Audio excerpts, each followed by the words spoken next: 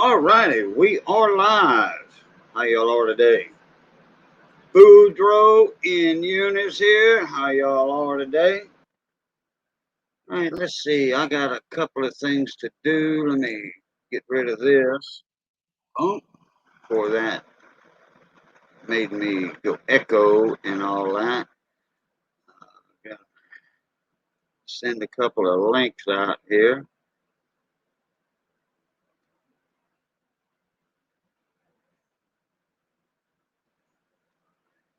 Make sure that's right there.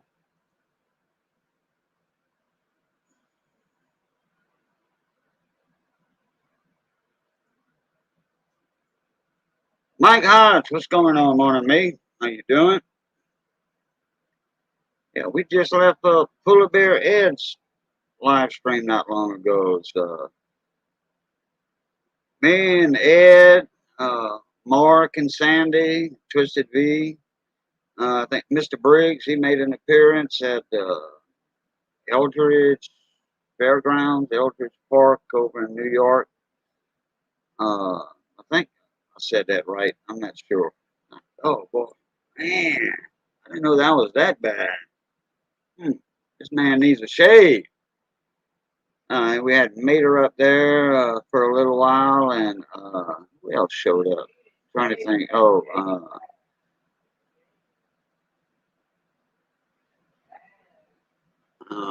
forgot who else was in there. Oh, ACM. ACM was in there. Antonio. We're just shooting the breeze. Lawnmowers, talking about hopped up engines and with pistons that were in use. 30 horsepower crankshafts and 18 horse engine. Uh, yeah.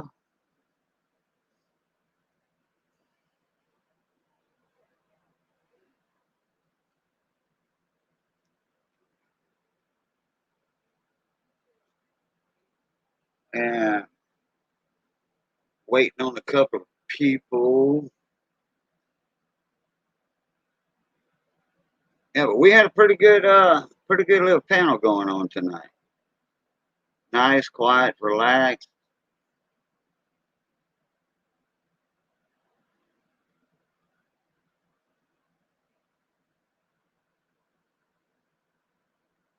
I know I'm forgetting something.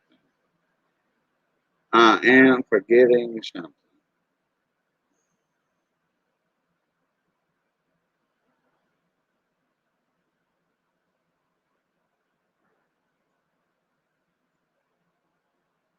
Oh, there's my train. I gotta kill that.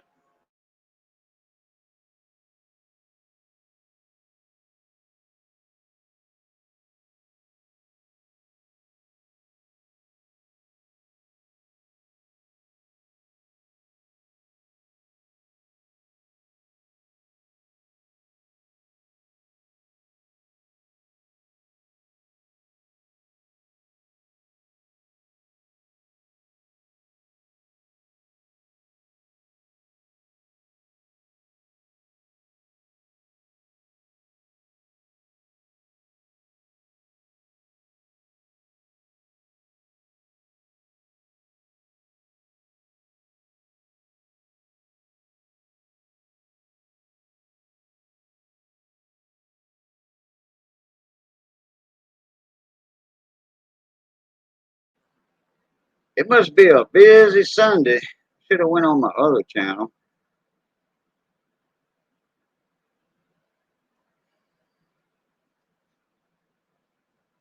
but I'm trying to get this one here back up and running real good.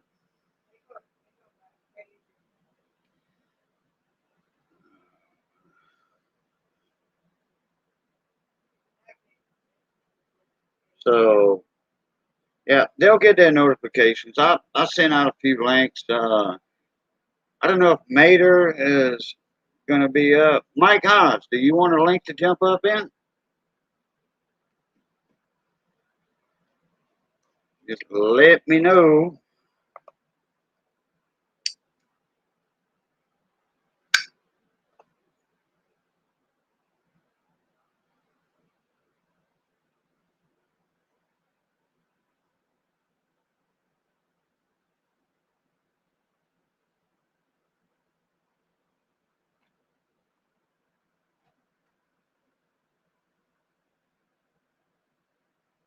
All right, not a problem, Mike.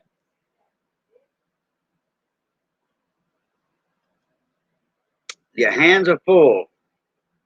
Well, if you got your wife right there with you and a plate of food and all that, no problem. No problem. Man, I've been watching a bunch of videos uh, that was made during Hurricane Ida down in Houma and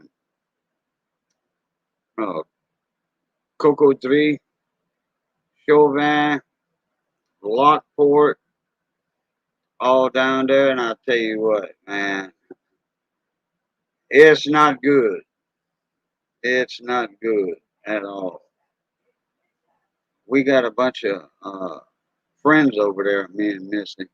You know, hey, YouTube friends also, not just uh, personal friends that we go down there once a year or twice a year or whatever.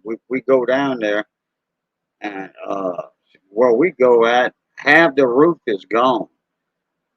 Half the roof is gone. And this guy is a construction engineer, and the reason that his whole house isn't gone is because he knows what to do.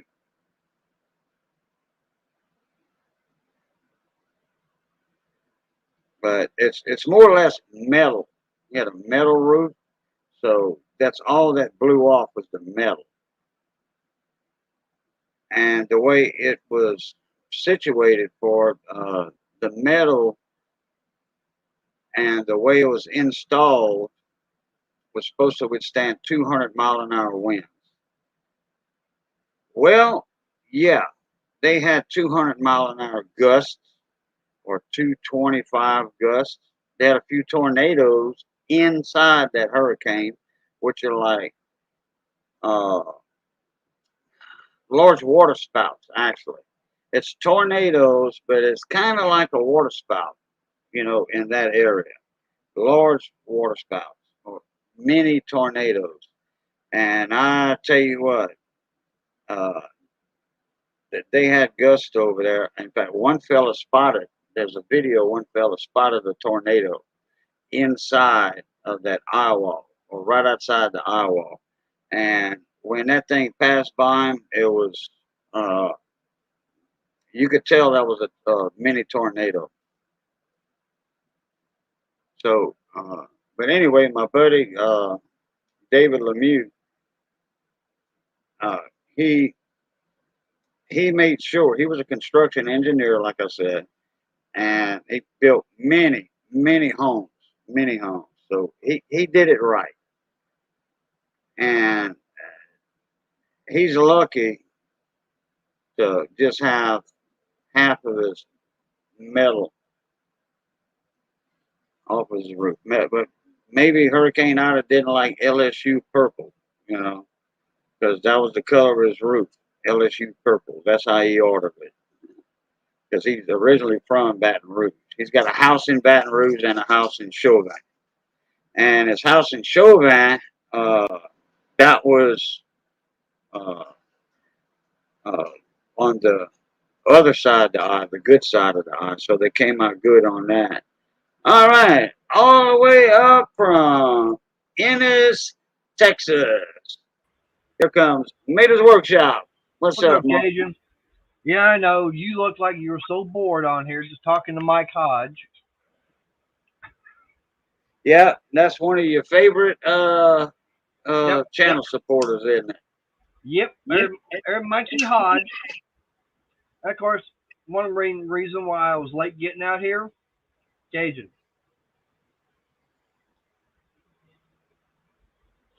Had to wait on some coffee.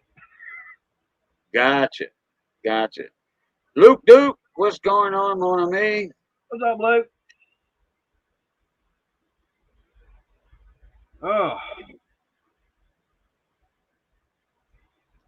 We doing all right, Luke. yep.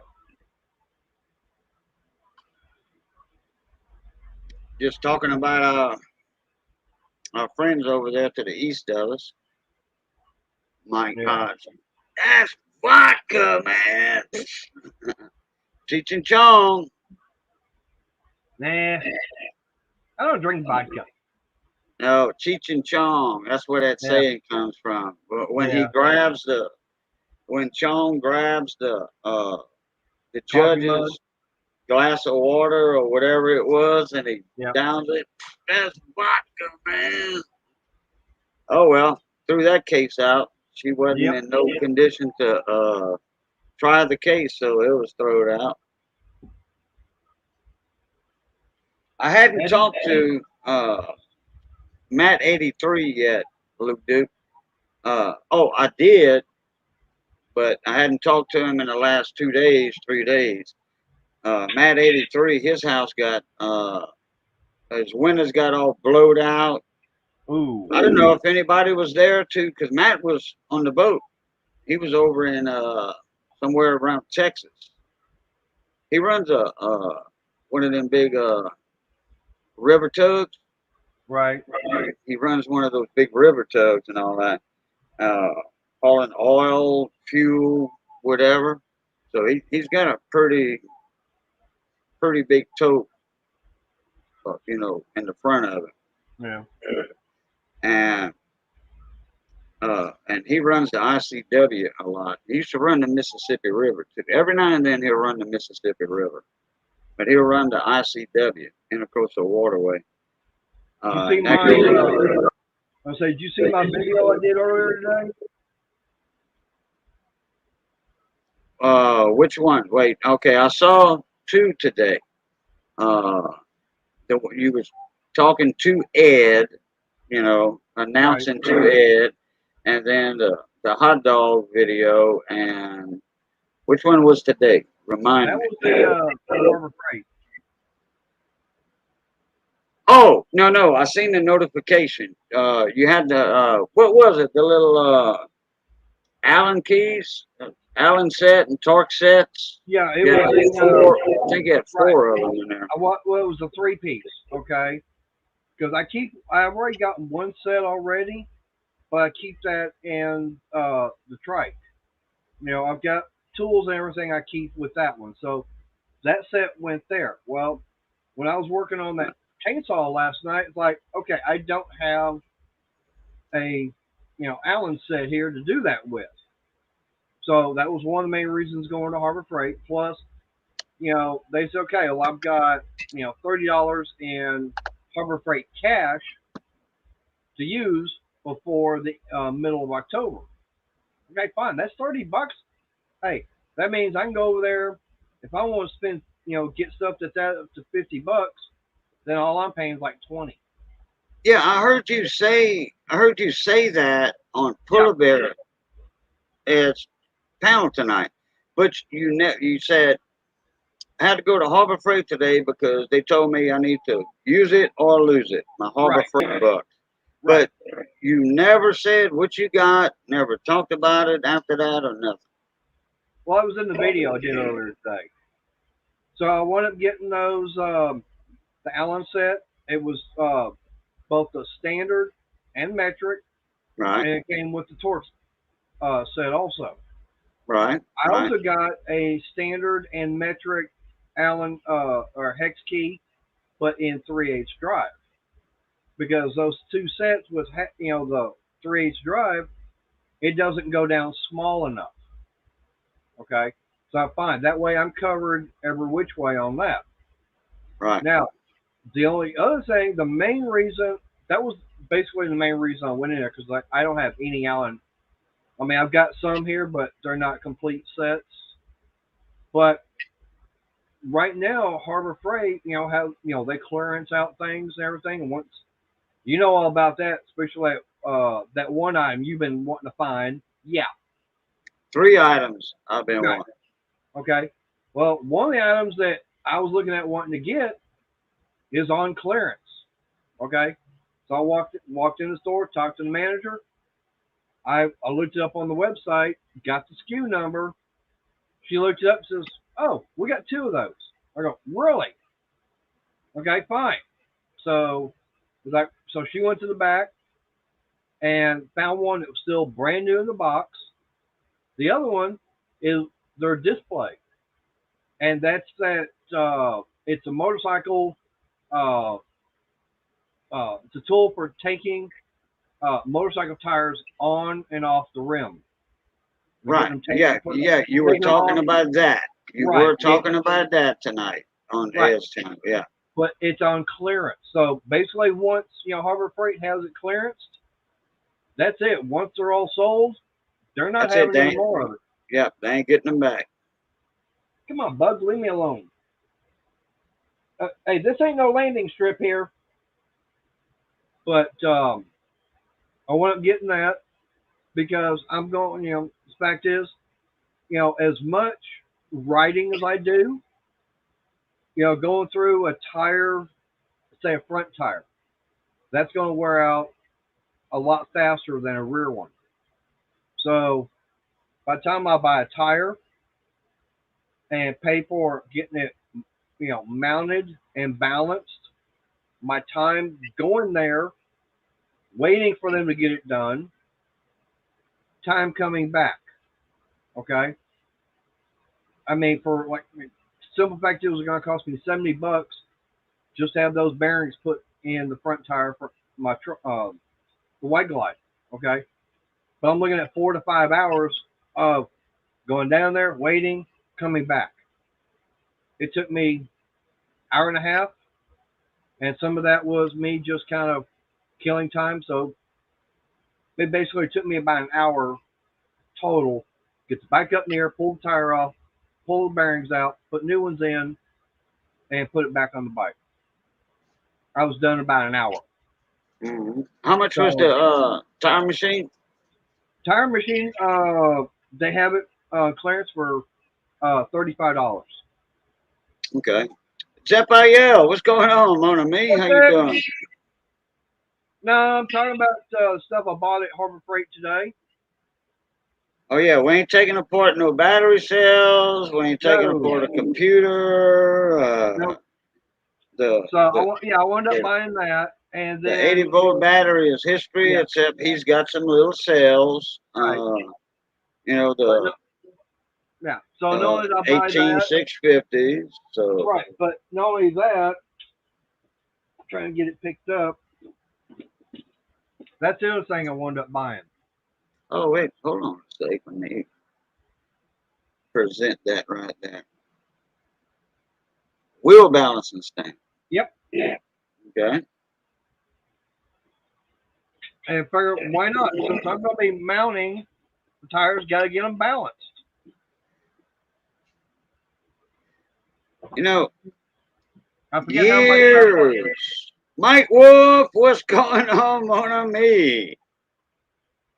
How's Miss Andrea doing? Yeah. Now Yo, the wheel yo, my balancer boo that boo. was Didn't mean to $40. scare you. Hey, Mike Wolf's not far from you. Oh really? Yeah. So where is he at?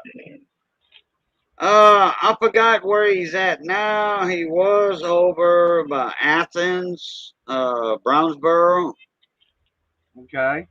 No, that area. I Athens is forget. about yeah. Athens probably hour and a half away, something Yeah, like that. yeah.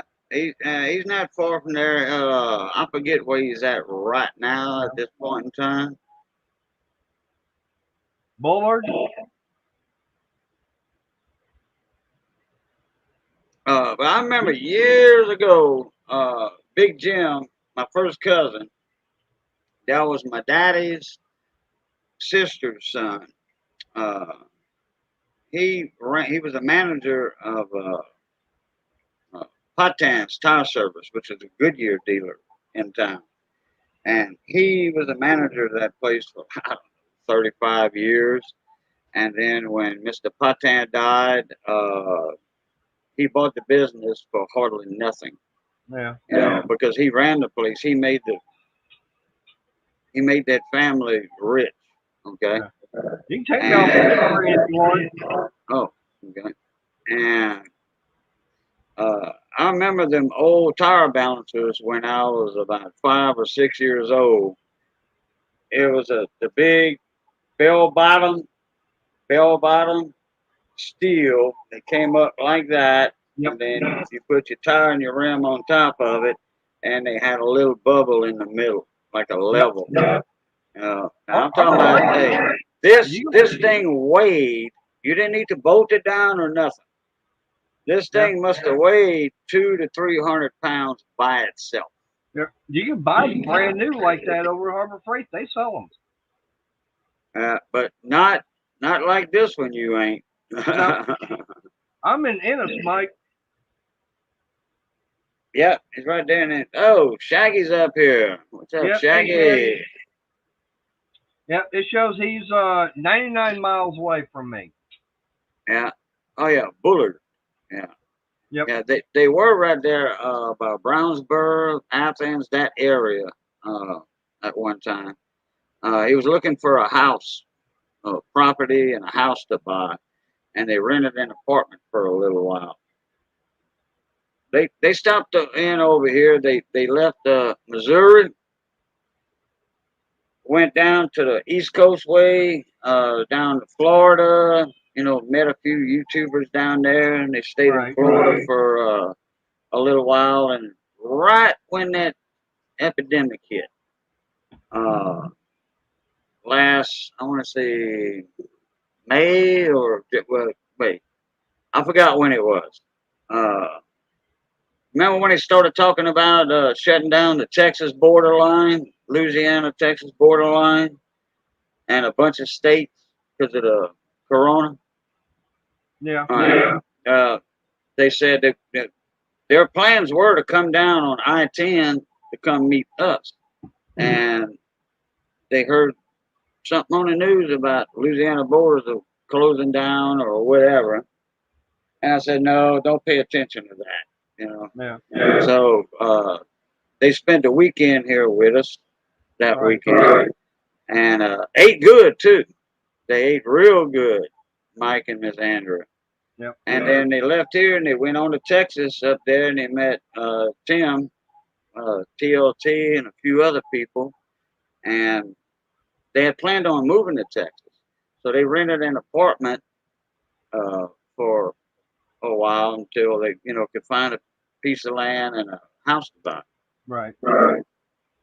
I was gonna say, like I said, with me having these two items here, like I said, I'll be able to change out, tires. And the nice thing is, I actually found the tire that actually goes on the Y Glide sitting on at eBay, like $130.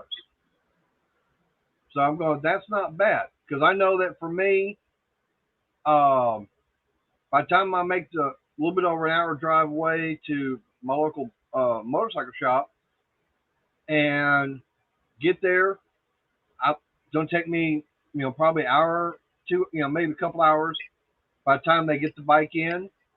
Because I mean, they've got four lifts and everything, and usually on Saturday they're getting busy. Guys will be riding in to have work done, and so for me, it's like I try to get there early enough that way they get it in up on the lift, and then so say 2 hours there, I can look at spending, just one tire, having them put it on everything, tire, mount, balance, everything. I could be looking anywhere from $250 to $275 Hmm. for one tire. So now I've already got the changer, I've got the balancer, but the only thing I don't have are going to be the weights and everything, which I'm pretty sure I can find those also. I mean, I know Oh Harbor yeah. Freight, they've got, now Harbor Freight, they do have the little stick-on type lead weights, but I'm not that thrilled with them. I might have to use them. That's fine. But some of the fact is now, I could come in like on a Friday night. I get the bike and everything all jacked up, get it up in the air, pull the tire off, and say I have a tire shipped to me, pull it off, go in there, take the old tire off, put the new one on, put it on the balancer, get it balanced, go back out, put it back on, and have it all done. What, hour and a half, something like that. That's on a Friday night. So Saturday, that leaves me the rest of the day to do whatever else I want. Right. Uh, let's see. I'm trying to catch up with the chat here. Yeah. Uh, Shaggy said my phone updated. Somehow they managed to improve battery life, but now my Android looks like iOS, Yeah. like an iPhone. You mean Yeah. iOS? Well, Mike said he's found some land, 4 house lots. Wife settlement's finally done. They're looking at putting a 2020 mobile home on it. He said one lot's already set up with sewer, electric, and water, which is good. Found That's always a good thing. found land four house lots. Oh, okay, 4 house lots. Yep. Let me get back here. Oh, okay. So y'all back from Missouri, so everything's done and over with. Yep. Well, let's see, And I actually electricity, chose water. Pender because they don't do motorcycle tires. I Hopefully actually not HOA, homeowners association. Oh boy. have that that's a possibility, but I'd rather not do something like that because then I'd be having extra rims with tires and everything sitting around for about a year or two because it's been 3 years since I've changed that tire out. So I'm not gonna want to say have an extra rim with another tire on it just sitting around, you know, and then I put it on and it's gone bad. I'd rather wait and then get a tire when I need it. Yeah. Mike. Uh, I wouldn't. Well, that's up to you, but I don't know about that HOA thing. 25, 24, 25, whatever. To me, it's $25 a month. Yeah. That's I don't know. Now, if they came and cut my grass and all that, I'd pay $25 a month for homeowners association. Yeah. But all you doing, if they not cutting your grass for you or whatever, all you doing is paying people to snitch on you if you barbecuing in the back or backyard or whatever and this and that and other. That homeowners association, they got people, certain people that live in your neighborhood. Man, they just snobby and Oh all yeah. that. Uh, And there's certain things that you can and can't do in an HOA, and I'm going no. It's my house. I'm going to do with what I want. Zephyr said, "Watch out, Mike Hodge." It's not Mike Hodge, it's Mike Wolf. Yeah. Yeah, you probably hit the at symbol and got the Yeah. name wrong. Yeah, it will be included in the mortgage payments. I don't know about that. Uh, yeah, then you got to watch out. 25, 25. Okay, 25. That's Uh, 100 bucks. times 4. Yeah, that's $100 a month. Oh no. Uh.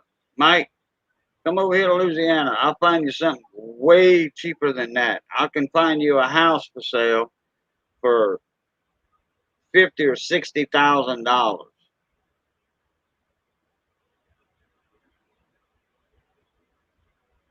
Hey Anna, I'm crazy. How you doing? Hey Anna, how you doing?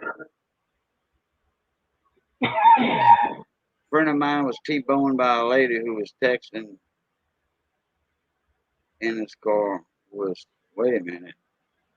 A friend of Yeah. mine was T-boned by a lady who was texting in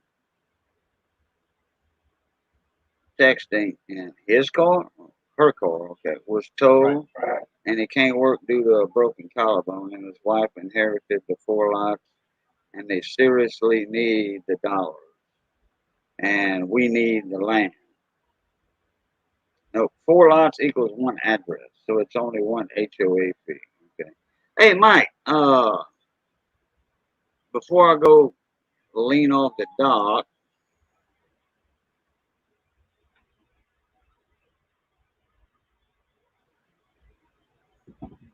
All right. There you go, Mike. Check your email.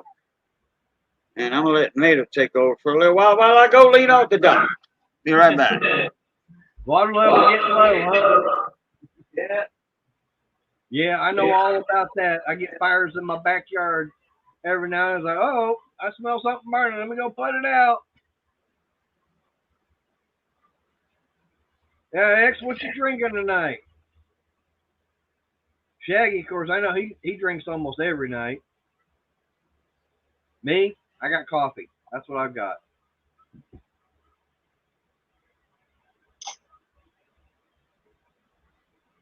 Well, that's not bad, Mike. I mean, now if it's all as far as one address, okay.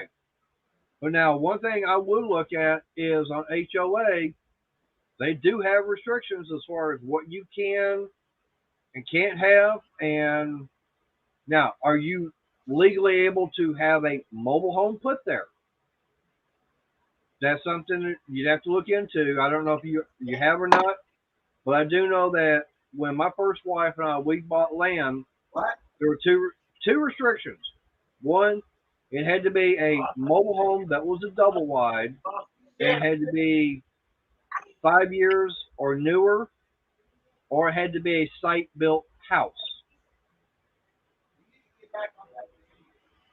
So we got lucky that because we weren't buying a mobile home and it was double wide, brand new, we were able to put it there.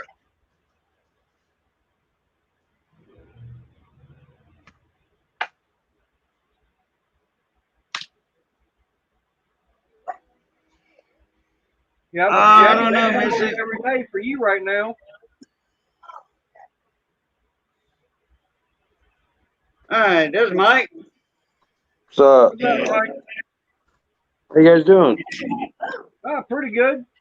I'd rather hear your voice, Mike Wolf, than uh typing in chat all the time. You know what I'm talking about, mon ami?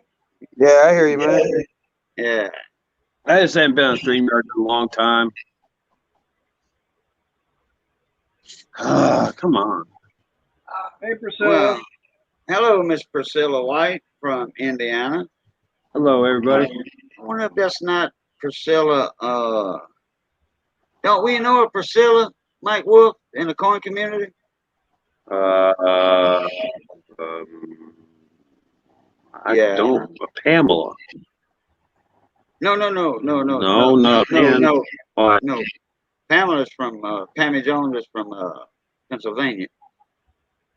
Oh, Priscilla. Pamela Jones. Oh, yeah. Yeah, no, this is Priscilla. Priscilla. I want to say there was a Priscilla that we know in the coin Priscilla. community. Well, if not, oh well. Hello, Priscilla White. Como se va soi? Hey, she might be new.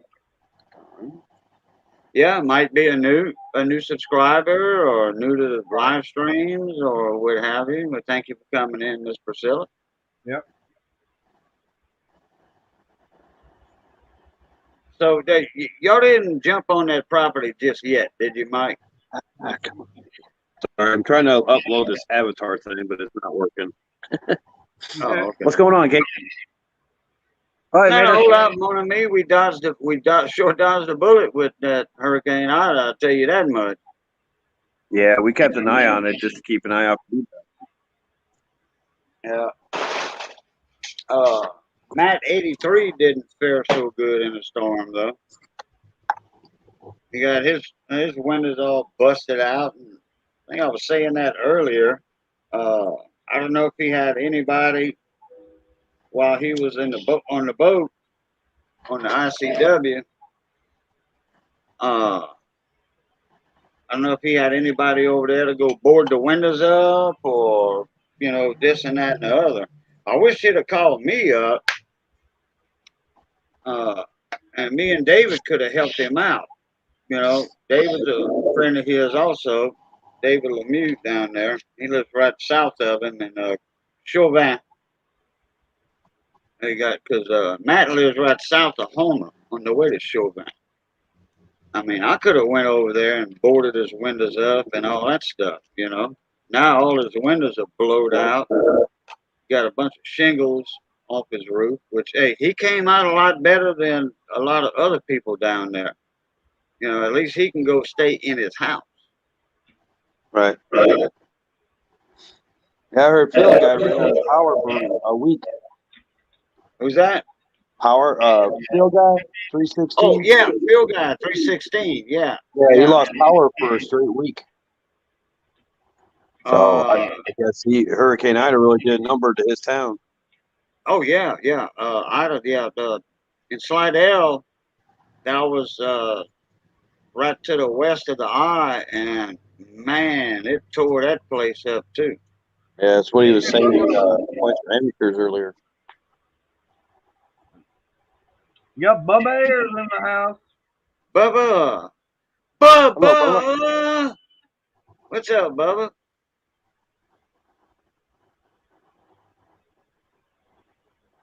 Oh, he got him a little hot toddy right there, a little cold toddy. I mean, Yep. that works. That works. Yeah, So Cajun, Mike, the comment that I made earlier, a friend of mine was T-boned by a lady who was texting, and his car was totaled. So they're in need of money, and we're in need of land. Right. Okay. So what we're going to do is we're going to buy the 4 lots from them if they want to sell it to us. They do Right. sell them, we're going to buy them, put a brand new single wide mobile home on it, like in the middle where the old trailer was, because they tore down the old one but never finished tearing it all down. You mean a So mobile home trailer? yeah, it's a double wide mobile home. We're getting a single wide, but their double wide was shot. It was waterlogged. The whole back of it was falling apart. You could open the sliding glass door just by pushing it out. Dang. Yeah, they had a 16-foot carport for an RV behind the house, and didn't match up the 2 roofs because a 16-foot and a 10-foot high roof don't quite exact match. And when they made the gully for it, it had nowhere to go, so it rotted through. Yeah. That was back in the 70s when they bought that trailer. Yeah. now see, Mike, that was something I was kind of curious about because, like I said, I know my first wife and I, we wound up buying some land, and the two restrictions that they actually did have is that we couldn't put a single wide on it. It had to be a double wide, and it had to be 5 years or newer, or we could put a site built house on it. So that's one of the things I would say look into as far as what restrictions and everything the HOA are going to put out there. I get with the HOA people. I'm talking about. Yeah, the only bylaws here is that it can't be no less than 3 years. So it's got to be like a 28 wide or double wide, or you can have a house built on site. Okay. So you're gonna get you are planning on There's got to getting be a 20 wide or 18 wide. okay. We can get a 14 by 76 in there if we wanted to. Oh, okay. Yeah. All right, so you can't get a single wide in there. Yeah, we can put a single wide, but it has to be 3 years or newer. Right. Correct. Correct. Not the 5. Their 5 years over with, or you can have a house built on site. Okay, that's what I'm fixing to get with you on. How much you gonna pay a for lot that of people mobile right home? now are having a frame house. Huh? How much you gonna pay for that mobile home that you want to get? Well, the one that Andrea really likes wasn't for sale. It was a repo. And that's one of the stipulations I forgot to tell you guys, that this whole mobile home park or gated community does not allow repos. But the one that we found that we both really like is 61,000 with What's the the setup difference? delivery. Huh? What's the difference between a repo that's qualified? It don't matter if the repo's 2 years old, 3 years old. I know. What's the difference between a repo and one that you buy and have delivered? I don't know. Yeah, me neither. We haven't talked to the people yet. We just talked to the people that lived in this gated community. We know about 4 or 5 people that live back there. And they know all the laws and everything and the rules. There's actually a couple out there that just had an on-site house built that their son lives like 2 doors down from us. Why don't you And she comes over like every other weekend. why don't you just build you a house, a small house on there? Because it has to be done within 30 days. Or my wife loses her Social Security. Wait a minute. That's the only stipulation with the settlement. Yes, we have a time limit because my wife's on disability. Okay. If we don't spend the money within 30 days, she can lose her disability. The settlement that we were pushing for Really? was $1.5 million in the beginning. How I much? found out that we're only getting $250,000, which is split 3 ways. Okay, So roughly, we get $83,333. We spend it 30 days. Okay, you were kind of breaking up at first there, and Mater can. Yeah, no, Right. I'm outside Second of the roof. Huh? I'm outside under a metal roof. Oh, okay. So Here, I'll go in the house. okay, all right. What he's saying is that the settlement, he's got 30 days to do it. Otherwise, wife is going to be losing the disability. Her Social And that Security, yeah. right. And the fact is that the settlement they weren't getting had to get split 3 ways out of $250,000. So they're basically getting like 83,000 each. Huh. So it's I only don't know. but once they do get it and everything, they've got 30 days. Okay, well, he's back now. He's back now. On camera. Oh, I'm not on camera. Okay, Mike. All right. Yo. What was the you said something about it was supposed to be like 1.4. Wait. Hold on. There we go. Hey, Miss Andrea, how you doing? I'm good. How are you all doing? Hey, Mike. How's Missy doing? She's doing good. She's watching, sitting on a recliner, crocheting. She's crocheting a blanket for her niece. Nice. Well, the baby. Well, she's crocheting a big blanket for her niece, and then she's doing the baby outfits for her great niece. Nice. Well, you guys have a good night. I'm getting ready to go to bed. Okay. Well, yeah, I want to get with Mike on something. No, you're fine. I'm going to go have a cigarette and I'm going to bed, but he don't have to go to bed whenever I do. Oh, He's you going to bed. I got you. Okay. He's a big boy. He can come to bed when he's ready. Yeah. Okay. Good night, y'all. Have a blessed night. Night. Bon nuit. Bon nuit. Bon nuit. Yes, that's what he said. Bon nuit. Yeah. Okay. So, Mike, okay, what was the settlement that she got this time? That 250,000. 250,000? Yes, sir. Oh, okay. I thought it was supposed to be something like 1.2 or 1.3 million. We pushed for 1.5 million, but the boot was designed with these little bumps on the bottom that were made to not slip on greasy floors, which it did, regardless. And so we tried suing the boot manufacturer when the boot was made for what it was designed for. Okay. So that's what they fought with. If we would have took this to trial, we would have got probably 5,000 more, but ran the course for another 5 years. Okay. So we ran into the course for 8 years, so basically got paid 10,000 a year. So why do y'all have to buy a mobile home within a month for her to keep her Social Security? Because if Social Security finds out that she has more than $1,000, they'll cut her off.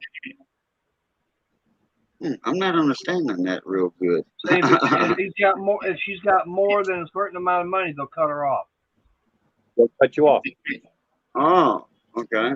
Right. So in other words, basically take the money and run. Basically, Yeah. Because I Take was the going to money, spend it as say, fast as you can on what you need, and then show receipts for it. oh, okay. Because I was going to say, not in this situation that you're in now. I was Right. going to say, man, you could contract me to build you a home, okay? Now you sound like my boss. And instead of buying a mobile home, I could have built you a house, and you can move into it in about 50 days. We need it done in 30 days. We got to show a receipt. I can't do it in 30 days. Right. Well, See, then that's you got to print up a receipt showing that the house is paid for, so we can send it. Yeah, but you see, me and a buddy of mine's a licensed contractor.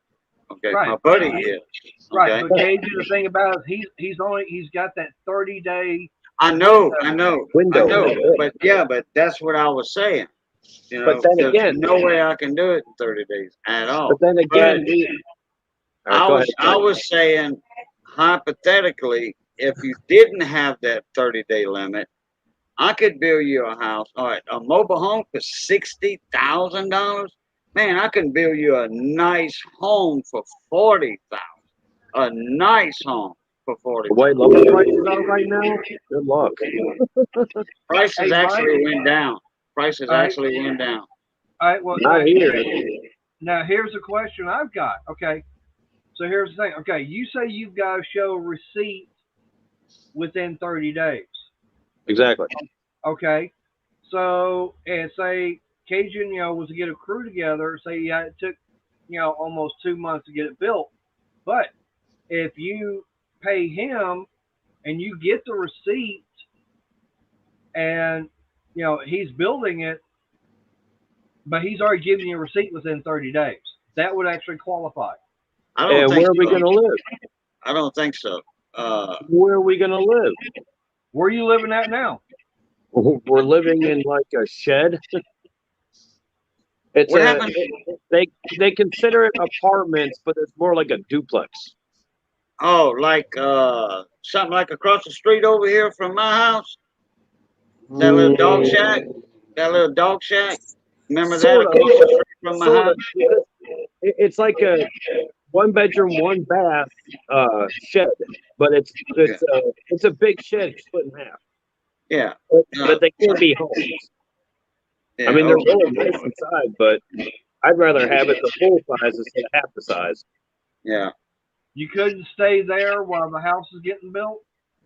I mean, we can and just keep living life the way it is, but 3 months without a house, I mean, that's a slow build. Yeah, 3 months and I said about 50 days which would be That'd be just less than a month. 2 months. I mean, I can knock up a nice house in 2 months, easy, 2 months. That's what my boss wants me to do. Is he wants me to hire him to build us a house. So, but instead of doing that, and we want to get this done as soon as possible. So Andrea actually found a mobile home that she fell in love with. Right, but it's the repo, right?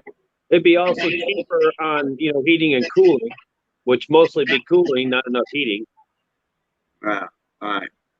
But down with there, the house, that's going to take up 2 of the lots, and then we're only stuck with 2 lots.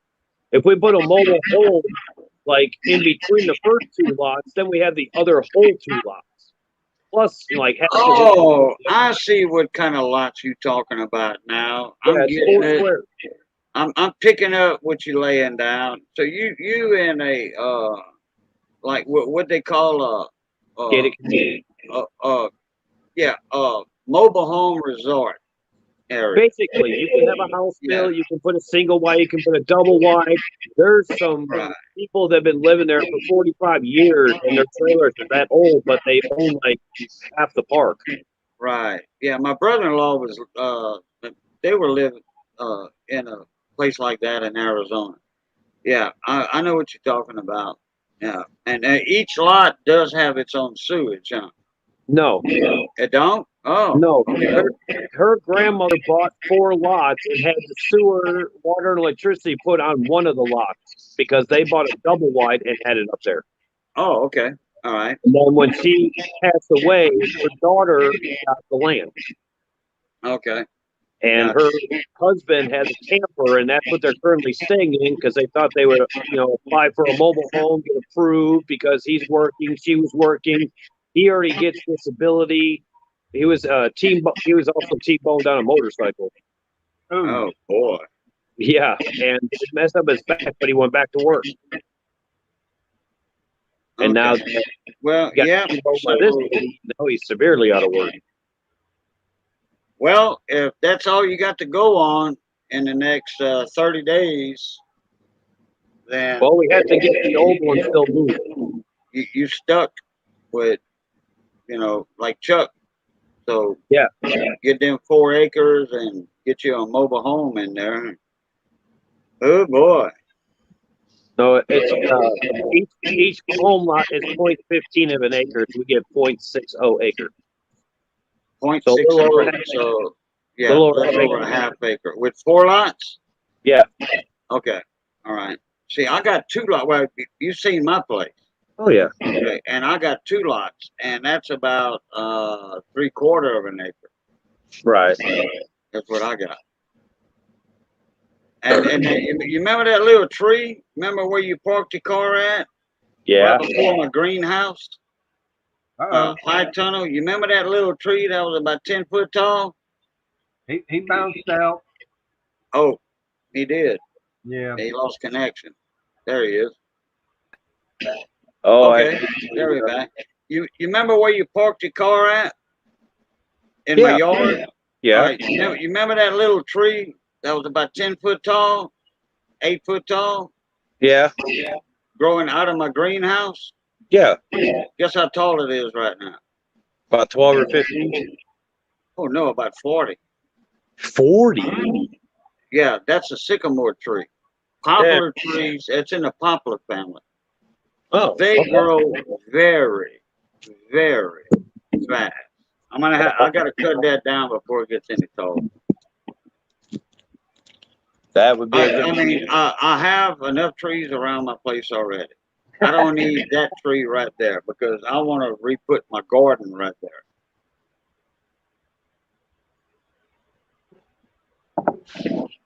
Yeah. So, So the spot was cleared out up front for all the trees were cleared out, but still the back half has a pretty good size amount of trees. We only got to maybe get rid of 2 or 3 of them. okay, you broke up a little bit. Oh. Your Yeah. audio broke up. I was trying to set my phone. Oh, okay. The lot in front is cleared out because that's where they put the double wide. But the back half of the second and third lot, or no, actually, third and fourth lot on the back side has some trees that probably need to come down. Oh, okay. I got you. Yeah, that way you have some firewood for No, we need to clear it out for the mobile home. yeah, but that way, yeah, once you cut the trees and all that, that way you have some firewood too. It depends on what kind of trees, Mm-hmm. So, Yeah, we can't wait to get this done and over with. yeah, man, I hope y'all can get y'all stuff squared up before 30 days. Oh yeah, I mean, the mobile home place already told us that as soon as we buy it, we get a receipt right there, and all we need is the title and deed switched over. So Okay, you broke up again. I heard that real good.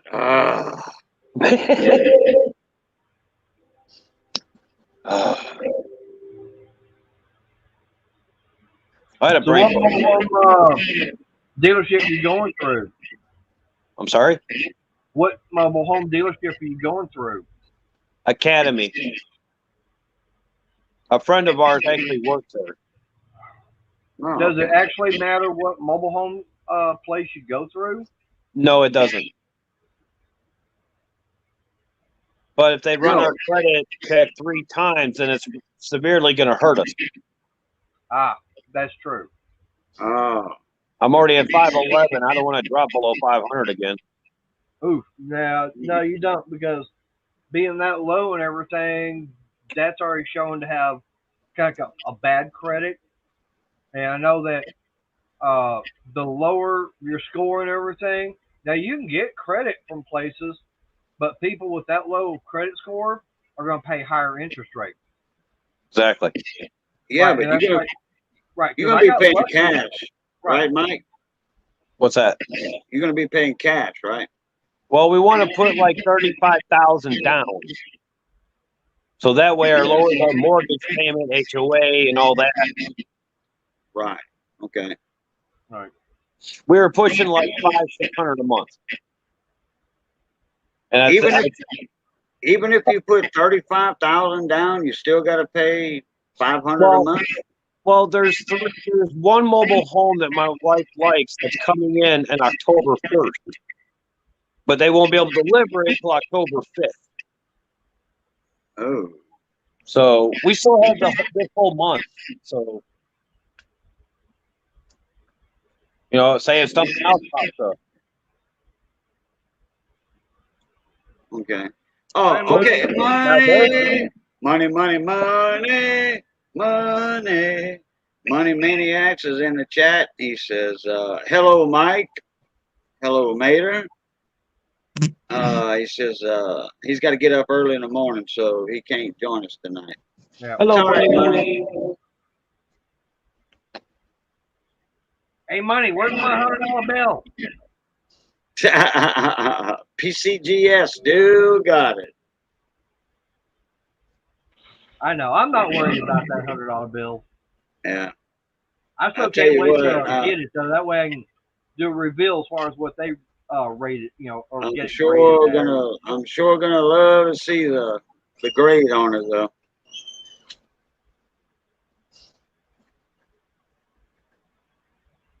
That would be something if that thing comes back, higher than what Money is thinking. Yeah. Hey, look, Bruce is in the house. Hey, Yeah, Bruce. Mr. Bruce Pender. Como se va, Swan, eh? That's one of my small engine technician buddies right there. He's got an awesome channel. Anybody that doesn't have Bruce's shop, y'all get with him, join his team, subscribe to him, hit that notification bell. Très bien, très bien. Bien bon, Bruce. I sent you a link, Bruce. But jump up in here for a little while. I got a question for you too. We're gonna talk about small engines for a little while. See what Bruce has been up to. I think Mater knows Bruce. I think I've seen him once or twice. Yeah, he's been in my panel a couple times. Well, I just subscribed to him. Oh, okay. That'll work. All right, Bruce, I'm going to send it to you again. It's in your email, but I'll send it to you again. Money Maniac.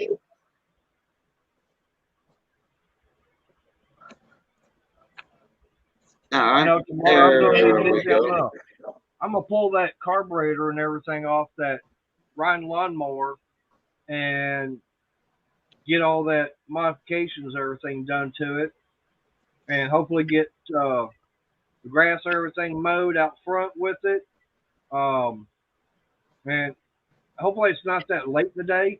I may do another video tomorrow of getting that Kohler Discourage 19 tore apart. A Kohler Discourage. Yeah. Yeah. That's my favorite word for a courage. Yeah. Yeah. But yeah, I'll probably see about maybe. I still didn't get that thing tore apart because I'd like to know what it was that came apart, put a hole in the side of the block. Okay. I see Bruce. We got Bruce up here twice in the basement. Let me get rid of this one.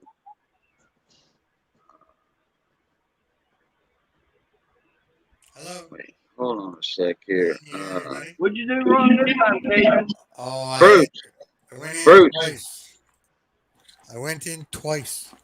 There you go. You got it now. You got it. How you doing, Monsieur Bruce? Let me just shut the YouTube off on the Yeah, you got it. Okay, I should be good. Yep. Hola, amigos. Bonjour. Comment ça va? Hang on, Move it Casey. away a Oh, little bit, Bruce. A little bit away from you, the mic. A little bit away from your mouth. okay. I got one more problem. No, you don't. Bing, Yeah, just bing. that. Move your mic a little bit. How's that? Is that better? Yeah. Oh yeah, man. I tell you what, Bruce. I don't know what you did tonight. Oh, I've got 4 streams on mics. Like I'm a technical guy, right? But sometimes it gets too much, and I Okay. got 3 No. streams or 4 streams on my mic and 2 streams on my video. My wife's got a computer. I got one in the garage. It's just a Okay. freaking gong show, man. Take your little mic thing right here and kind of move it about There. 2 inches. Bonjour, mes amis. Comment ça va aujourd'hui? That's right. There you go.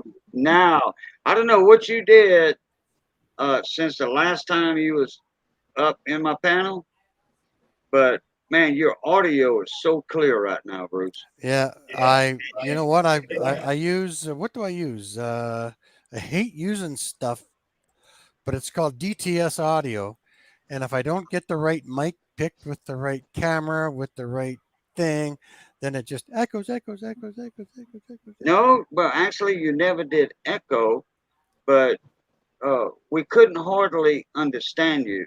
I mean, we could, but Well, it was like, that's because I'm Canadian.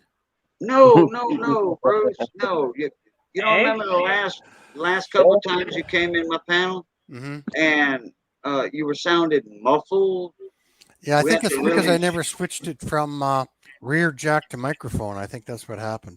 Oh, okay, man. Right now, Bruce, you are sounding beautiful. I'm seeing the love. I'm seeing the love. So, That's how are you right. guys doing? We're doing real good. Okay, can I just tell you a little bit about my evening? Go ahead. My niece came over. We're in Canada. You know, it's hard to grow corn up here. I think you guys might understand that. Corn takes heat and water. Well, we don't have heat. But this year, you guys might know about our fires and all of the nonsense that's been going on. But we've had over 70 degrees for 3 months. And my corn was this long. And we had our beautiful niece over with her husband over for supper tonight. And unfortunately, there was a COVID scare on the other half of the family, so they didn't come. All good, right? I mean, you do what you got to do. And we had a beautiful evening. Unfortunately, I have to confess, I've had a couple of beers out on the deck, and it was a beautiful evening. Hey, everybody does that. You know, we drink apple juice here, or the good corn stuff made out of corn. I know there's Canadian a lot of corn. We call it Canadian corn. Yeah, well, we have a lot of Yeah. people, and my friends included. You know, like I was on the road for 35 years, right? 34 years. And I've got guys that will never touch a drink again. And I've got guys like myself that can throttle back when required. And so there's all kinds of people out around me, right?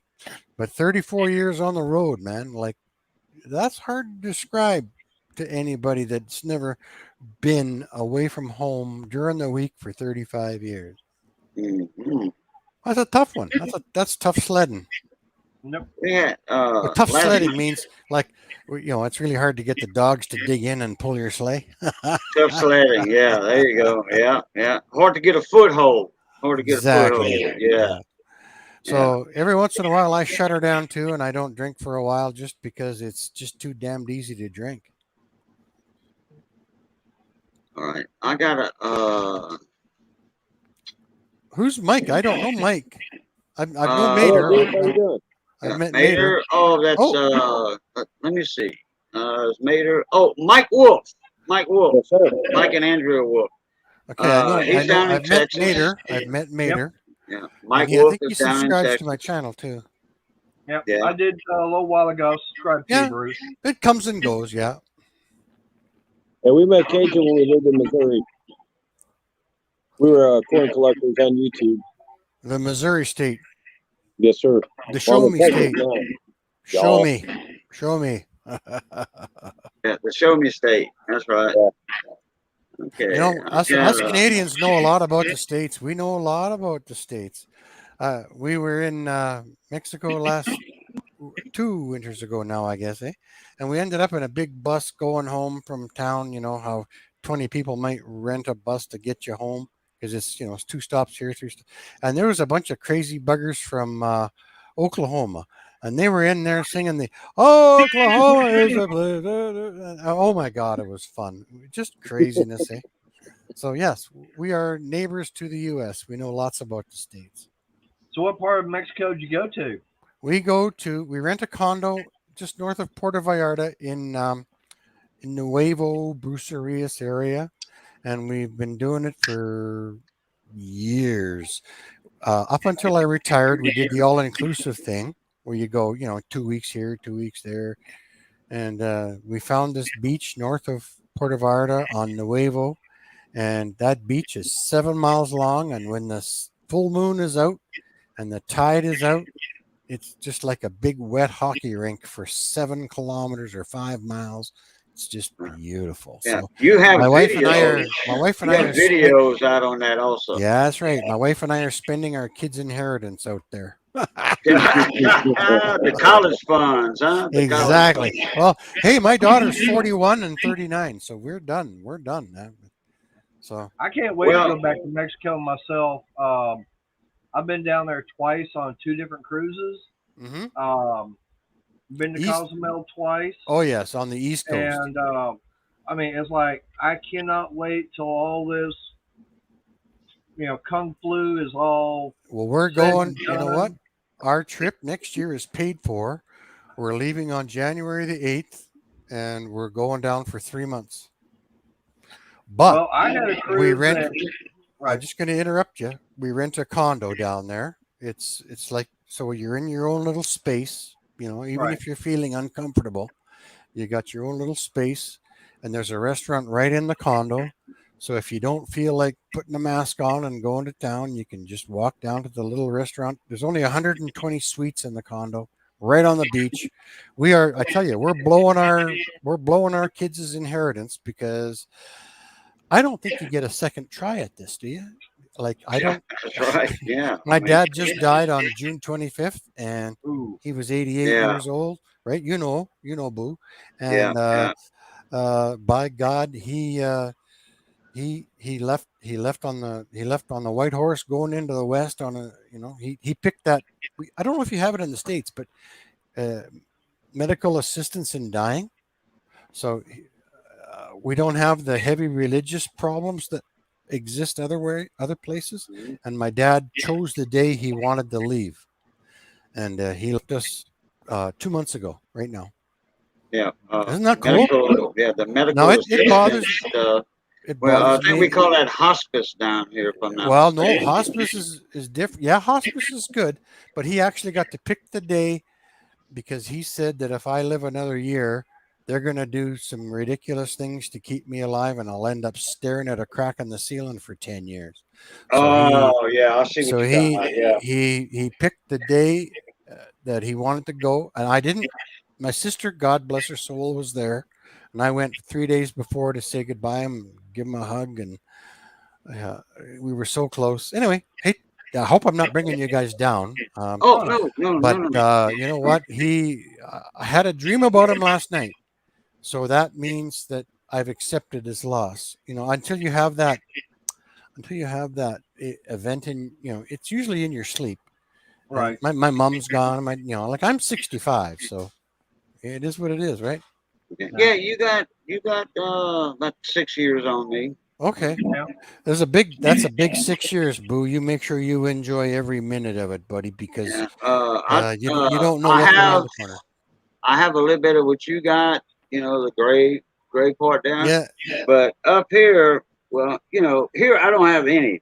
All right, but here I don't have no gray at all. Yeah, that's weird. Yeah, it Yeah. is. I got it all down here. You don't Okay, enhance that, eh? and boom. I guess this is sun bleached and this ain't because I Yeah, wear that a could be. hat. You got from your hat. Yeah. There's a chef Scott Dungeon. How you doing, Chef Oh, I should have put C3? the comments up. But Bruce, I was going to say that I know for me now, back February, I already had a cruise totally paid for. Oh yeah. It was going to go to Cozumel and Progreso. Right. And the nice thing about it is that when we got into Progreso, we had a beach resort that was going to be going to. And I'm going, great, going to be in Mexico on the beach, kicking back with margarita in one hand, maybe some good Mexican food in the other, and celebrating my birthday. Okay. But unfortunately, about 3 days after I made the final payment, I got the news. Oh, by the way, your cruise is canceled. Right. Going, So I right, spent 2 weeks in Progreso. We've been uh okay. 25 years ago, I was at a fatality accident, helped the guy cross over to the other side, and my wife and I discussed what we wanted to do, and we wanted to start traveling. We did it when we couldn't afford it, and we've kept going, and now we can. right, But I've spent 2 weeks in Progreso, and it's literally in the middle of nowhere on the tip of the Yucatan. right. And I tell you, if anybody's ever been to Progreso and then they go to Cozumel, Yeah, it's a night and day, apples, yeah, orange. yeah, I mean, it's totally the opposite. I mean, you get into Progreso, and first time I went there, I'm going, why do they have this as a port for cruise ships to come into? right. Because it looks so poor, run down. You Hmm. got people begging for money and everything. I mean, we had to take one bus from the port into town to catch the bus when we went to Chichen Itza. Right, And even at that little bus station, we had to do the exchange at. We had about 6 or 7 people just, money, money. right. I'm going, what? And then Oh we no, got into it's Cozumel like the next day, and it was like nobody coming up to us. right. And But you it's know like, what though? Mexico is the world W what is it? The WHO calls it it's a mid-range wealth country. So can you imagine the countries that don't have the wealth that Mexico does? Can you right, imagine? yeah.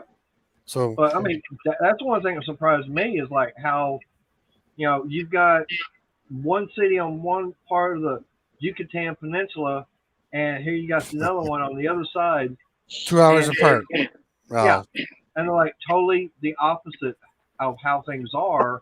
right. And I'm going, wow, So when you get off the plane and you're on your 12 passenger bus to the hotel in Progreso, it's hard to believe that it's a 3.5 hour bus ride from the airport, and there's no stops except for that one spot on the highway where they got the gates down and they force you to spend $8 to have a pee.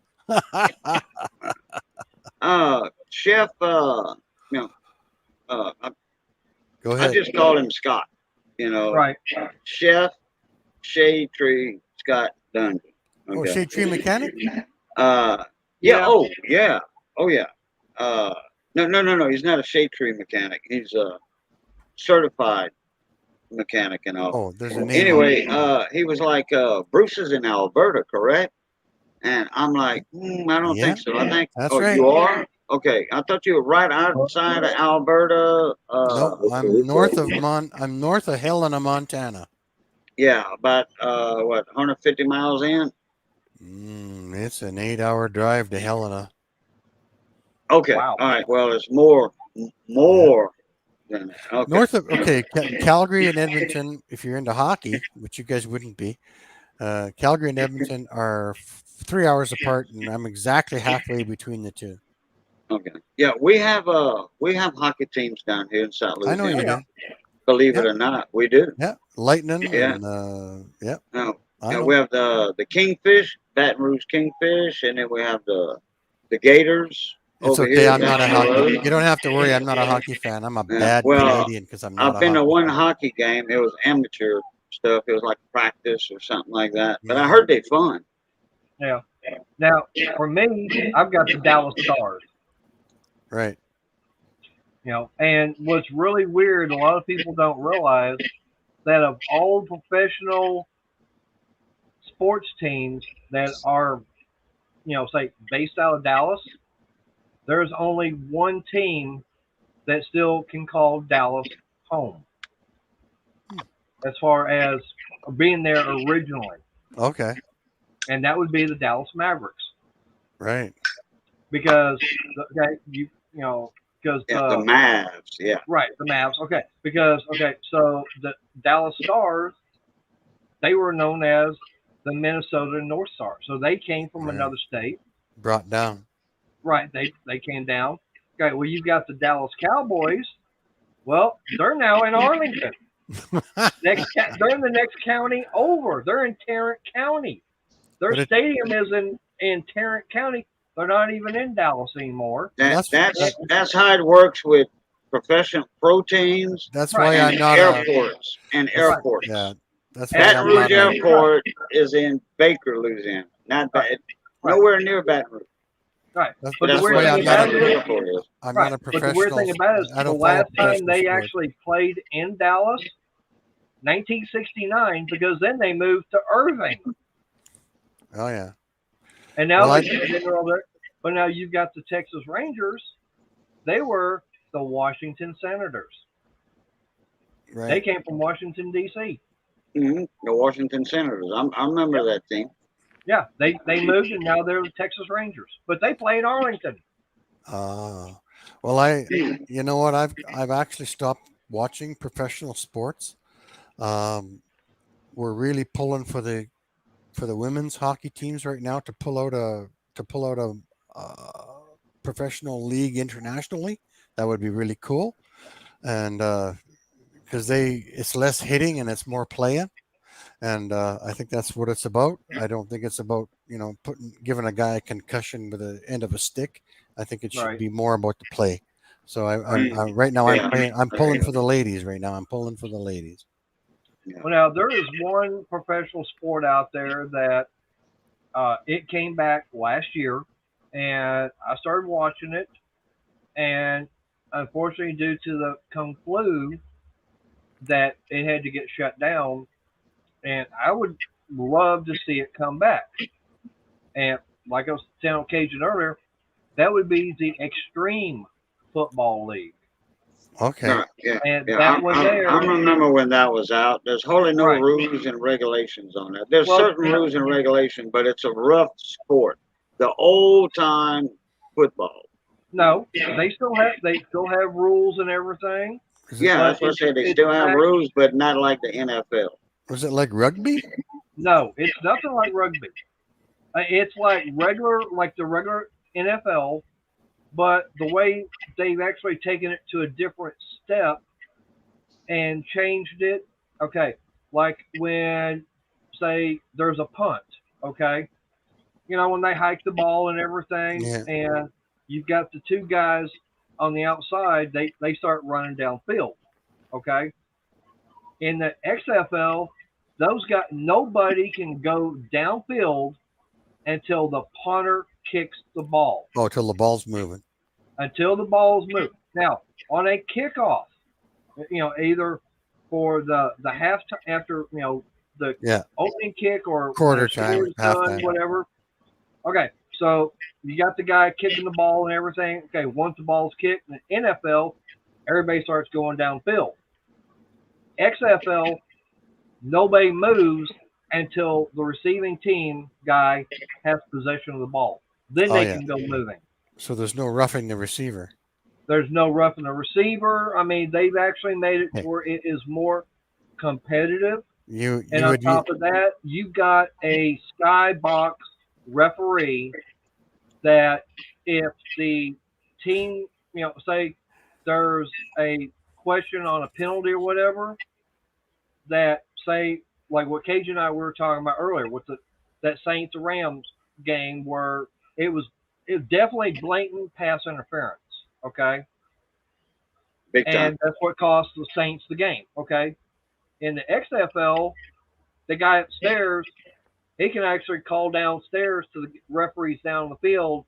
And if they say it was not pass interference, he can look at it. He can call down there and say, hold it, no, Oh. wrong. It was Tech- pass interference. He can technology. overrule them. So all I'm saying is, can you guys believe that I don't follow professional sports and I know exactly what you're talking about? Yeah. Yeah. It's just I just have a problem with a poor man watching rich men play a game. Yep. That's all it is. That's all my problem is. That's all it Mhm. is. Like, and that's why I'm pushing for the ladies hockey team to go pro, because I think they're the next ones that should get recognition. Now, I mean, I like my stock car racing, Me too. but Hey, I don't. and I I, don't. and I haven't watched it for a couple of years, Right.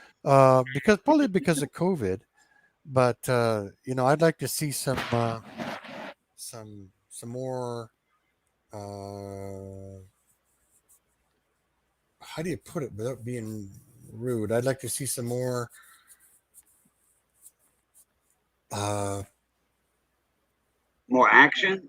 diversity. Okay. And not just.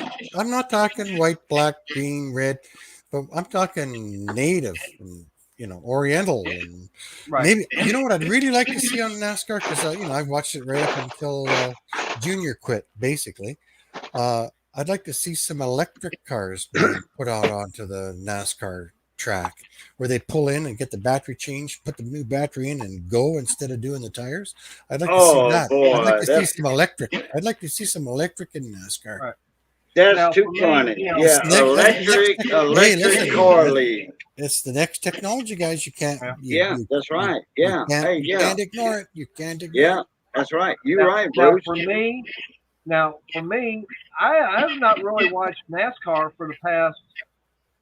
I'm like this. I stopped watching NASCAR before Junior even retired. Okay. Because to me, if you actually look at as far as what NASCAR stands for, it's National Association Stock Car Right. Automobile Racing. Okay, and it's kind of like what was said in the movie Days of Thunder. There ain't nothing stock about a stock car.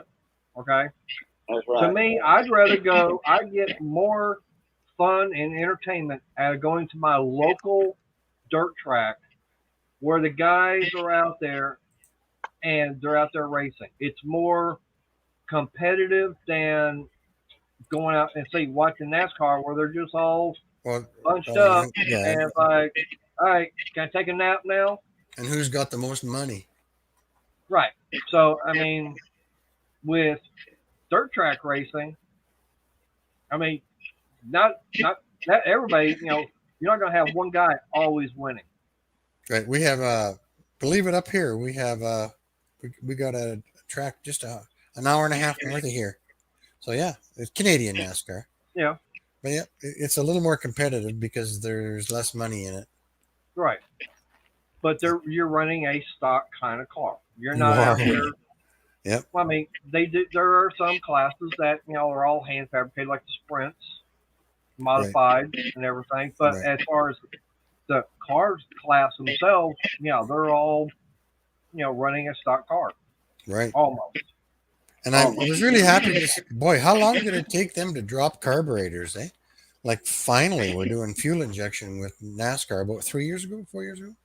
As That far took as I a know, long time. That took a long time. they're running fuel injection now. Yeah, they are. Yeah. Which When is did they good. start doing that? I always About have 5 to run a years ago. carburetor. No, Yeah, about you 5 mean years ago. like a Vortec engine? That style Yeah. of injection? Yeah. Throttle body. Yeah, Throttle I hadn't watched NASCAR probably in I don't know, 3 years. I think me and Johnny Best watched one of the races one day, but I haven't been watching them that close. Whereas to know what they running, Right. for the carburation system, Right. Well, that's when I pretty much quit watching when they, but it was just because of family and busyness and going, doing, being retired, and Yeah. I just kind of stopped watching it, right? And me But- and millions and millions and millions of people too. So that last video you put out, let me see if I What can was it? find it. Yard machines more will not Oh, yeah. start. Right. I mean, I want to talk to you about that video. You can give some spoilers if you want, whatever. I mean, that's the link I put up in chat earlier. I put that up in your, for the people in chat can go check you out. You know, on your videos. Look, I'm gonna tell y'all guys and gals in here, okay? If y'all have a snowblower, a push lawnmower, or a riding mower, or let me see. I had it in my mind earlier. I had a little script wrote in my mind, Tiller. and I lost it. Yeah, a tiller. There you go. I had a little script in my mind. Any small engine, just about that you can think of. If anything's wrong with it, go to Bruce's shop, okay? And he's going to have a video that's going to help you solve your problem. Yeah, He will. He will. I do. He's got hundreds and hundreds and hundreds of videos. But each one is different. Yeah, and that's right. Each one is different. He might spill a little gas on this one, spill a little oil on this one. He might bop his knee on his workbench. And he does it in his home 2-car garage. Okay. I leave that stuff in. I leave all that stuff in, Boo, because it's real. Like, yeah, it is. If your mower falls off the jack or whatever, and you rip your fingernail off from the front to the back, everybody does that, but not everybody puts it into their videos. And I just let the camera roll, and then I'll actually take out other stuff, and I'll leave that in. Yeah, and it's fun. It's fun to me. It's fun. Yeah. Everybody and me, okay, me and everybody, or everybody and me, would like to see Bruce have like 3 different camera angles on where he's working with. You know what? But Bruce, hey, he's Ted Good. He's Ted Good. Okay, Ted Good. I understand that. He's going to stick to one camera, and he's going to move the camera around, which is good. Which is good. So I mean, he does some editing. I do. I've watched many videos of Bruce. Okay, and and I'll shoot the breeze with him in the comments, in the chat. After the video's over with. And then actually me and Bruce will talk in there, just reply to each other, 1 or 2 comments, And I'll tell you what, Bruce has taught me a couple of tricks that I did not know. And I think I told Bruce one time about something, and I think he tried it, and he said it worked. Right. And I forgot what that was. I think it was on a push mower or something. Could be anything. But Bruce has this little Harbor Freight lift. Okay, it's they're not called Harbor Freights over there. What is it? Princess Auto. Yeah, that's the Canadian version of Harbor Freight. When you're 65 years old, that brings it up to waist height. Right. He's got this little lift that. It's called the Pender lift. Online, the Pender lift. Correct, the Pender lift.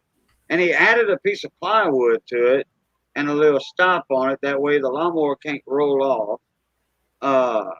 Let's see, how many pumps is it? Is it, let me see, 672 pumps? No, I think it's around depending on the weight of the machine, 20 pumps to 27 pumps. Oh, I thought it was more than that. Well, it can be if it's a snowblower. Oh, okay. Because I was thinking, because he fast forwards. Yeah. Yeah, his foot pumps. His foot pumps on that little lift, and that was ingenious. And I think there's like 20 other people in the small engine community that run the Pender lift that did the same thing. And they, because Bruce is the first one that I knew about it, and this is like 7 years ago, 8 years ago. yeah, Probably. it was a gift from my wife, and I started it, and then somebody else called it. I think it was Bob from Double Wide Six, and he called it the Pender Lift, and then it kind of took off from there or something. Eh? Oh, is that I Double don't know. Wide's real name, Bob? Bob, yeah, that's his name. Yeah, Yeah, but but he imitated yours. Yeah, he yeah. bought one. What Well, 3 years ago? he bought one that was wrecked, and he straightened out the pump, and he worked on some stuff, and he turned it into a Pender Lift. Uh-huh. Anyway, even if it's not, it's not my lift. I didn't invent it. I put a piece of plywood on the top, and you don't want to get into a poop storm over who did what, right? Because that's happens too. But anyway, the Pender Lift was a gift from my wife, and it changed my life. And y'all heard it here. First time. Well, I know the whole story behind it anyway. Yeah, I was But gonna y'all say, heard it here. we were over at Harbor Freight today. She saw one of those and says, "That'd be good to have." Yep. You got to modify it though, because it's not big enough. Right. Yeah. Yeah. That's why you added the plywood deck to it. Some guys have done some other stuff. The small engine detective actually put a drawer in his to keep sockets and stuff, but then it's 4 inches higher, right? So Yeah. Oh, okay. Not bad. Yeah, that's a good idea. Yeah. That's a good idea. But you see, you work so close to your workbench right there, and it's the stuff right there. you work on and I work on in the small engine deals, it's not that many tools. Okay. Right. Like for a bridge and Stratton, you Strip of have 8, strip of 1/4 inch, a strip of 3/8, a socket, 2 drivers, and some screwdrivers and a pry bar. yeah. And who was it? Didn't let me see. Zippo. Didn't he send you a little impact, 1/4 inch impact? He Right? did. I Drill? loved it so much. I bought 2 more. So now I got 3. I got 3 of them. Yeah. Those things come in real It handy. doesn't matter who makes them. If it works for you, like, okay, you can buy Milwaukee. Oh, don't buy Black and Decker. Don't do this. Yeah. Just buy what works. I don't. And if I you don't hate. buy what works, and if you wear it out, get a good one. I don't hate on any tool. If it works for me, and the reason I got my hold on, let me go get it. All right. And I'm going to mention something else too before Mayor starts talking. I'm going to mention something else. Mater was telling me one time. I showed him the one I bought because my DeWalt Black and Decker went out. Here's what I got right here. Oh. The Hart 20 volt. Okay, impact. Lithium Now impact. it's the impact driver. It's not the air impact. Right. You have to. Well, that's like my little Black and Deckers, much the same. Yeah. You have to It's got pull the sleeve out, and then your bits go in there, like Torx bits, whatever. Which I've got the long ones and all that. That comes in handy. I like the long ones better because it gives you a little bit more access. Maybe it's my bad eye. Maybe it's my bad eye. And then I use 6-point extensions all the time. The 6-point long sockets, I like them. Yeah, the deep wells. Yeah. I like them. So I use those and the 6-inch extensions for most of my stuff. Now on the Briggs Classic engines, like the 3.5, 3.5, 4 horsepower classics. Okay, for the gas tank, when you take the gas tank off, you got the 3/8 or 7/16 on the front of the tank for the throttle plate that goes from the tank to the bolts onto the head. I use a short socket on the one that 1/2 inch one. I use the short one on that because a deep well socket, it kind of hits a little bit and wants to be at like a little bit of an angle like that. So I use a On the short carb or the housing? socket. On the carb or the housing?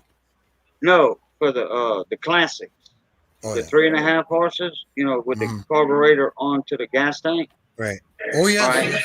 No, Yeah, I either use that the or you got short to have it. socket. I Right. use the short socket instead of the deep well. I do I mean, too. it fits No, perfect. The deep well I. fits good on it, but it's a little It's bit the wrong angle. of an So angle like that. I never So I mentioned that, just but use I the have one short. of those. I cut one of those back so that the end of the socket's narrow, and I use a small socket on those. Yeah.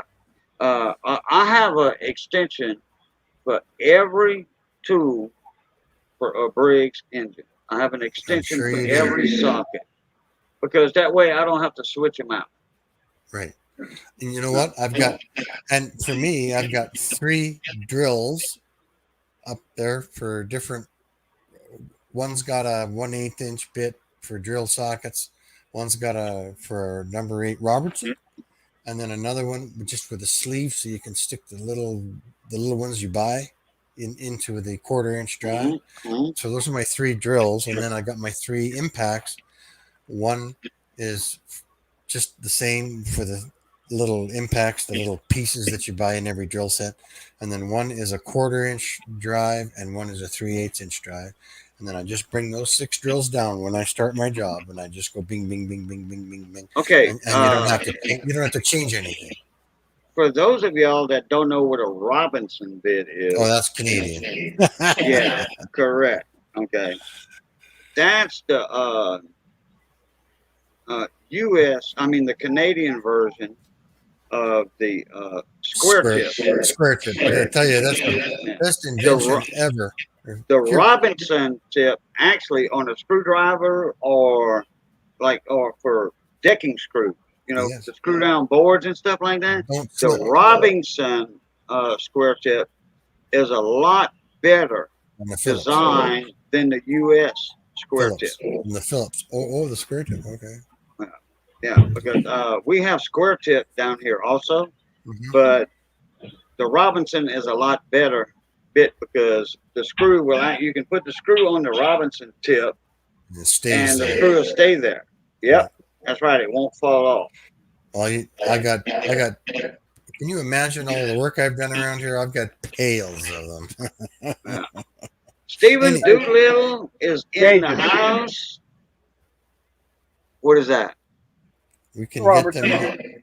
Is that it? Does it say Robinson or just square or number 2 square?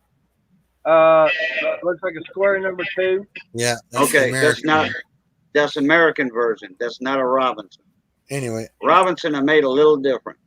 yeah, but they have less bevel. They go straight in. Right. Instead of bevel, correct. Stephen So Doolittle is in the house. How you doing this year, Stephen? I am Oh, gonna have. and Okay, he's I got a just quest. I was just gonna pop in for 2 minutes. Oh no, you need to stick around a little I while. Hold can't. on. I gotta go. Oh, okay. You know how it is, family and all. And Yeah. so it's Well, 9:26 here. It must be 11:30 there, eh? Or 10:30. 10:30. Right. 10:30. Yeah, Right. it's Well, that's early because over here. the coast comes around down to Louisiana, doesn't it? Okay. Doesn't go straight down.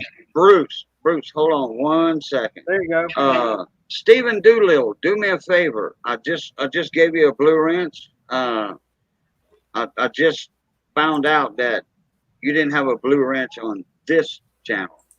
Okay. Oh, Steve, put up Power Stroke Jude's channel link. That way Bruce can hit it. Power Stroke Jude is in California, and he's a diesel mechanic. oh yeah. Went by his name, Power Stroke Jude, and he comes on once or twice a week, a live panel and all. And I want you to catch his channel. We're trying to get him to 1,000. And Stephen Doolittle's going to put his channel link in here. Yep. He did In a second. earlier. It popped away. I don't know why it didn't come up. Because It's all he right. wasn't a moderator. He's a moderator on my Cajun channel. Stephen, just go to Power Stroke Jude's channel, copy it, and then paste it in here. Actually, I can do that. So I wanted you guys to know that my niece is a 4th-year heavy-duty mechanic. She finishes up next March. Wow. My niece. Heavy equipment, diesel mechanic. Yep. Go ahead, hold ahead. I like that. She's got more tools than you can imagine. Oh, 710. Oh, The big stuff. The big poor stuff. baby. I Anyway, thought you already had a wrench. Oh, let me find Power Stroke Jude right here, real I thought I quick. saw him up there. Oh well, it'll all work out. It's all gonna work out. So anyway, Boom, I just, boom. you know what? It's been a half an hour. I just thought I'd come in and say hello. Yeah, hold on, Bruce. Okay. Let me get Power Stroke up here. I don't know if Power. I can handle being a moderator on your channel. I'd have to get tough, and I'm not tough. Well, mostly what moderators do is they put up links, Yeah. because I don't have a lot of trolls. Uh-oh. Whoops. Okay. I'm Well, going you to know just go ahead and share this real quick. This is one of his videos. this is a fun business, and it can be a tough business. Okay, here's Power Stroke. Okay. Power Stroke. I got it.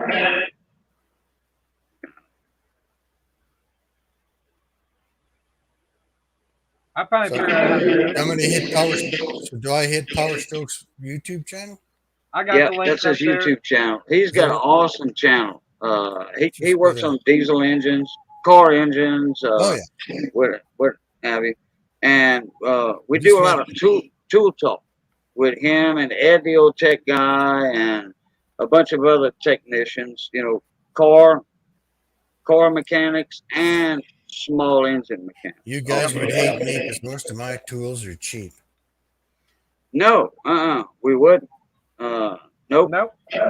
Nope. We don't talk bad about tools. You know Some what? people If I do, wear but if I wear something out, I'll go get a snap-on or a gray, or I'll get something.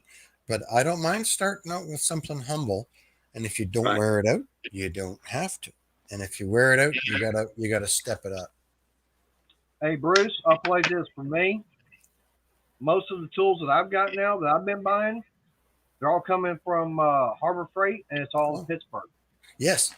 Now we have Princess Auto up here, and the Pittsburghs are great. And now that up here, the hot one now is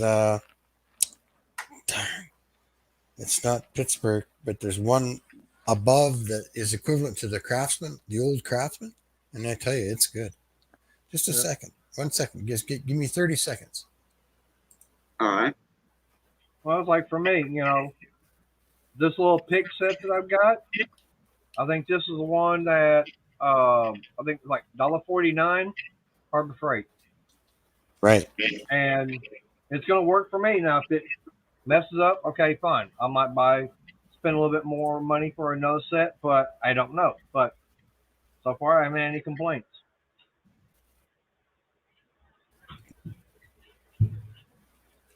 Oh, I'm looking. Just give me a second. Oh. I'm looking on Princess Auto's site. Yeah. But now, hey, I'll put it like this. I hear people all the time saying that the Warrior drill bits from Harbor Freight are junk. Okay, I've gone and I bought this set. This is the 29 piece. It's a titanium nitrate, and I've been doing some drilling with this thing. I have not had a single problem yet. Right on. Since I was 16, 15, 16, I had Craftsman. I had a few Snap-on, but mostly Craftsman back then. But Snap-on and Craftsman were the two top tools, or two of the top 5 tools back then, back in 1978. Right. And I loved them. You know, I love the Craftsman because we had a Sears. It was the next town over, 20 miles away, but I can go in that Sears store and bring in a broken wrench, a Right. broken socket, and they would give Guaranteed. me one right there. Yep. And Cajun, I came this close. Hey, I came that close of buying my first set of Icon ratchets today. Or not ratchets, but wrenches. And because we went over to the Harbor Freight, this time it's like, okay, I'm going to go look at what's over on the clearance damage table. It was a complete set of the long metric box wrenches for Icon. And one end was your regular box end, and the other end was the ratchet. Not a single wrench was missing out of the set. I mean, it was a complete set. $117. And that set is normally $180. The only thing we could think of is someone wound up buying it, might have taken it home and used it for a particular job. They didn't need it anymore. And brought it back. They took it back to the store. But it was a complete set. No skips, anything. I bought a lot of tools like that from Lowe's. A buddy of mine was a manager there in the tool department. I bought many of tools for the exact same reason you talking about right there. Oh, and when you just said no skips, okay, Bruce can tell you about the millimeter. Where's the 18 millimeter or 17?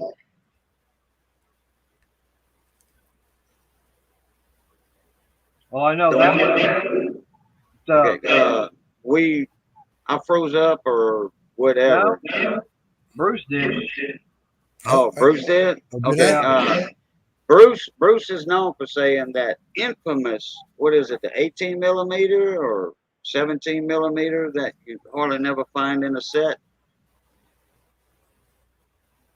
Ah, I got it. Okay, I'm back, guys. Oh, okay. So you didn't hear what I just said. No, I've been hearing it, but well, I know. Oh, okay. Now, occasionally I did look at the Pittsburgh set, and the three that are missing out of that were the 11, 16, and 18. oh, okay. So I don't know if Harbor Freight sells this line of tools, but they are better than Craftsman used to be, and they're from Europe, and they're called Pro Point, PRO-POINT, and they are as if you're not going to venture into the Proto and the Snap-on and the Gray, Pro Point is the next winner of the working man's affordable tools. PROPOINT. Pro Point. Just Google that, and hopefully you can find them, because I tell you, the flap discs, the cutting discs, the wrenches, they all last longer. You know, like when you take a crappy cutting disc on your 4.5-inch grinder and it goes bzzz, and it just makes dust. These ones actually cut. Pro Point. PRO-POINT. That's it, man. Right. Okay. Well, what Harbor Freight's got, they got their entry level is going to be like your Pittsburgh. Yeah. Then it goes up to Quinn, and you've got Doyle also, as far as screwdrivers and wrenches. But their top of the line is going to be their Icon, which is supposed to be equivalent quality to Snap-on. But I then, bet you that's the Canadian. I bet you that's the Canadian Pro Point, eh? I bet you it could be. Yeah, but be. All I know is right. But all I know is that for the Pittsburgh, combination, box in wrench set, where one's a regular and the other one's a ratchet. Yep. Okay, Pittsburgh I think was like $14. Well, if you look at my videos, there's the wrenches are hanging on the wall, metric and then standard. They're They're Pittsburgh unless otherwise. If I'm not mistaken, before Harbor Freight or maybe AutoZone, Hmm. before I don't know which one it was, but I do know AutoZone down here in South Louisiana. They handle Pittsburgh too. Okay. So AutoZone. now our other mid range store is Canadian Tire, which handles Mastercraft, which is now what are those ratchet ones? They're not grip. They're better than grip. Anyway, uh, there's also a good selection over there too that they charge an extra $1 for. Right. So you get what you guys get what you pay for, right? You know. What But I I've was taken those Pittsburgh wrenches and put my thumb over top and taken a ball peen hammer and hammered that nut off there, and they're still alive afterwards. So, Yeah. Oh, look, Missy's in the house. oh, What's Missy, doing, Miss Missy? Hey, Missy. what'd you have for supper tonight? Pizza. We had. Can I drive you crazy? We had Yeah. corn from the garden, which is rare in Canada. Oh man, I love We had a fresh hot corn. year. We had a hot year here. We had mashed potatoes from the garden that were cut and mashed yesterday. Wow. We had chicken breasts on the barbecue, and there was one more. Oh, salad with zucchini and tomatoes and kohlrabi on the side. Kohlrabi. Yeah, I know Yeah, kohlrabi. yeah, Okay. Did you say zucchini just now? zucchini. Yeah, that's kind of Yeah. Oh, I love a zucchini. yellow. Oh, It was my- yellow. It was yellow zucchini, all yeah. grown. Oh, Grown. okay. Okay, you got to think our summer's only 4 months long, right? Right. Yeah, that's right. Okay, you talking about the yellow Yep. crookneck? Yep. Crookneck They're kind of a squash. squash, but they're not a squash. Yeah, yellow crookneck spot. Yeah. And well, they related to the zucchini. Oh yeah, I love the Oh, yellow there goes squash, Mrs. P green right squash. there. Uh, So anyway, how's Missy uh, doing? Haven't seen her tonight. she's doing good. She she's in here. She's probably gone to bed. Well, no, Anna said, "Hello, Miss Missy. How you doing?" And then I got a Mrs. P here, and Mick's got his Mrs. P, and I think that Jason from Long Island, he's got a Mrs. P. Yeah. Oh, Jason, Pate. Pate, yeah. Yeah, yeah. He was in with us last night. Oh, yeah. Pate, he was in with Well, us. there's only so much time to do this. I normally just do Mix and Ken's.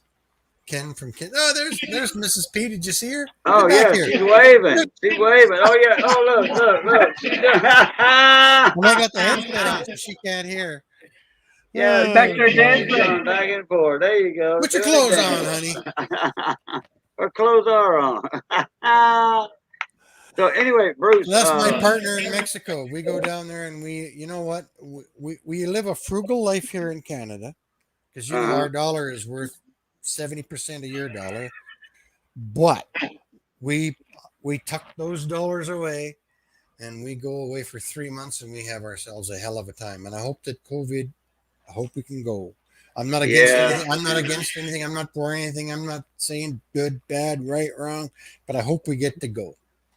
That's all. Yeah. Okay. One of the reasons, Bruce, I was mentioning about that ever so you can't hardly find in a set. I think it's 17 or 18 millimeters. They're on sale. Oh yeah. You bought a set of sockets a while back. I want to say about 3 or 4 years ago. You had bought a set of sockets, and you said, "Look, and here's the infamous one that you never hardly get in a set." And I forget which one it was. The 18. Yeah, that's it. The 18. And that's the bumper. That I tell you, stuff's built. Okay, the chassis bolts on the big stuff, even on a Canadian GM truck, the bolts are 18 on a bumper. So you've got your air. You've got your. Okay, I bought a set of impacts, right? They get bigger. 17, 19. Like what the hell? No 18. Well, there I am trying to. Yeah. But then I was using my long ratchet with a snipe on it. What do you guys call that when you get advantage? We call it a snipe. tube on a ratchet. Oh, cheetah pipe. Cheetah pipe. Okay, we call them snipes. And I came in, and if you guys look real close, there's a line right there. Oh, yeah. And I That's when came it, walking into the house, and I said to Trudy, I said, "Oh my God, it's not as bad as it looks." that's And when you know it, what a head means? Like it's just that's when it popped Must on you. Yeah. from a horror movie. And I got that sucker off of there. And you know how it is when it doesn't matter Your whether you got microphone. doesn't matter whether you got arthritis or it doesn't matter whether you got arthritis Hey, or not. hey, Bruce, move your Bruce. microphone up more. Yeah. You pulled your microphone down all the way down here. Put your mic Hello back. there. There you go. Yep, there you go. Yeah. When you did this, Old headset. yeah, it pulled your headset down. Anyway, yeah, thanks. There we go. Oh, wait a Yeah. minute. Scott said I did a video today, guys, just for Cajun. I did a corn on the cob microwave. Corn on the cob microwave. Yeah.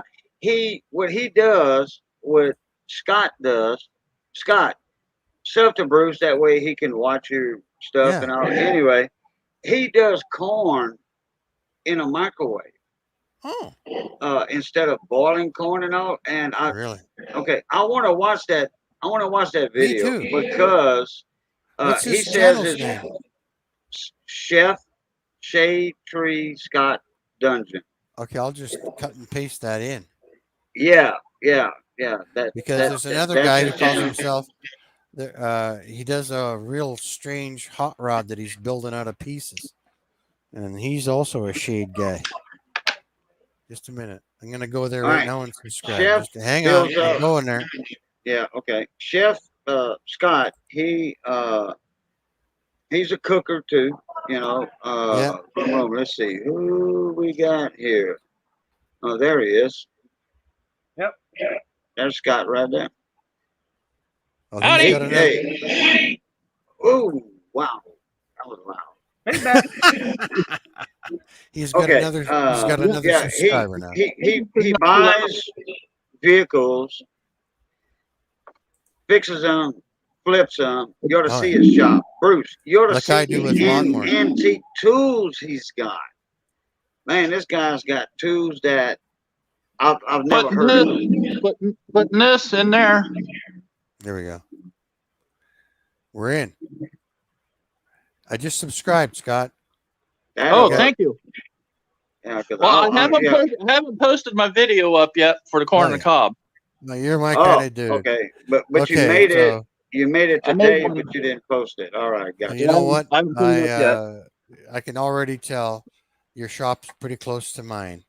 You can okay. If I lose something, I can sweep the floor and find it. How's that? And Guess a how? lot- Guess how Yeah. old that bottom box is. Oh, that's an old one. That's not a husky. What is that? MRC Mac. Yeah, Mac. Man. That bottom box, my dad bought in 1958, Praise the Lord. and then Is he this still- top box is is a he still- 70s model. Is he still with us? Oh yeah. Oh. He still works it. He's 87 years old and still works on cars. Oh, my dad just left us. He's 88. Yeah, man. Yeah, sorry to hear that, Bruce. That's okay. You know, he went out proud. That's all good, man. He went out. He went out proud. But I wanted to show you this, Bruce. Okay. You see these right here? Yeah. Ratchet wrenches. Oh, no. Oh, they're double-ended. Yeah. You see the name on them? Maximum. Yeah, I got them up in Canada. You got them in Canadian Tire. Yep. I also have a set of these too. Right on. Was that the oh, okay. Do you have the JIS ones for the Japanese industrial standard? No, I don't. They are wonderful. But anyway, yes, that I tell you, once in a while you can come across a deal on Canadian Tire. I bought a whole box. While I was up in Canada, I bought a few tools. I bought some of these too. Yeah. You know I bought a full set of these. There was a set of 10. panel locks. Well, I got these. I got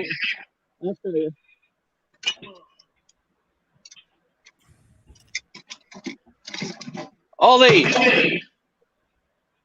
Right on. They're Mastercraft. They're nice on The your Canadian hands. Tire Eh? Mastercraft. Oh, they're nice on your hands. They don't tear your hands apart. Yes, I really like them. Really Yeah. like them. Well, there must be a cat trapped in here. I'm gonna have to open up the door. Well, you guys know I keep a clean shop. I don't have to talk about that. Oh yeah, yeah, oh yeah. I'll tell you what, Bruce. The way your system is on camera, uh, I wish I could do that. Well, you know, I've thought of going to more than one camera, but it's filmed by Bruce Pender. It's produced by Bruce Pender. It's directed by Bruce Pender, and the general operations is Trudy Pender. Yeah, but the way, okay, you tear down a lawnmower for spare parts and scrap, Isn't that okay, great? Like and your shop, your garage, okay, well, shop. I'm gonna call it shop, okay. okay, Shop. it's the garage until my wife takes her car out, and then I've got That that beautiful big space. Eh? yeah, but And that shop you have with all your spare parts, your scrap. I know that's in the yep, back, that's out back. and it doesn't stay there very long. Uh, we can't even tell that you have not junk but spare parts hanging around. We can't even tell that. Your You know, workbench is immaculate, because you did add on to it.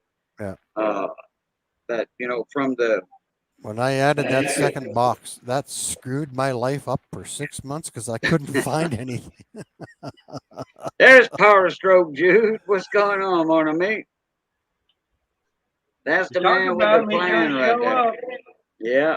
Well, I did send him a link earlier when before I even started the live stream. I sent So, Jude a link. He's over. That's the one I was telling you about, yeah, Bruce. That's in California. okay.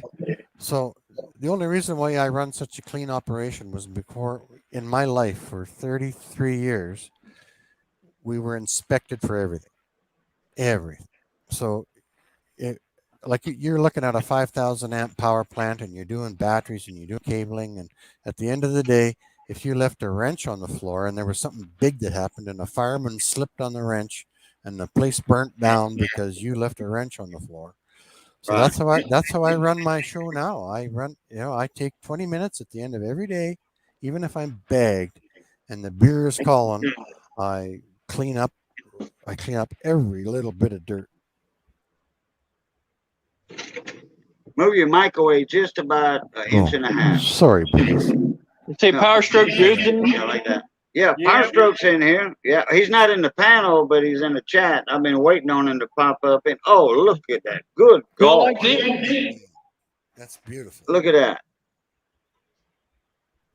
Them are 1950 They look Snap-on like wrenches. gray. Are those gray? Snap-on. Oh yeah, same game. Do you guys know But about them are 50s models. Do you guys know about gray tools down there, or are they pretty much Canadian?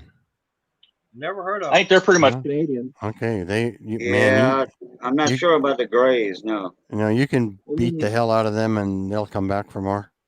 And then this is a Blue Point. Oh well, Blue Well, Point. Yeah. that's Blue Same Point, thing. Snap on.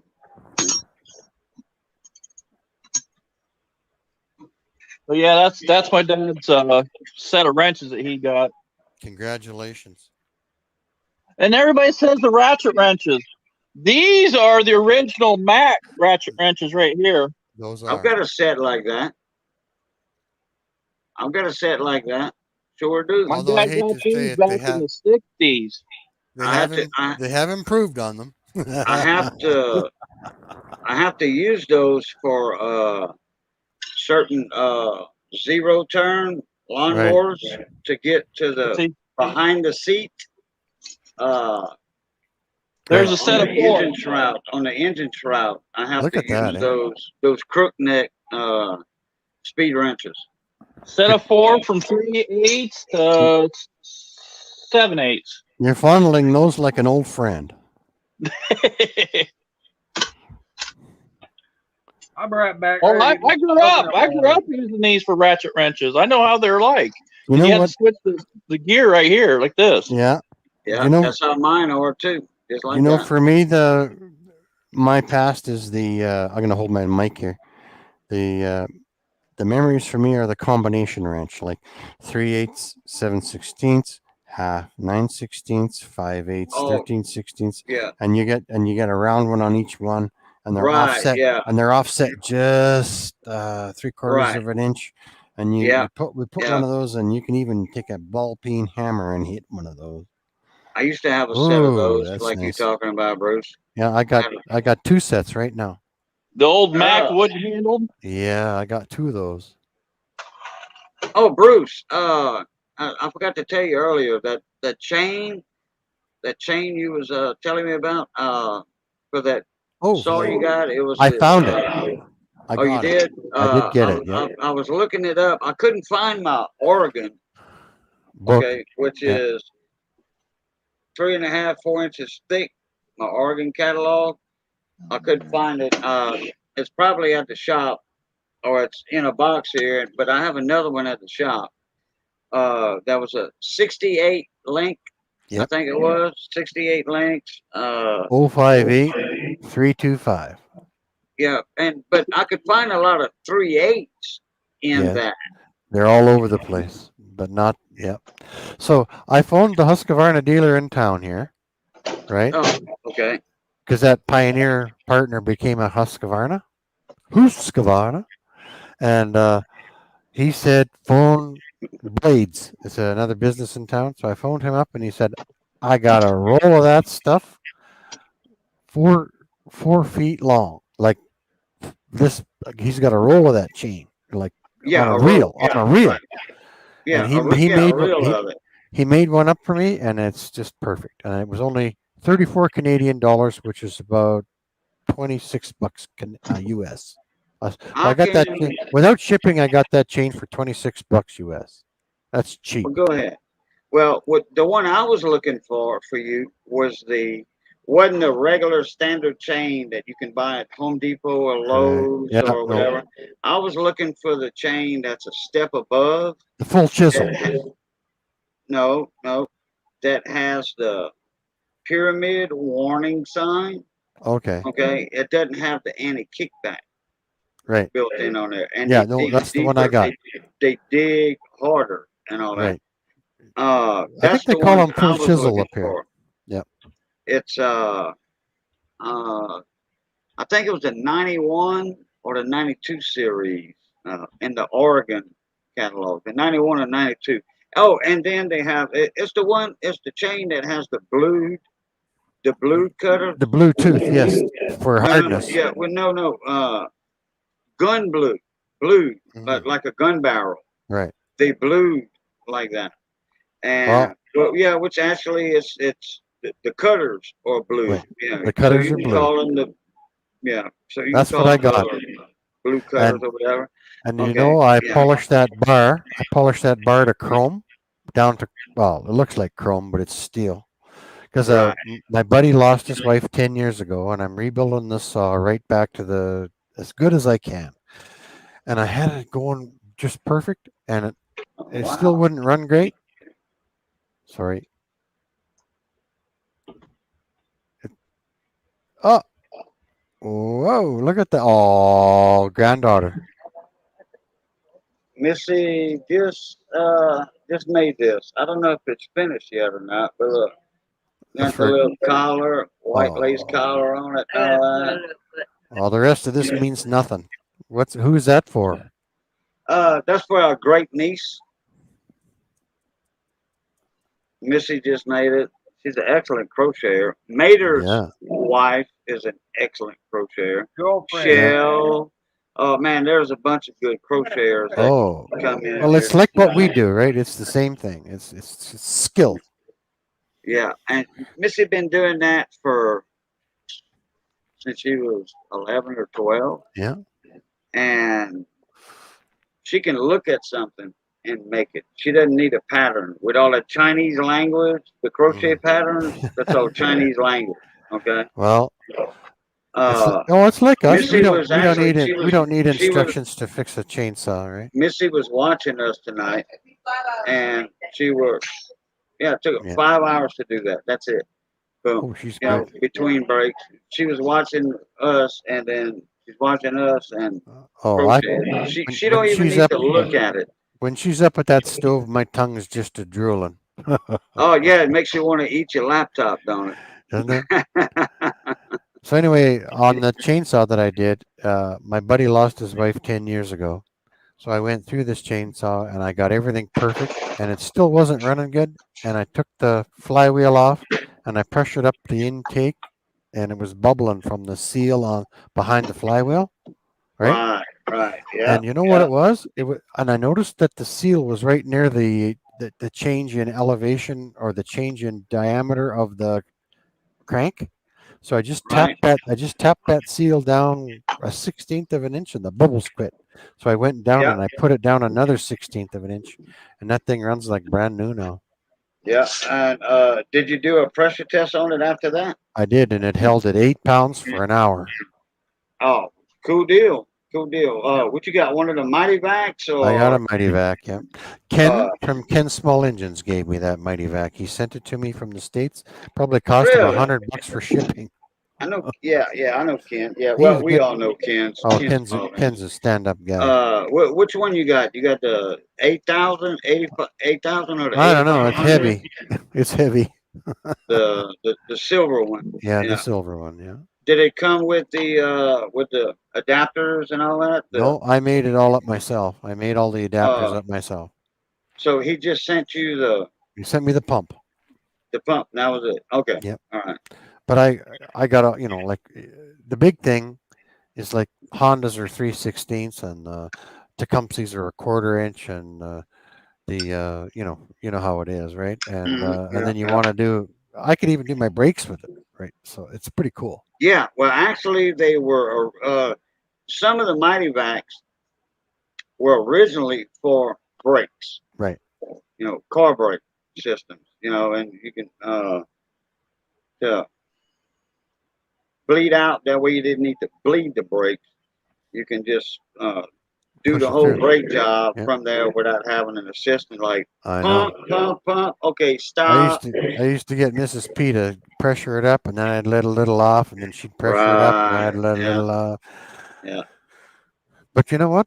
We did it, right? We did it. Yeah. Hey, That's right. Cajun, Yes, sir.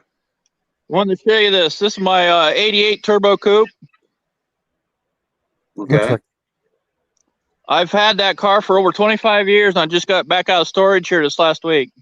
oh, Oh, that's the one you was talking about a couple nights ago. is That it that a was '97? all dusty and all that. 88. '88. Good. This Oh, is the last year for that body style. you need to take some mother's polish and do them headlight lenses. Well, it's gonna need more than that for them head. They need to be replaced. Hey, They're have beyond you fixing. have you guys You seen can Frank? polish them out. No, you can't. Not them. You can't. Oh, yeah. How come? Because when I glued the one lens fell off, Oh, and I glued it back on with super glue. Never ever re-glue plastic headlights with super glue. lesson learned. Yep. You know why?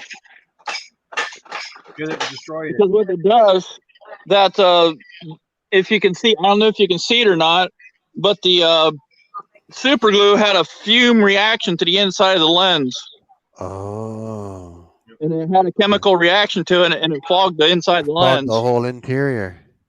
That's Yep, why the sure best did. thing, hey, Scott, the best thing for something like that, believe it or not, model glue. Yeah. That's designed Well, I for used plastic. super glue. That was the first time I ever did that. I glued the lens back on, used super glue, And as soon as I did it, as soon as I put the thing on, it fogged up on the inside. I was like, "Oh crap!" You knew. Yep. You knew. Like I said, for something like that, I would use actual model glue because that it's designed for plastic. Yeah. Well, this was my competition car back when I was a kid. I've had this car for over 25 years, so I've had this car since I was in my early 20s. So Right. this is kind of what I did with it. So you're still young. I'm I had a 65. competition stereo system in it. Hey Bruce, Right you're on. not much older than me. Yeah. I Well, just turned 50. you look, So. Maters, you look like about 53. Keep going. Good for you. But thank you for the compliment. All right on. Hey Scott, I'm look what 56. Juan put up. How's that for me? He can buy it if he wants to. Is he on the other? I've had this car. This is Is he kind on of the other live stream? It's Juan? one of them cars that you have a lot of history with and a lot of memories put into it. So it'd take quite a bit for me to get rid of this car. I have one of those too. Okay, The problem is I've got too many of them. what were you saying? I have What were one. you saying, Bruce? Oh, I've got one. My heart's in it. What were Well, you just saying, like Bruce? me. Yeah, he's got one car. Now for me, I've got one that it would take quite a bit for someone to get it away from me. Right.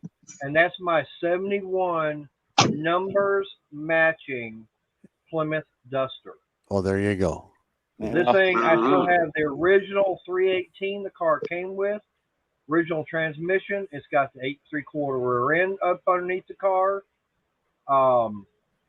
And I've had the car documented. Where is a guy it? named Galen Govier. Where is it? Anybody that's in the, and especially with Mopars, they know that name. He's known as a Chrysler guru. You can ask him I do. a question, and he'll answer it.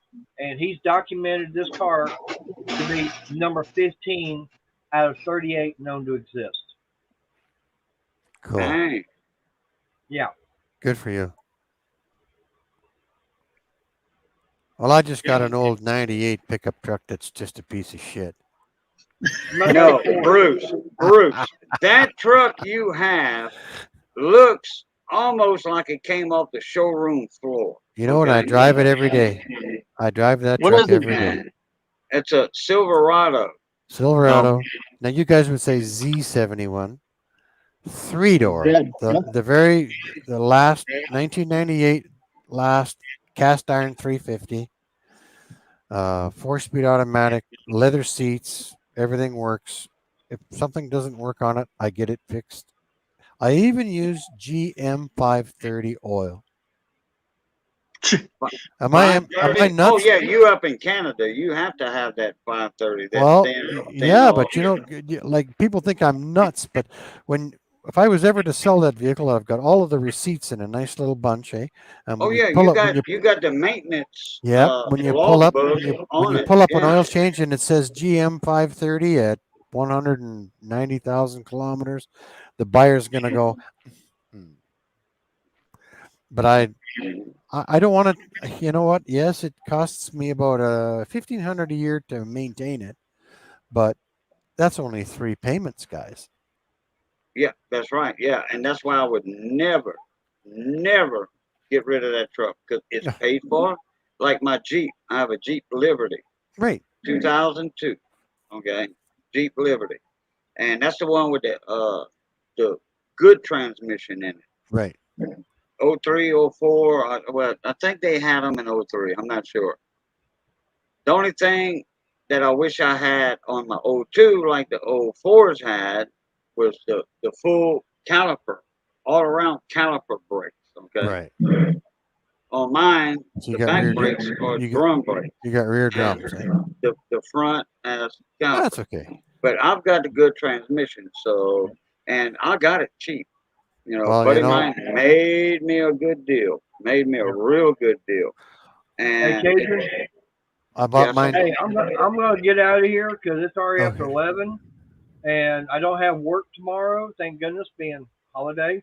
But I still got work here at the house to get Oh, done. there's always work, buddy. Do what? There's always work. Yeah, but thank goodness I don't have to be at my regular job. I've got work I'm I got to get retired. done I'm here. retired.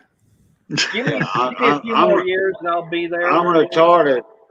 Not Yeah. retarded. I'm semi-retired. Now I got a carburetor on Predator 708. I got to pull off and do some modifications to it and the fuel line, and hopefully the stuff I'm going to do is going to get it running, try and get my grass cut, and then I got that um, Kohler Discourage 19. No, I'm going. you've got the I need Kohler Courage self-destruct. Right, Yeah. and it's one that's got a hole about that big around the side of the block. Oh well, Right by there's the not much you starter. can do Yeah. about that. Although Yeah, you know what? he wants to make a video on it to see what turned loose in it. You know, he wants to make a total video. But, you know, he's going to disassemble it. I fixed a Honda block with a hole in the side of it from a rod going through the side, and I actually fixed that with silicone and ran it for 3 years. Wow. You can. It's amazing what you can do. You go to Mexico and see what those poor people can do down there with a machine, man. It is just unbelievable. We spend I've spent quite a few years of my life down there now, and those guys down there are mechanics, man. They are mechanics. Oh yeah, they can make. I got lucky, They Bruce, have to. that when that happened and Right. everything, it's like I called my small engine place up. They said it was going to be $1,200 to get another motor, another engine to go on that riding lawnmower. I'm going. I don't have $1,200 to get another engine, so I put it off, and then Tractor's worth last $1,200 year- bucks. Yeah, $1,200 for a replacement engine is what they were saying. And so last year, I was at Harbor Freight, and all of a sudden I had the coupon come up on my phone saying you can get either the 670 or 708 for $670. Okay, that 708, that was the biggest vertical shaft engine that they had. That thing was $1,000 normally. That coupon knocked it down to 670. I jumped on it, and there was for some reason it wouldn't scan at the checkout because it was only showing, it was only good for the 670, but the coupon read 670 or 708. I showed it to the manager. Manager said, "Yep, that's how it's printed. It says for either engine." But in the computer system for them at the register, it was only showing for the 670. So she had to honor that coupon. So I managed to get the engine. And I did the video when I replaced that engine last year. And man, I tell you, that made that lawnmower a beast. Yeah, right. But I've got problems with the carburetor, and so I gotta get up. I'm gonna get up early in the morning before it gets hot and everything, so I can get out there and Have just some start fun. pulling that carburetor off. And Oh, I'm gonna put a fuel shutoff valve and everything in Yeah. there too. right on. But we gotta do that, and yeah, I'll be doing that video on that. Well, Hopefully, I enjoy can get the yourself. video done for that Discourage 19. I've been curious as far as what did come apart in it. You Yeah, know, if we if call that you- we call that an autopsy. I've dealt with the Courages already. Okay, because of my business. And I am a Briggs and Stratton dealer, as y'all know already. Yep. What's up, But CB? they make a Briggs engine that will bolt right onto that frame, and the wiring harness plugs right into it from Right. your Courage. All right, there was a guy that came over to the shop. I wasn't there. Johnny Best was there. And Johnny called me up and says, Boudreaux, this guy came over here. Well, he said him by name because he knew the guy. And he says he's got a 18 horse or 19 horse. The guy says, I think it's 18. And he says it's a Kohler engine He said it's slinging oil everywhere. You know, there's oil all over everywhere. And uh, I said, "Is it a Cola Courage?" So he asked the guy, "Is it a Cola Courage?" I think he had me on speakerphone. He was like, "I think so." So anyway, I told Johnny, that, I said on the phone, uh, if he's got to split down the block right by the starter area and all that, if he's got the top sump covers on it, uh, well, we're gonna have to just repower the engine. But tell him to bring it by the shop and whenever he gets a chance. He said, all right. He said he's gonna bring it this afternoon. I said, all right. Well, Johnny calls me up. He says, hey, T-Faz here. I'm like, so, all right. I went over there to the shop, and when I seen that zero turn, there was a big old crack on the engine on the left side. I'm looking from it, at the engine from the back. And on the left side, the port side in Marine Talk, there's a big old crack right there. And I'm like, oh man. Yeah. I says, your engine's run. He says, still runs. I says, I know, but I says, he says, Johnny's got an aluminum welder. I says, no. No, that's not gonna help. I says, these top bolts, and I showed him the boat, and they were all loose. The sump bolts, the sump on those Cola Courages, They the come single off. cylinders on They top. come off. The sump's on top, and all the bolts were loose. Once or twice a year, retard, night mater. Gotta go. Once or twice a year, retard those bolts, or just tighten them up with common sense, like uh, what's our buddy's name up there in Canada? Bruce. I forgot his name. If I wouldn't have said Donnie that, Boy. Donnie Boy. Boy. Yeah, no, not Steve. Donnie Boy. The one that says just tighten with common sense. Just, Taro just like a says that spark too. plug. Just like a spark plug. Yeah, correct. Yeah, just like a spark plug. I mean, you ain't got to muscle up on that spark plug to get it tight. No, no. Anyway, uh, I I don't have nothing against the Cola Courages, those engines. They all have their But, drawbacks but and they all have their loves. yeah, yeah. The Courage has its drawbacks because of those. Uh, and I can't put my finger on it as to why it does that. I haven't a close idea as to why it does it. Well, they should probably be It's a lot of vibration. It could be, you know what? If you set the whole damn thing down with some Loctite, it you might just be all right, on the Yeah, sump. well, On the sump. yeah, the sump boat, but there's some kind of vibration, a little bit of extra vibration that the engineers didn't get or didn't think of when they engineered that engine. Because I've seen them brand new. The Courage is brand new, and I do think there's a little extra vibration in there for some But reason. that But I think that they Courage, discontinued that Courage model line. I that think. Courage 12 horse is a hell of a strong little engine, and they put those into the John Deeres, and they'll just keep coming back for more. But they'll vibrate right off the frame. Like you got to go underneath and tighten up the frame bolts from underneath. So they're all different. Anyway, I gotta go too. Okay, yeah. Well, you And see, you hit Scott, it was nice to see you. exactly.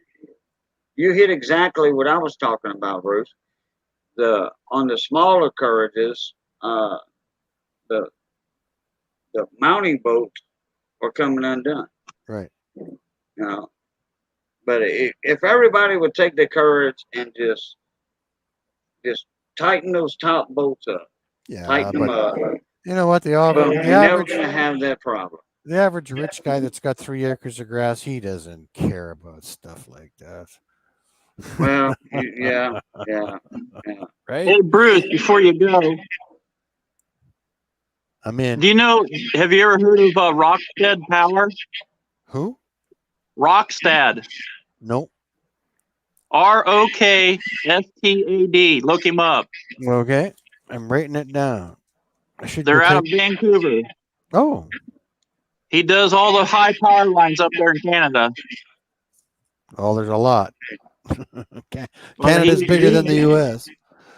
Well, yeah, but he does it all over Canada, and he's got a contract with the United States. I wouldn't be a bit surprised if he's not down in Louisiana right now. Right. Oh no. Hey. In Louisiana, what the heck he gonna be doing down here for? He's got a fixing- contract with the United States. Right. Probably. Doing He what? Probably through Putting high FEMA. power on. For FEMA. Huh? Yeah. Putting the power on. Through FEMA. Oh, okay. Yeah, He was through down FEMA. in Florida when that big hurricane went through, and he was on the East Coast. And that hurricane, Oh, okay. he's got a contract with the United States that Right. any natural disaster, he's allowed to come down and bring his crew down with him and put power on. I was with a phone company for 34 years, and when my boss went south to run emergency restoration down there, then I'd have to sit in for him here, and it was terrible. He did I a hated it. contract with BC Canada. They're Yeah. putting high power lines up through BC Canada for $600 million. Right. Dang. Yeah, he makes big money. That's right. That's my ex-girlfriend's brother. We have electricity up here too, you know. Yeah. Well, see, I was through up north. I was up in BC, Canada, up by Alaska. You know where? You know where? Alaska comes down halfway across BC. You know where Prince George is? Yeah. I was northwest of Prince George. Right. I was up over towards Prince Rupert. Right. Along the coast. Yep. Yep. Yep. And then her parents lived in Grand Prairie up there in Alberta. Alberta, you're right. Oh, Grand That's where- Prairie. that's You know where her what? parents live. That's an 8-hour drive north of me. Okay. Yeah, that's where her parents live. So, yeah. Bruce, do you have? I'm pretty sure you're familiar with what I'm gonna tell you about. Do you have a signal generator You know, or My a dad- signal tracer? my dad had one. He was a ham radio from the 40s. Okay. And he had all that stuff, and it's still down in Medicine Hat where he's from, but I just don't have the desire to go and get it. You know, like I got enough happening. So Okay. Well, if you ever go down there and you see a signal generator and or signal tracer, right, please let me know. I'm in the Okay. market for one. I'm in the Alright. market for one. well, his was all tube stuff. Yeah, I know. I realize that, and most of that stuff was tube type, and just maybe I could find the tubes for it, or maybe those tubes are still good. you Oh, they know? are. Yeah. He used to Yeah. fire that thing up and just listen to some bleep out of Europe. You know, just. Oh for no, fun. no, no! I'm not talking about a ham radio Oh, itself. I'm talking about a signal tracer. That's the test equipment okay. to work on No, a ham I radio. don't have anything Now like I'll that. tell you what, I'll I would be interested in one of those old tube type radios though. Yeah. Oh yeah. Yeah, the quality was unmatched. Oh, And it was and probably it might have been Heathkit too. it was all no older than that. It was from the 40s. You know, he built it with kits before he. Yeah, Heathkit. Heathkit Yeah. was selling look when I kits go to down. ham radios. I'll have a look when I go down, and I'll Okay. call you up from down there when I go down. Yeah. It's about Okay. 5 hours south. Okay. Not a All right. problem. Well, I gotta go, guys. We'll see you later. It's been All fun. right, Bruce. Hey, Nice meeting you, thank Bruce. you. Yeah. We'll Thank see you you, for Scott. coming in, mon ami. Yeah. Oh, yeah. Always around.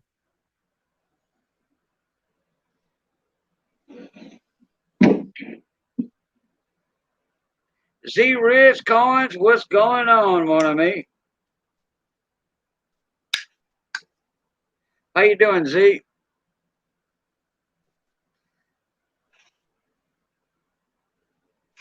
And let's see, Zaphael said was something about performance tools. Thumbs up. Hey, I wanted to show Shaggy. Check this out. That's that one of them lights from Rock Auto. And it actually it's pretty damn bright. It's supposed to be 3,000 lumens.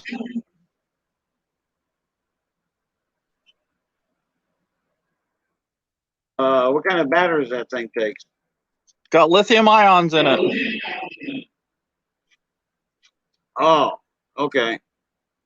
The rechargeable. Yep. Yeah, is that the what? 18650s. Yep. Yeah. This battery's got. Oh, you froze up.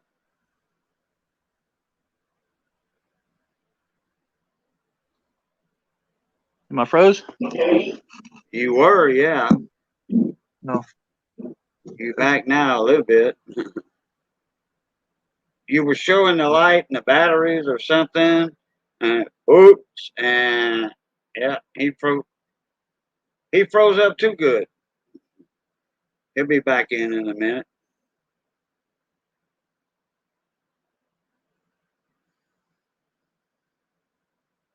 Okay, let's see. On the 3/8 impact, see, Juan said something, so I'm gonna have to go way up here probably. Hold on, Z Rich. Hold on, let me.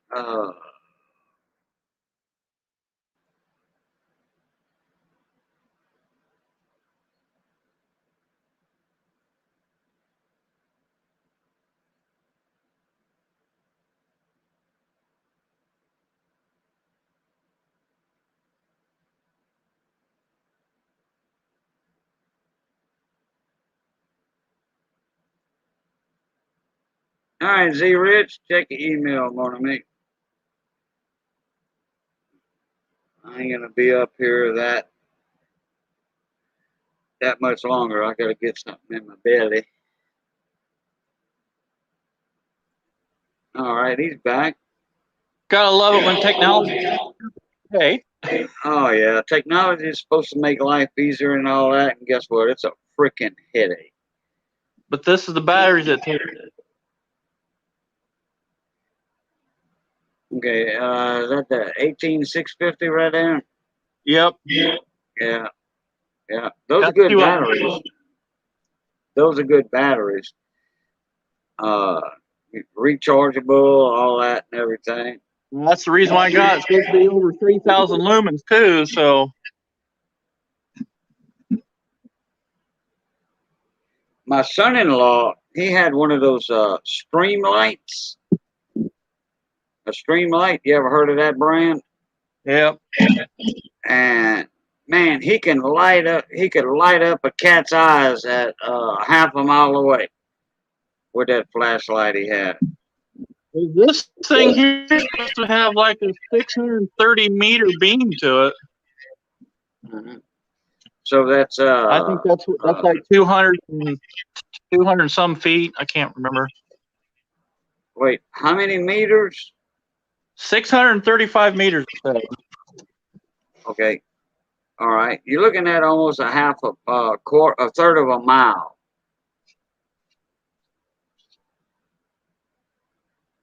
I've got a right here.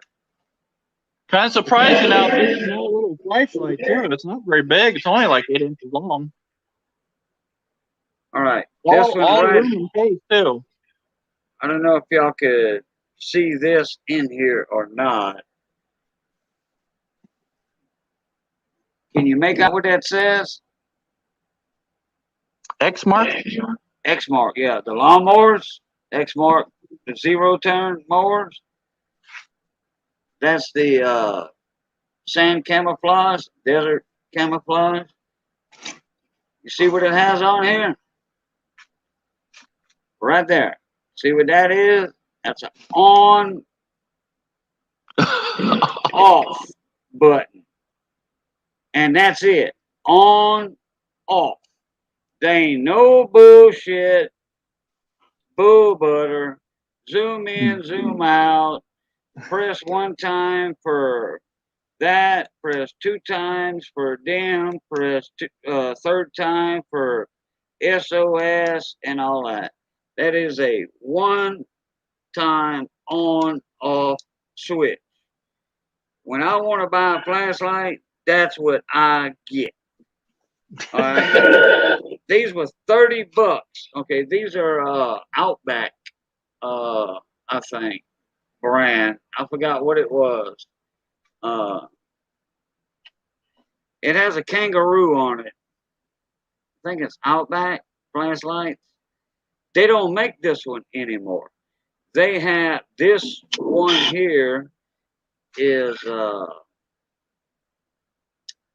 they have the high, low, high, medium, dim.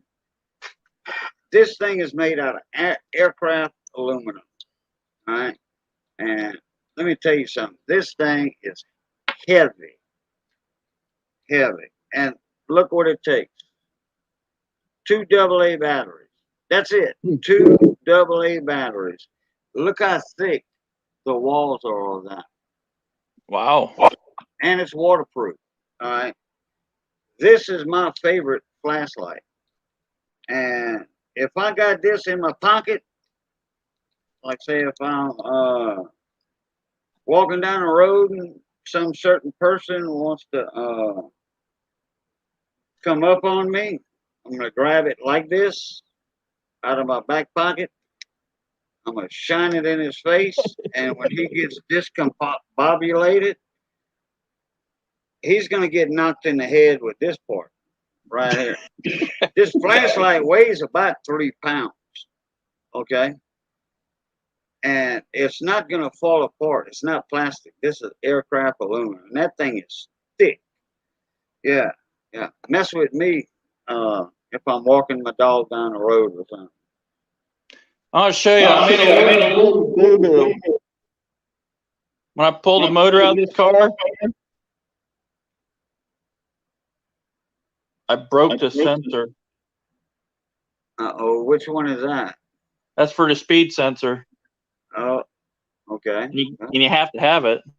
How much is another speed sensor? About $80? Nah, they're like 40.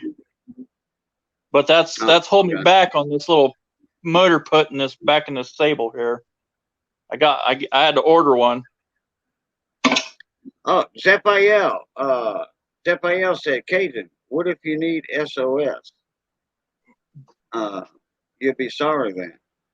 No, I'll just call You just press on and off the button. I'll just call up ABBA over in Sweden and You just do this stuff. say, sing me your song. Oh, I put it on here, dude. No, I know how to SOS Morse code, but I don't need SOS. Now when I can knock somebody in the head, Oh, yeah. I'd rather knock him in the head than shoot him with the 45.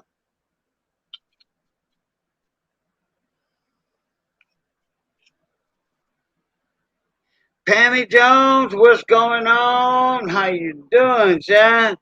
Pammy Jones saying, hey, Cajun, a.k.a. Boo Lucat, super chat sent via Cash App. Well, thank you very much, Pammy Jones. I remember you asking me about that a while back.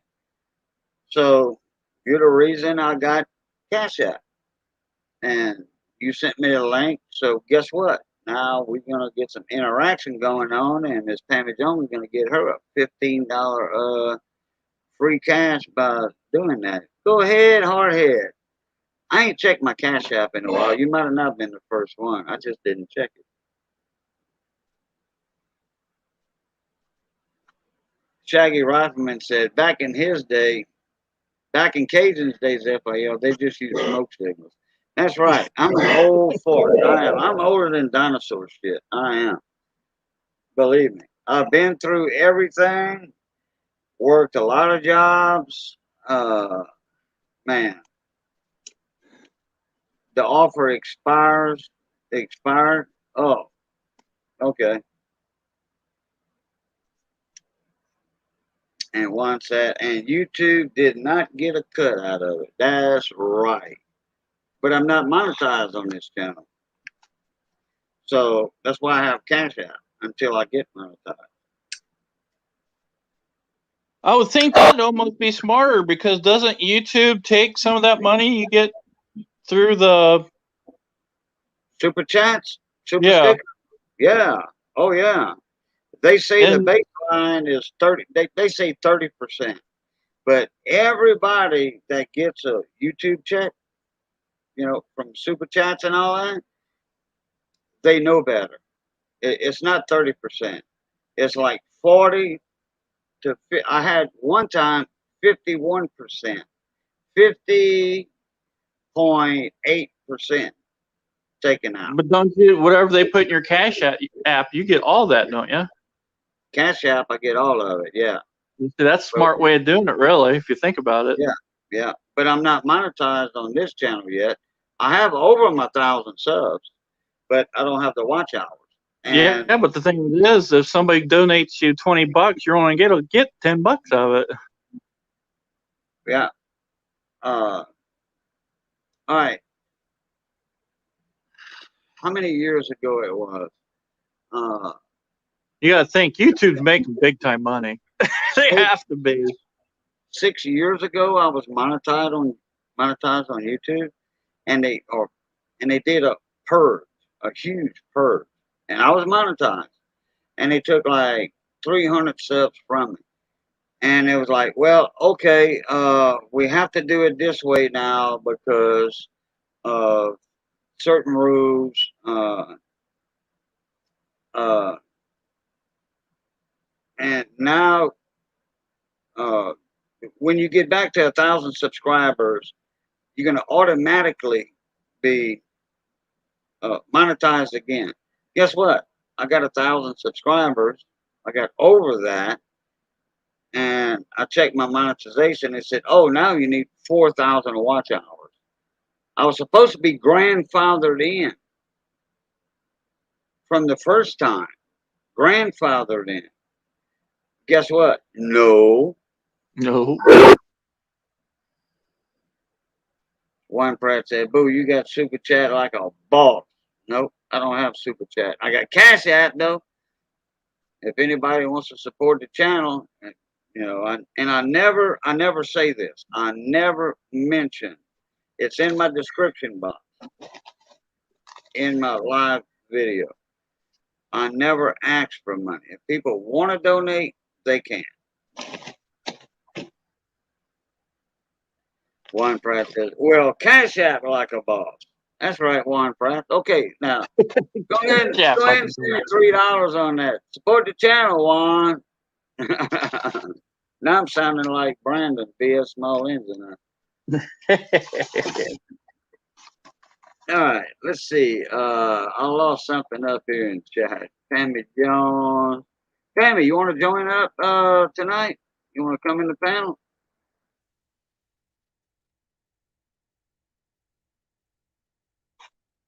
Shaggy said, Cajun, can I come on? I want to show Chef my life. Yeah, Shaggy. Now, let me see if I I don't want to see his little piece of shit light. can find his email. Here we I'll go. take that light of his and shove it up his butt. see if his nose glows. Shaggy, you better have some pictures of that roof you're working on.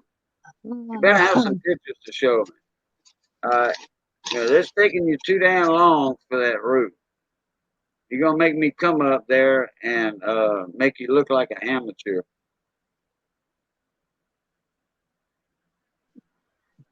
Family Jones said memberships YouTube gets 50%. Super Chat Google gets 30%. Any partnership ads they run, your channel AdSense gets your AdSense gets 85%. Yeah, so I only get 15% of the ads that are run. But super chat, it's a baseline 30%. Then you got to figure the taxes and the fees. And then if it's an Apple, an iPhone, or an iMac computer, or iPhone, and they send me a super chat, say they send me $100 super chat on an iPhone. All right, and I've been through this already. I've had $100 super chats, $200 super chats, way back on my Cajuncoinhunter. $100 super chat, I get $49 because it was taken from an iPhone. I get $49. Yeah, and I got proof of it. I got proof. I showed proof live. I shared my screen and I showed what I had and what was taken out by Google. Yeah, they took 51%. I'm doing all the work. Man. That's what I say. Good. They have got to be making money hand over fist because you know the people on YouTube that make money. YouTube themselves got to make millions, billions in a year. Jesus criminy! Not millions, billions in a year. Look at these guys that are making $2 million a year off Just of on YouTube. These big channels, they got 8 million subscribers, 10 million. I got a buddy of mine. He makes over $250,000 a year. Well, I wonder about that Whistle and Diesel. Whistle and Diesel's got to make big money. Because he just put a truck together, that big truck that he had, that Max, Diesel Max, or whatever he calls it, Super Max.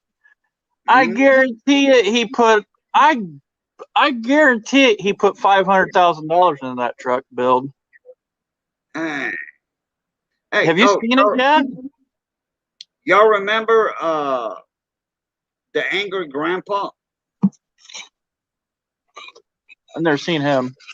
The Angry Grandpa. You never seen none of those videos of that old man? He's looking for his candy. He tears apart the refrigerator. He tears apart. He tears the doors off of it, looking for his candy. Well, that was all set up. Okay, that was a act. Well, the old man died. Okay, he had millions. I mean, that was, they were like the first YouTube superstars. YouTube stars, and they were man, hey, the old man, they didn't have nothing really. They got this gimmick and everything.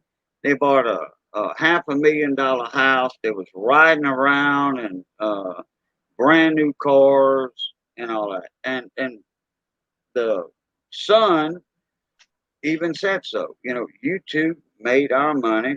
My dad got his $500,000 house and all that, and lived his life to the fullest until he died. You know, he did pass away. Yeah, there's people that make $1 million a year just on YouTube. Hell, I got a whole backyard here clear full of cars. I could do all kinds of shit if I wanted to, just like Whistle and Diesel if I wanted to. I got Right. There you go go. out and wrap some vehicles up. What's up, Red Line Gary? What's cracking, my brother? Because I think that's the only thing that made Whistle and Diesel famous was him wrecking his cars up. I gotta check him out. Oh, he's destroyed all. He's bought brand new vehicles and destroyed them. He took a Honda Ridgeline and destroyed it. He even bought one of them Toyota Hiluxes from Australia. He bought it. It was mint shaped. Put it in a shipping container. Had it shipped to the United States. Paid for it and everything, and then brought it here and destroyed it. I mean, literally destroyed it. Okay, let me. I want to look it up. He's taken brand new F-350s and destroyed them. I mean, $100,000 truck. He's actually literally completely destroyed the truck.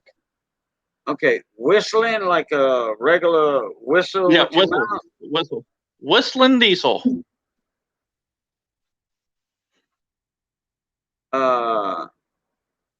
He went and bought a brand new Challenger.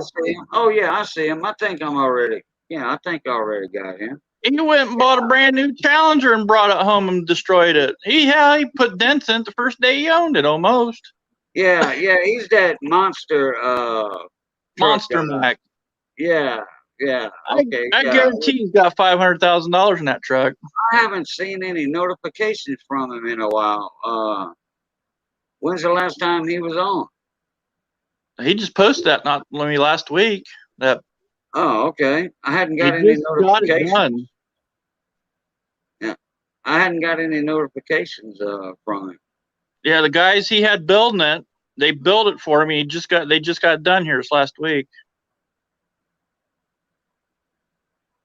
Yeah, supposed to be the largest monster truck in the world. Yeah, he's got them Chevy trucks that he raises up. Yep, that's Monster Mac. Yeah. Damn. Yeah, I just watched a newer video they put out. I can't remember. He put like 50-ton military axles in it or some stupid stuff like that. It's got 50-ton military axles in it.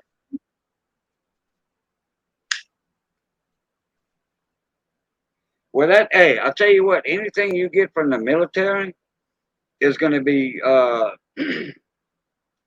well built. Put it that way. Yeah. Well built. A lot of people say, well, the military does the cheapest bid on this and that and the other. But no, it's got to be inspected, and then, the cheapest bid for certain specifications. Okay? Mm-hmm. Remember the O-rings that caused the Challenger to blow up after takeoff? Okay, remember they was talking about O-rings? Okay. Now, don't say anything. Don't say anything, Scott. What do y'all think the size of that O-ring was? And don't be Googling nothing. Everybody in here, what size O-ring? Okay, you imagine an O-ring, but that big around for an oil filter. Okay, it's either square, gasket O-ring, or round. What size O-ring are we talking about? Just take a quick guess and put it in chat. Don't Google it. Well, but y'all ain't gonna find that anyway if you Google it. No, you might. It was pretty simple. Yeah, it sure wasn't a little O-ring. No, it was gigantic because it was between one of the booster cylinders. The way the news media made it out as, it was just a little road ring. Yeah, they said an O-ring caused the failure. The O-ring was leaking. But I think it's an O-ring between. It was a O-ring between the booster cylinders, wasn't it? A booster cylinder. Yeah. And it had to be like about 10 foot around. Quarter inch. Shaggy said, quarter inch. What is that? 5/8. I think he put in, Shaggy. Something like that. Oh, Redline, I sent you a link. Shaggy too, I sent you a link. No. Okay, actually, all right. Take your guess, Scott. Mine? Mm-hmm. I'd say at least 5 feet in diameter, at least. Okay. Well, 10 foot. Yeah, that's what I was going to say. Okay. 10 foot and probably about 3 inches diameter, maybe. Okay. Yeah. Something like 6 inches so wide and all that. Yeah. When I heard about O-rings, because I was a small engine technician when the Challenger blew up or whatever it was, I'm thinking of an O-ring. Okay, about that big around. Something like that big around. Because I was a small engine, mechanic. I'm like, how can a lippity thing like that cause that? But about I don't know 4 or 5 years ago, I finally found out how big that O-ring was. I'm like, gee, oh man, I didn't, I call it an offshore uh, ring gasket. We call them ring gaskets offshore, but That's they're a made out King of Kong metal. ring gasket. Yeah, the ones offshore are made out of metal, made out of high quality steel, and we make burners with those ring gaskets. Those offshore, where the flanges come together, where the two, like say, okay, here we go. All right, you have like a 10-inch pipeline, 8 or 10-inch pipeline coming up out the ground, okay, at a processing plant or a transfer station, okay. You have a 10-inch oil line, steel, and they have a flange on it. Then you got your other one coming in to meet it, and you have your flanges on it. They call that a flange gasket, all right. And there's like 100 boats all the way around it, 100 boats, and that's where you take your Cameron wrenches. You know where the Cameron wrench is? That's one hell of a tough tool. Okay, you got like an inch and a quarter nut and bolt, and you take your Cameron wrench. It looks like a a lever with that socket, that round socket on the end, not a socket, but a closed in, boxed in wrench. That's what it is, a boxed in wrench. And you hit the hell out of it with a 5-pound maul sledgehammer.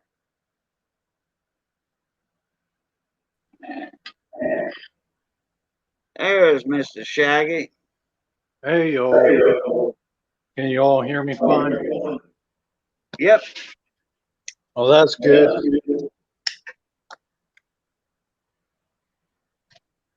So them Cameron wrenches, that's some heavy duty wrenches there, and most of those don't break.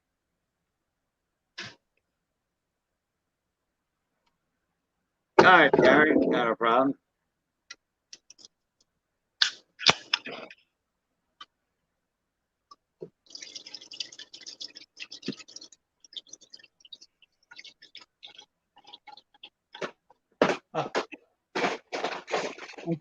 Oh, there, you're not there.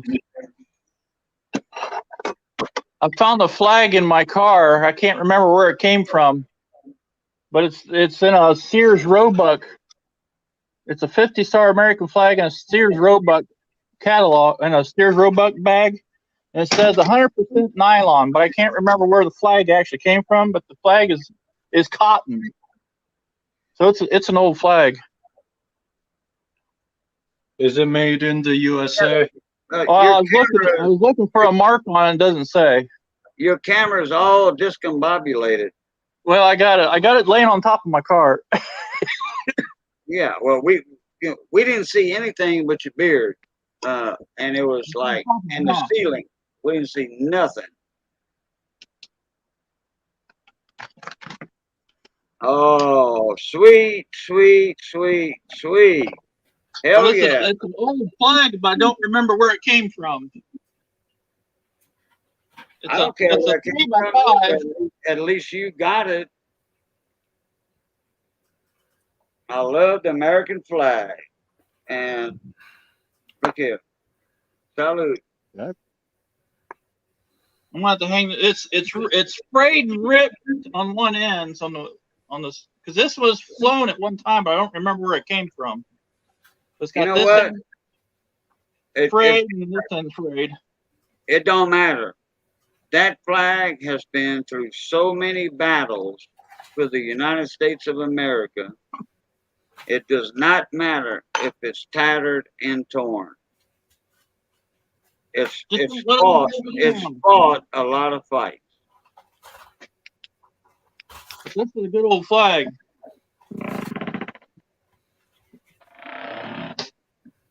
Yeah, But I can't recollect where the heck it came from. fold it up right.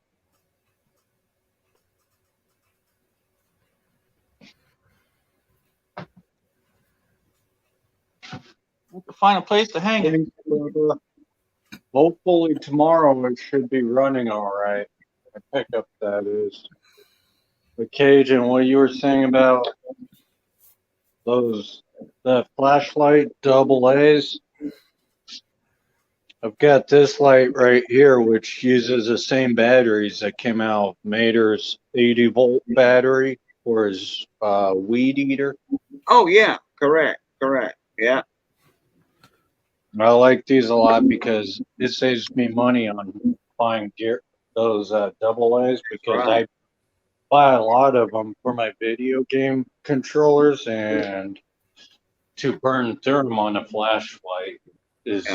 just going to drive the cost up even Yeah. more. I think this flashlight here I was showing off earlier. Yeah. This would take a 18650 right here. Nice. Yeah, your 18650s are like the equivalent of two double A's. They do make a little something for an 18650. They make a little adapter. You could put double A's in it and then shove that in your flashlight and it'll work. And if I'm not mistaken, I can put an 18650 in this flashlight right here. Give me a second. Let me see if I can't find it.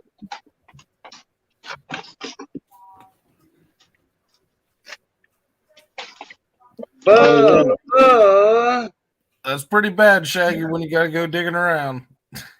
Well, it's just I've got a lot of lights.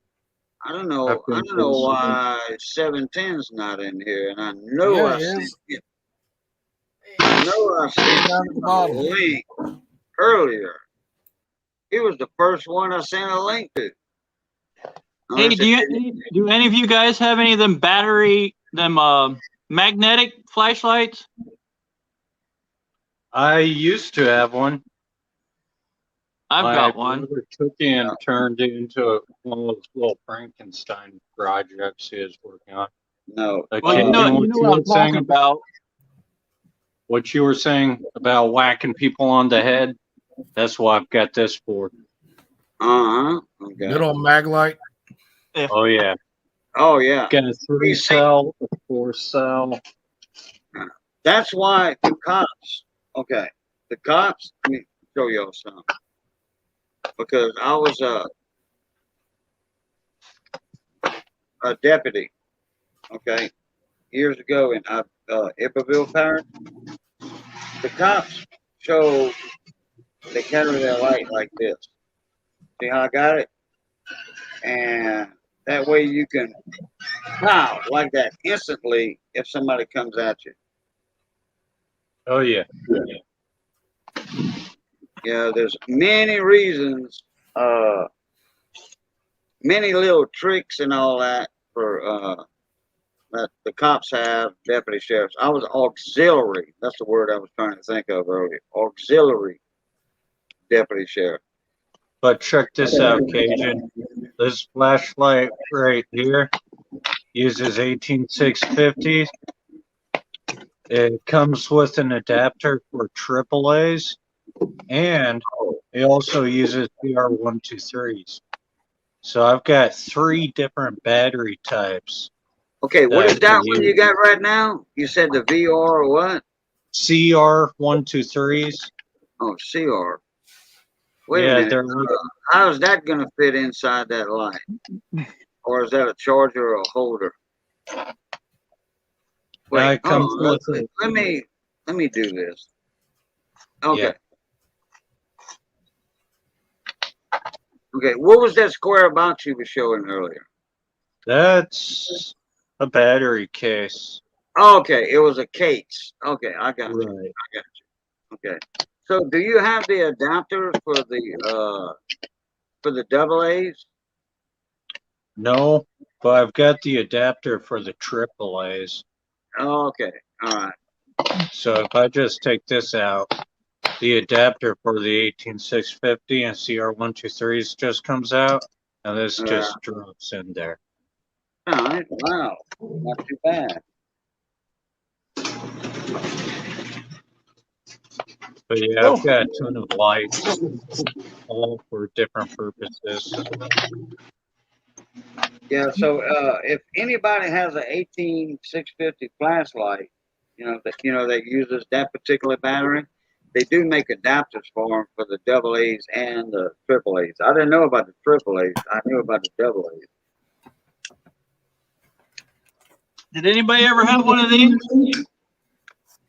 Oh yeah, I used to have one of those.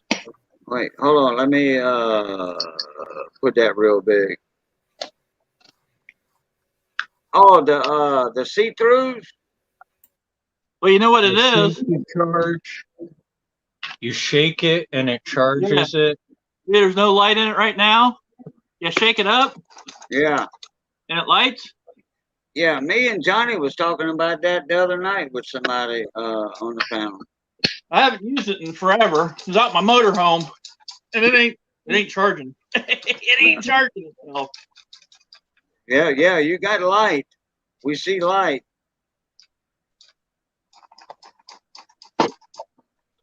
Me and Johnny was talking about that, and I told him about a movie, and this little girl. It was kind of what they call the. It was a damn good movie. It's kind of like the Rapture.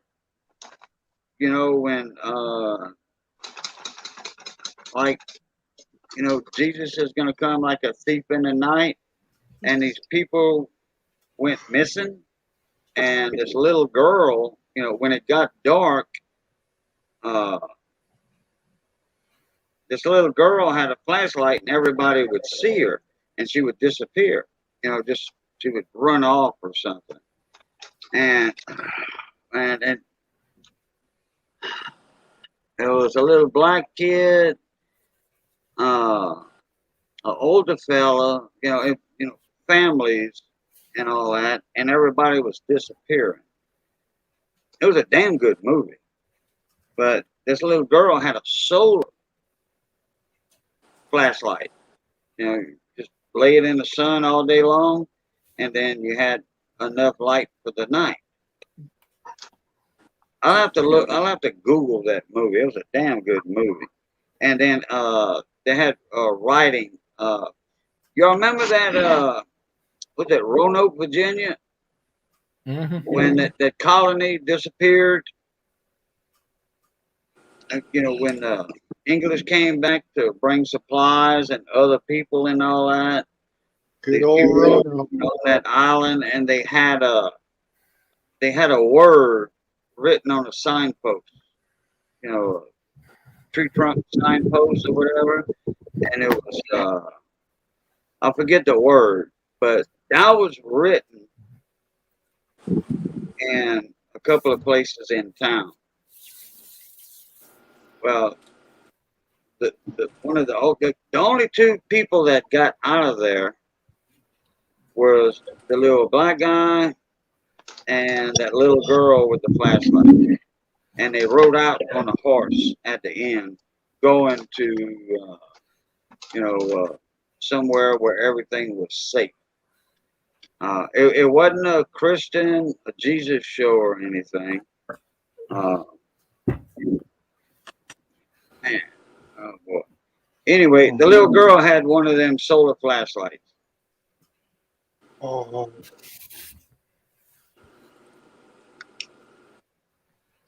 This is the best back scratcher ever.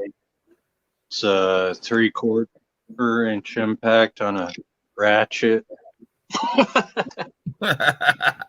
Best back scratcher ever. Also, you could use it as a fidget toy. Yeah, that's right. A widget toy.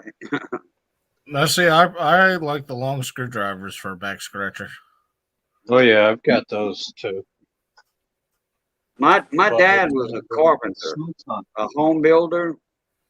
You know, built houses for people, and we built our own houses, and we'd move about every year and a half. Anyway, my dad's favorite back scratcher was his hammer at work.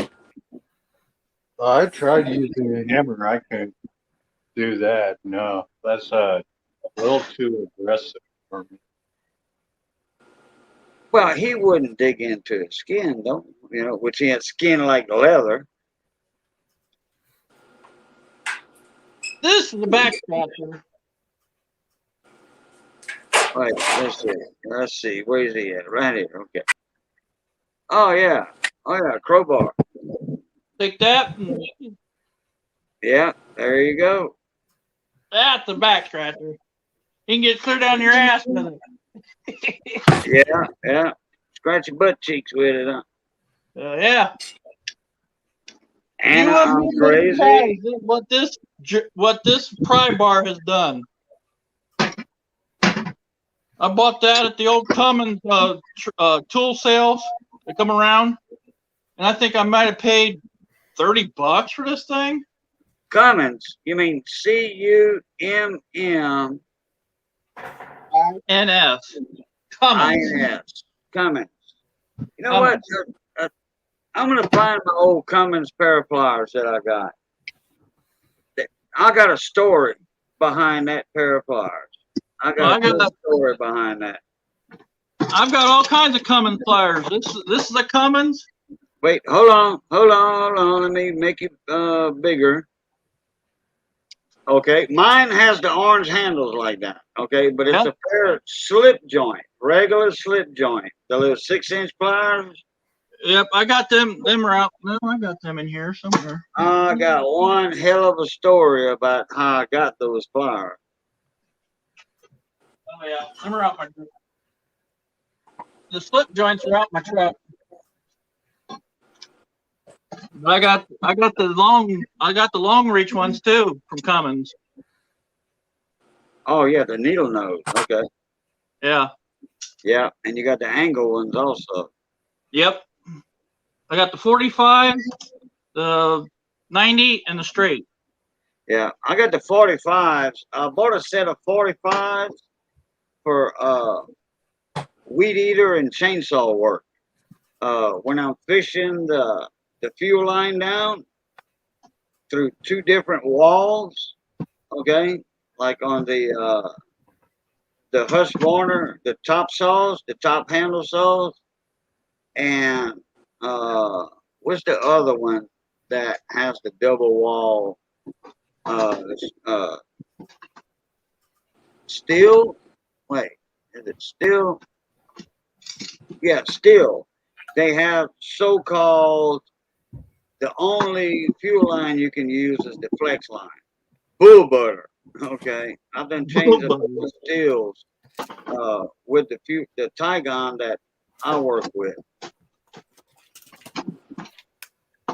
But that's the reason I bought my the long needle nose pliers. Man, I forget what brand they are.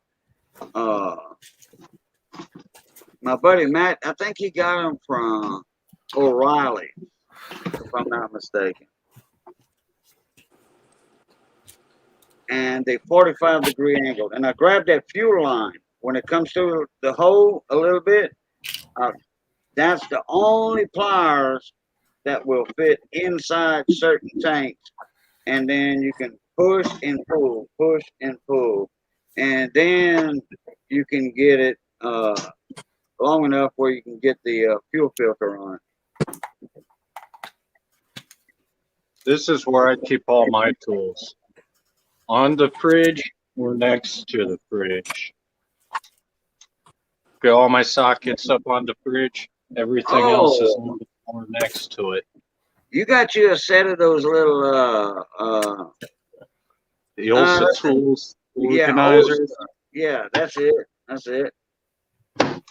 These are super strong. This one will hold up about 20 or 30 pounds, somewhere between 20 and 30. And this one is like almost 3 times stronger than this one. Yeah. I see They're you. actually quite I see you impressive. got your impact socket ends, huh? Oh yeah. Yeah, that works. We use the magnetic trace at the shop. I forget who was asking you, Shaggy. Did you get your impact sockets in yet? Yes, that was Chef. Oh well. Oh yeah, yeah. It sure was. That was I don't know, 4 or 5 days ago. Yeah, that was me. I got them in.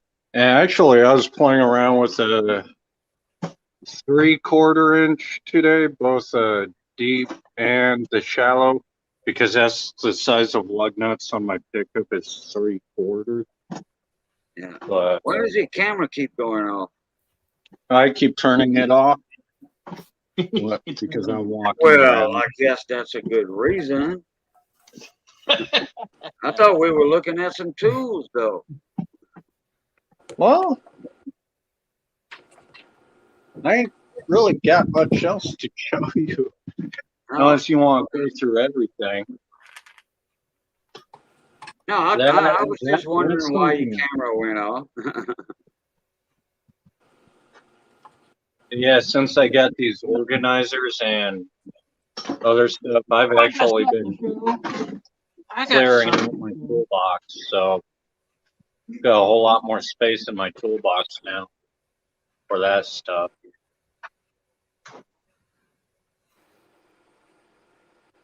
What were you saying, Chef?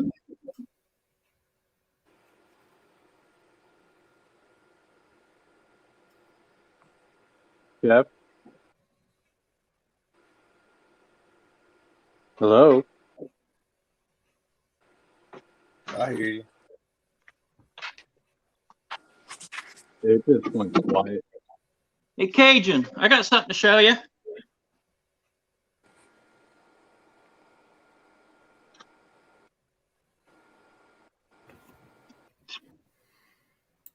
Where'd he go? I think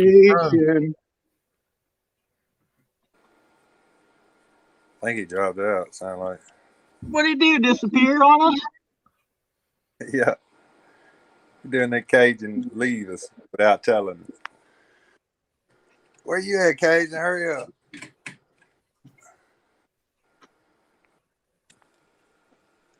He screwed up the stream, huh? All right. I found him. I found him.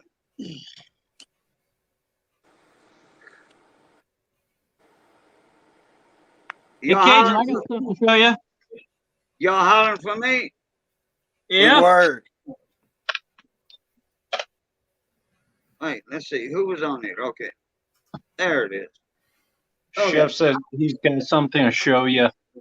I got something to show. Oh, okay. I was looking for them Cummins pliers. Oh.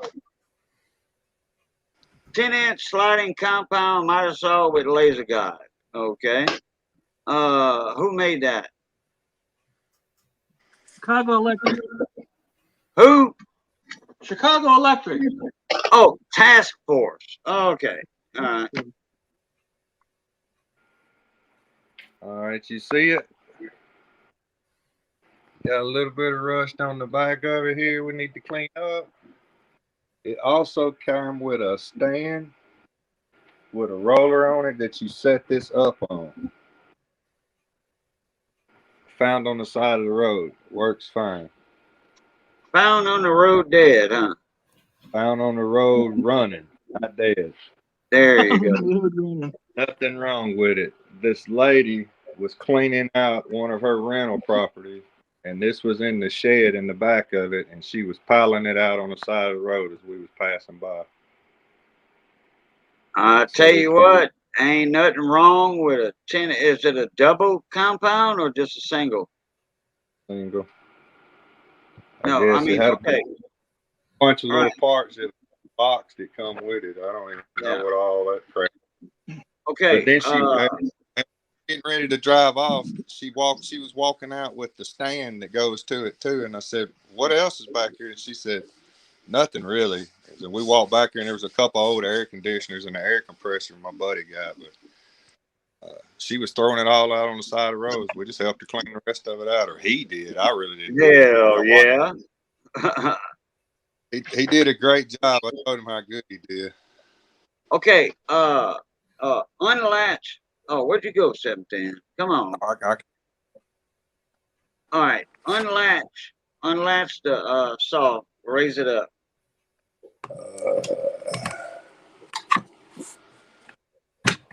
All right, now, oh, I think that's a double.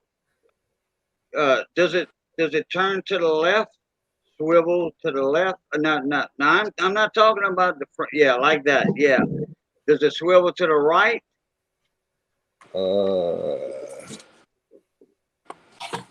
It looks like no, it's both ways. It don't. It don't go to the right. goes one way and goes back there and stops. Oh, okay. I see the stop on it now. Yeah. I've It's got turned. one. I got one that's a double. It turns to the left, then you hit center. It's got the ball detent. Then it turns right, and then the base, like yours is, goes left and right. Mine's a I forgot what it is. My neighbor gave it to me. I helped him work Yeah, on his house, and that's what I'm. he Did it bought for a free. brand new one and gave me his. He bought a 12-inch and gave me his 10-inch. Oh yeah. I got a. We got what the hell do you call this? A pressure washer. We got a pressure washer too.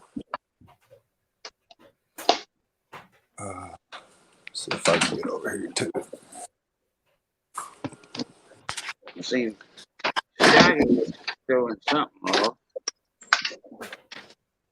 And a set of Well, golf these are clubs. I showing forgot. for my first state because my first state actually came in handy the last few days. One of the guys I'm working with kept slicing himself open. So first aid kit was actually used, so now I gotta go through it, repackage everything, as it is all torn out. Yeah, nice little first aid kit there. Oh yeah, that's for sure.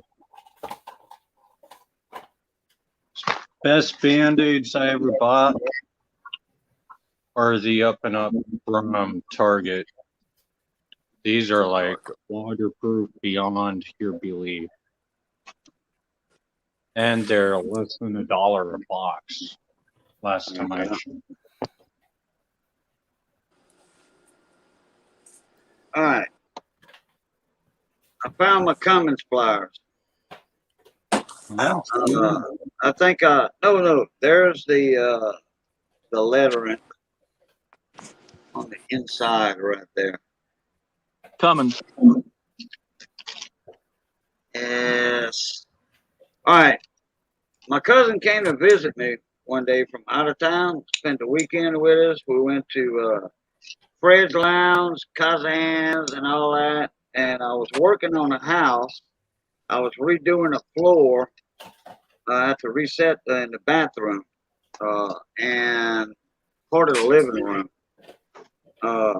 I changed all the floors and all that in there, and I reset a toilet, a sink, and my cousin helped me out on it, on digging the ditch, and just a little drainage ditch, you know.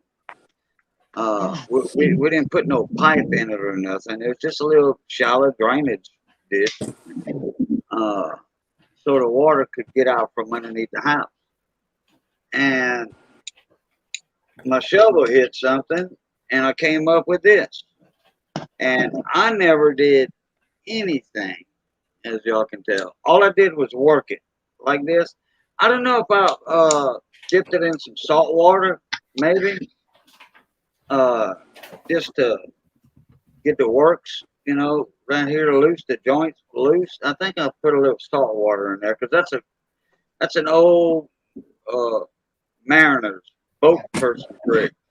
If you got something that's rusty, dip it in salt water, soak it in salt water, and then start moving it around. And that salt in there acts as an abrasive and actually a lubricant too, at times. And I just started doing this, and I never cleaned it, nothing. And this is about, I'm gonna say 10 years old since I got them. 10 years since I got them, and they're not 6 inch neither. I think they like 7 or 8. Hey, From KJ, here to here, that's 8 inch. That's not the little 6 inch. Yeah, go ahead. What? Juan wanted me to show my sockets again. He missed that part. Also, something really funny. Here we've got 1/4 inch, 5/16, 3/8, 7/16, all the way up to 1 inch. Same thing on this side, 1 inch, 1/4 inch. But if you look at the 5/16, they mislabeled it.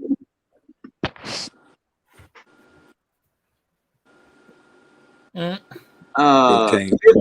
15 16, huh? Yes, Yeah. because You this sure? is clearly a 15/16. But yeah, here you go, Juan. Here are my deep impacts and my shallow impacts from 5/16 all the way up to 7/8. Okay. Go back to that 15 16. That's not really 15 16 right there. 3/8, 15 16. 15 16 would be almost an inch. Yeah, I know. That's a 15/16. Yeah, right there. Okay. The other one, I think, go back to that one. Okay, you got a 1/4 inch and 3/8. A quarter, that would be 5/16. 15 Right 30 there. seconds. No, 5 that'd be a 16. 5/16. They just mislabeled it as a Yeah. 15/16. Oh, And instead then of They took the 16. one. Okay. I was wanting to say that would be 15 30 seconds. They carried the It, one when Isn't though 15 30 seconds in between 1/4 inch and that area, so 15 it's 30 seconds? 15/30 seconds is a fractional between half and 7/16. Yeah, you're right. You're right. Okay. All right. You're right. Yeah. So yeah, that's 5/16 instead of, yeah. Okay. Right. Yeah. 15 30 seconds would be, yeah, right before half inch. Correct. What really bugs me, I don't know if I mentioned this to a chef, but 2 of the sockets I had to throw in because they weren't included in the kits. The kits were only 8 pieces, but the kits are laser etched with the size also stamped into it. But 2 of the Yeah. sockets they sent me were old stock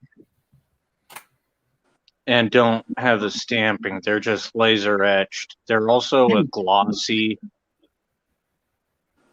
like almost like a powder coat finish, not like the black oxide like this one is, but they're 2 Yeah. different finishes. Yeah. You can see the difference in them. they look Yeah. heavy built. Yeah, that's probably old stock. That's kind of what I figured. I mean, it doesn't bother me, to send them in to get them exchanged. I mean, they'll work, I'm sure. I wouldn't. It's just Yeah, I something. wouldn't worry about sending that in to get a replacement of that, unless it breaks. Yeah. Okay, I got something to tell you real quick.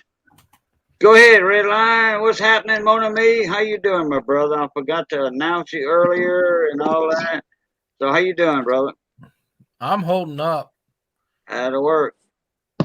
Yeah, we moved 7 engines today and then pulled one out of the race car. Oh, wasn't you saying earlier that y'all got rained out or something for a race? Yeah, this we weekend? got rained out Saturday. Yeah, it rained all day here. We got 2 practice sessions in, and then by about 4 o'clock, it was raining like a cow peeing on a flat rock. Yeah. They put us under a weather advisory, and then they pushed it for like an hour and a half, and by then it's like, It just no, didn't happen. no. Yeah. So they moved it to next weekend, but that's also the last points race. So, yeah. All right. Did Ida affect y'all area at all? We got the remnants. Okay. Hit up here. I'm trying to think of. We didn't get anything from it. It was sunshine, bright and sunny here the whole time you guys were getting rain down there in the south. Yeah. Yeah. Tennessee, it's almost nothing. I mean, there is a tiny bit of rain, but Tennessee, for the most part, was dry and sunshine. Let's see, the breakoff point was right at Dayton, Columbus area got rain. We didn't get nothing. See, Barbie girl. Ida came up in Louisiana at home by Matt 83's house. I don't know. I know a few people in here in the comments know Matt 83. 710 in the panel knows Matt 83. It hit dead on to Matt, and then it went up into Mississippi, Alabama, and then went on that little okay, I'm doing from south to north. Okay, like New York is over here, all right, and then we down here. So it went up like that, and New York got flooded like crazy. Pennsylvania got flooded. Pennsylvania, yeah, that's the other state I was trying to think of. New York. Yeah, Ohio didn't. They got rain, but it wasn't. I didn't even know it rained in New York. Oh yeah, it poured. Oh yeah, New York. Oh yeah, it flooded. I mean, the remnants of Ike went through them northern. There was more people that died in New York than down in Louisiana. I know. That's what I said. Unheard of to me. I've never heard of it rain in New York. It's like you never see it on the movies, and you never hear of it raining there. Yeah, but the flooded and crap is crazy to me. Ida it flooded all of the northeast coastline, like New Jersey, New York, and to the west a little bit. Man, I mean, it's just like, man. And then there's this old man down here. I forget who told me about it. One of my friends in here, our friends in here. I think it was Shaggy, if I'm not mistaken. Talking about the alligator. No, that was me. I don't talk about alligators. That was you? No, not. No, it wasn't you. Okay. anyway, somebody had said, Boudreaux, did you hear about the alligator killing a man down there in the storm? Well, it wasn't in the storm, but it was after the storm. This 73-year-old man went out to check when he got downstairs from his house, went to check on something downstairs and all, and had about 3 foot of water, flood water, and this was in Slidell, not far from Field Guy 316. Wow. Wow. Oh. Well, I hope it was thunder. Missy said, what was that noise? And I'll tell us what I was saying a while about. Like, I hope it's thunder and not a damn tornado. Anyway, yeah, this 72-year-old lady, she heard something, a commotion going on outside. There's this big old alligator with her husband. He's biting her husband in a death row, thrashing him around. She gets him, she pulls him up. He lost his arm. The alligator bit his arm off. All right. And then she ran in the house and trying to get some, the first aid kit. Well, ain't hardly you can do anything with a first aid kit, well, unless you know what the hell you're doing. Because she was freaking out. And she left in the boat to go get somebody. And they come back and her husband's gone. But, his arm was off, okay? His arm was off. So that alligator just pulled him back in the waters. That must have been one hungry alligator. One, about the warranty on those sockets. It's supposedly a lifetime warranty. Well, I haven't tried getting anything warrantied out because I just got them in. So I couldn't really tell you about the warranty on the performance tools. Although I'm sure Chef would be able to tell you about that.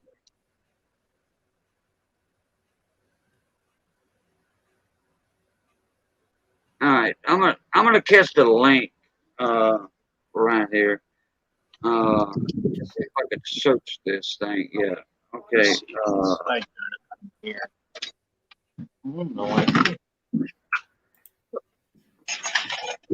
Yeah, I got it right there. Yeah. I've just shown everybody my $2 set of yeah, what do you call them? Flush cutters. Flush cuts.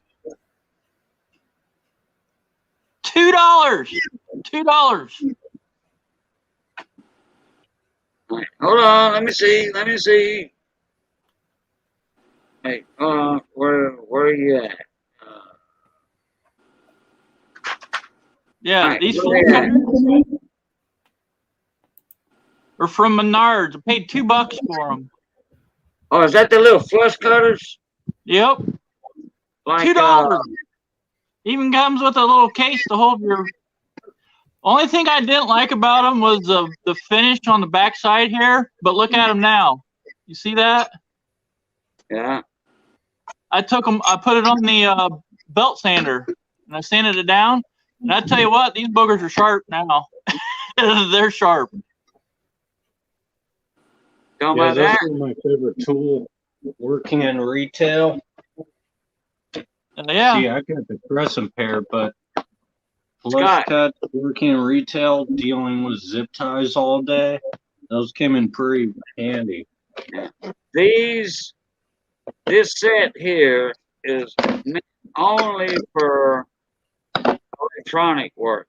That's it. Yeah. Small stuff. Okay. If you want to cut 10 gauge solid copper with them, no.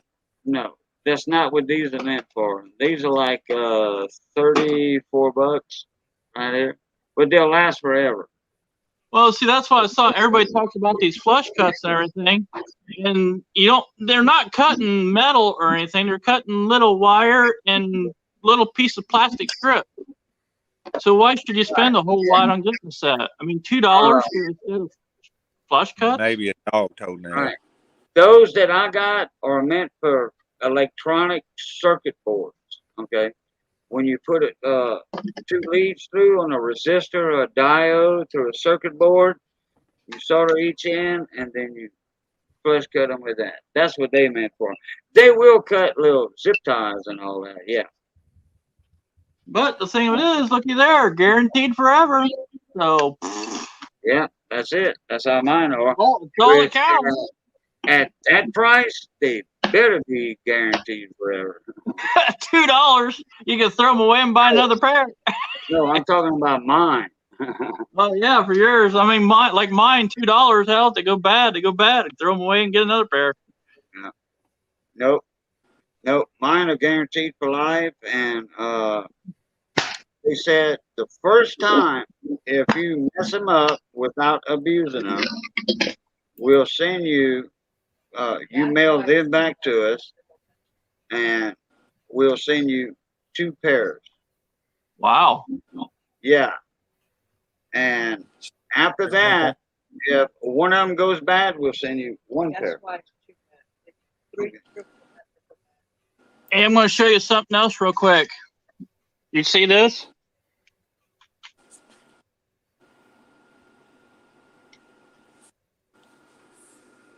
Take a guess of what's in this. Hog leg. Dinner. That's tomorrow's dinner.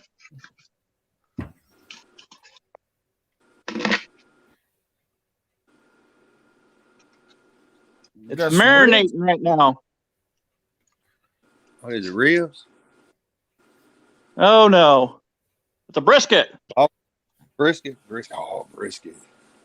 I salted it and put my seasoning on it, put it in the fridge for overnight. And morning, I'm going to get up and I'm going to throw it on the smoker tomorrow morning. Oh yeah, brisket's good. I hadn't had a good brisket in a while. Last one I had was so damn tough I couldn't hardly eat it. Well, this is the first one I've ever done, so hopefully it turns out good. That's 14 pounds of meat right there. Mine's about 5. Show you guys the first tool I ever bought, which is funny because I actually didn't buy it for what I'm using it for now. I bought it for a different community altogether. But it's a Cobalt torque wrench. Think it goes from 20 to 100 foot-pounds, half-inch, or no, that's 3/8.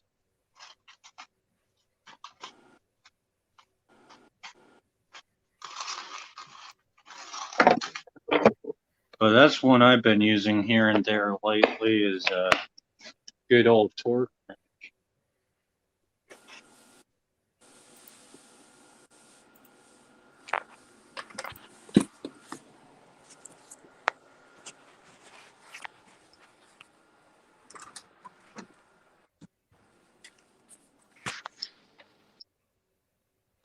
Everybody talk at once, man. No, I'm trying to see. I heard today, well, right before I left the shop, driver lost his life on a track east of me. That sucks. So I was trying to find out more about it. Hey everybody, it's Ed, the old tech guy. No, Juan, I'm not trying to sell you some gear wrench. Some gear wrench stuff isn't bad though. Tech guy. Hey, What's up, how bud? you doing, Ed? What? What's going on, mon ami? Hey, Thug. And Oh, man, Ed missed my goddamn brisket. Thug Stockton's in the house. Ed, the old tech guys in the house. Yeah, got them coming in now. Nobody's working tomorrow. I am. I'm working tomorrow. I got a roof take finish ball up. game. All this, Cajun. All that's left of that roof now is reframing the front side where the bent gable's at. All we gotta do now is tear apart the front and reframe it, and then put all the new roof on the front side.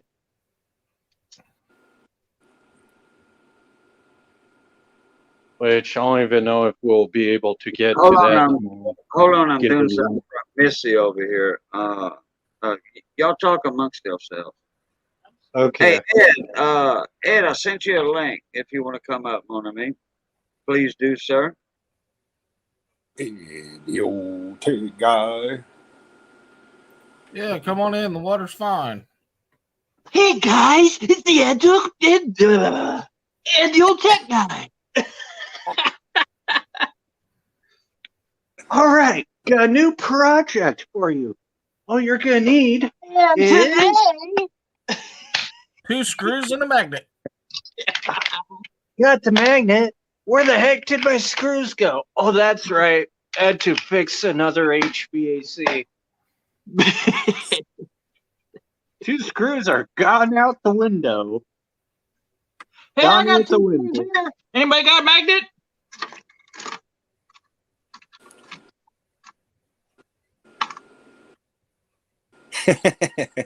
Magnet? Somebody said magnet? Who made that magnet? I got 2 heavy duty screws here. Anybody got a magnet? I got a magnet. There you go. I got it's a torque bit screws.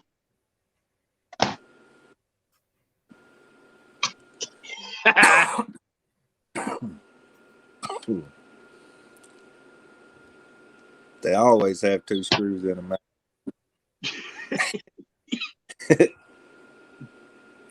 Got a new door handle for my Unless fridge. they're made in China. China uses hot glue, no screws. In China they go glue gun and a magnet.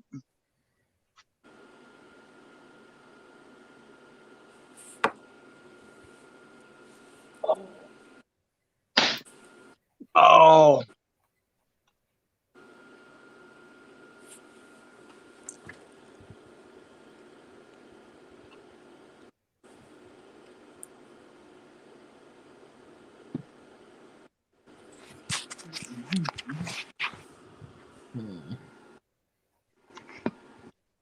What's that saying now?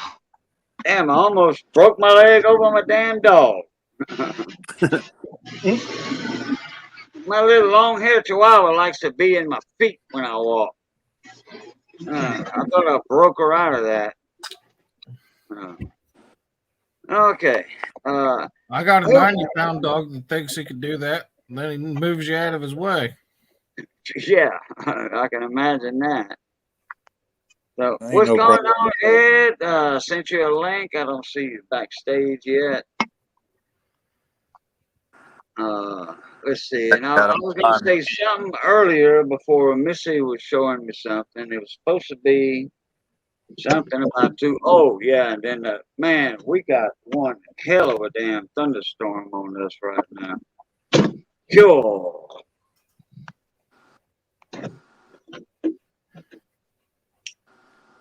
Is that all that stuff coming up from the Gulf?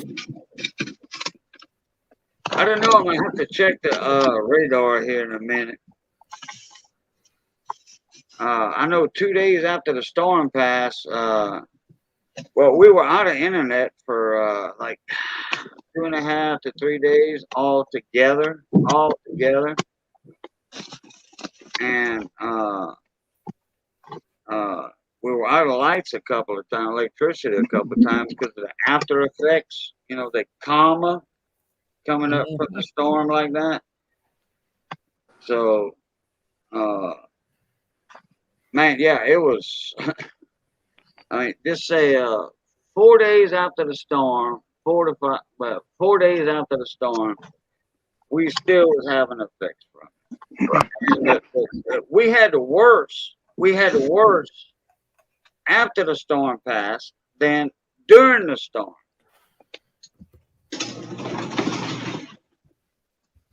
All right, Ed, the old tech guy says, I think I'm going to just hang out in the audience. Going to sleep soon. All right, Ed, not a problem. Not a problem. Appreciate you coming in and the channel support very much. And number one, Thug Stacking. Okay, number one, Thug Stacking. I got your email this morning, I think it was. And I don't know what you mean in there about that it had like a link or something, but you wanted to let somebody know something. Can you rephrase that email for me, if you don't mind?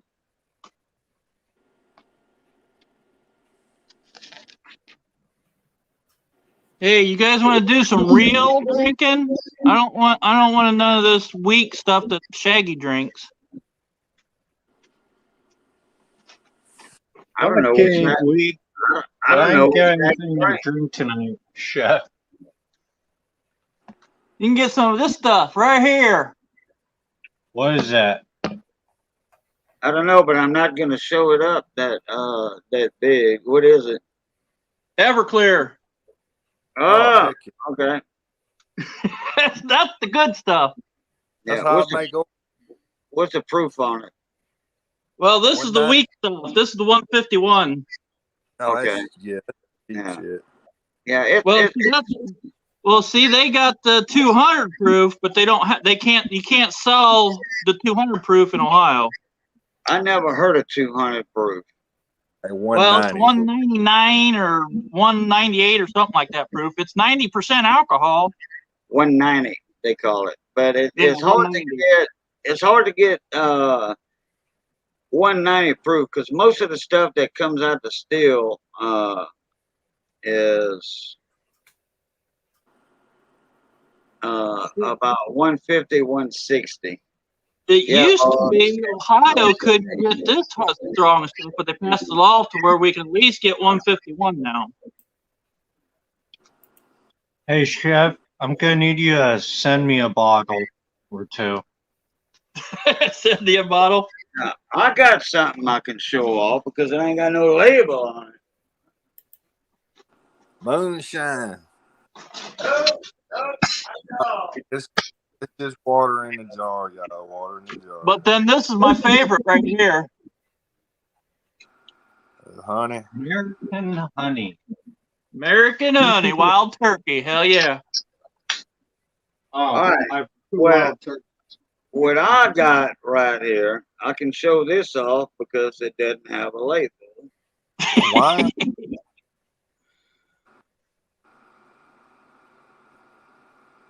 Is that wine? Scupperdine. Scupperdine wine. It's like muscadine, but it's scupperdine. Scuppernol.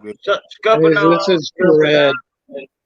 This is the golden grape instead of the muscadines are blue, purple, blue. Okay. I call them white. Golden. Yeah, golden fits it better. Yeah, these are the scupperdine or scuppernol. That's what that. It doesn't have the purple. And I call we them were white. practicing. The band was practicing for Memorial Day weekend. The band, we all went to the camp out on Bayou Catawba, and my buddy was passing around a couple of the bottles to all the band members. I was running sound that time, and because it wasn't that long, I was at the hospital, and my fingers were so tore up from the needles, the little needles they pick you with for your blood sugar tests and all that. I'm like, hey, now look, man, y'all leave me alone with these fingers. I play guitar, okay? And I can't hit a good note right now, a good chord. And fingers are still since March. Okay, we April, May, June, July, August. Okay, we in September. Okay, like 5 months, I can't do crap on a guitar chord because of the damn needles. Mhm. That's a good muscadine one. Let me tell you what now. Okay, what else Hey, we you was guys, talking about? you guys want to Well, see what I on picked with up this, at Lowe's? what this is. This is a stuffed sheep. Sheep. Oh, let's see. Hold on. Wait. Where'd it go? Right here. Shaggy sheep. Oh, okay. All right. It's kind of dirty from being used as a pillow, but Oh, well, as long as it was being used as a pillow, that's all right. Hey, you guys want to see what I picked up at Lowe's? Yeah, what you it's got? a Cobalt 24 volt.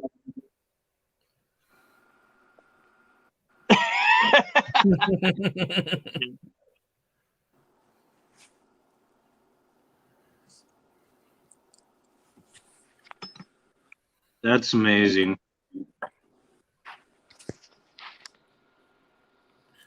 Uh-huh. Let me put you big. All right, there you go.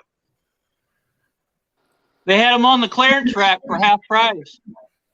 Yeah, but what's They're half price? What was the full price? How much you pay for them? $22.50. Regular price is $44.99. Not bad. But I didn't just pick up one. I picked up two. Dang! Now you can resell it. Well, yeah.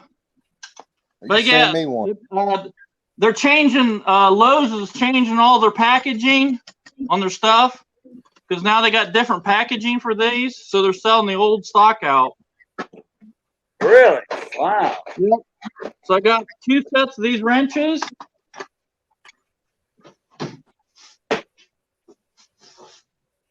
And I got some half-drive deep well sockets, metrics.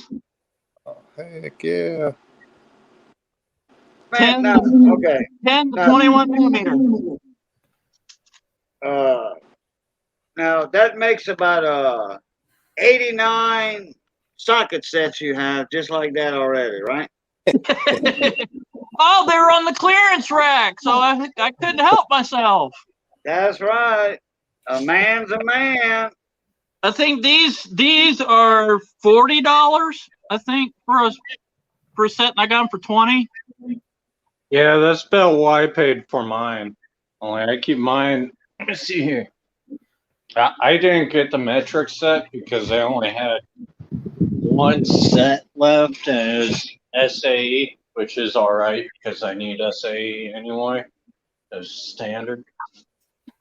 A little disappointed they didn't have metric because metric is what's most common these days and probably what's most common on my truck.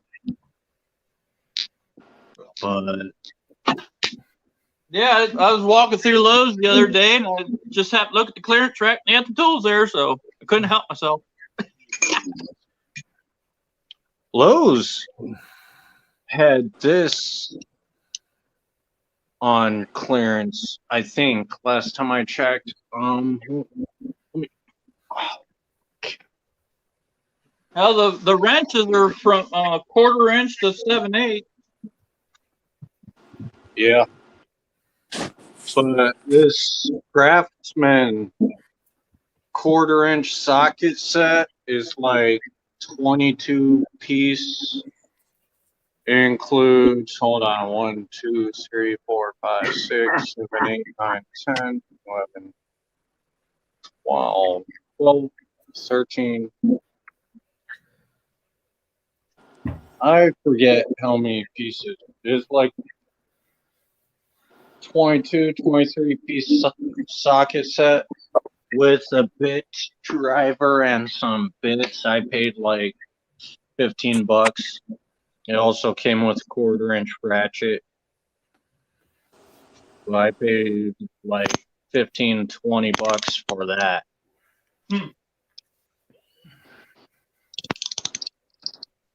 I'll shoot you an email, Thug.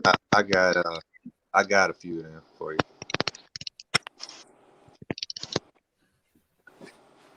Okay, let's see. Okay, number one Thug Stacking said 710 giveaways list. Thug is okay. The Ed Deal Tech guy, Dana F, Great Scott, Shaggy, which is Shaggy the Rifleman in here, David Carlisle, Maria Cervantes. I need Crystal's info. Okay, Crystal would be Mater's wife, and Gleason.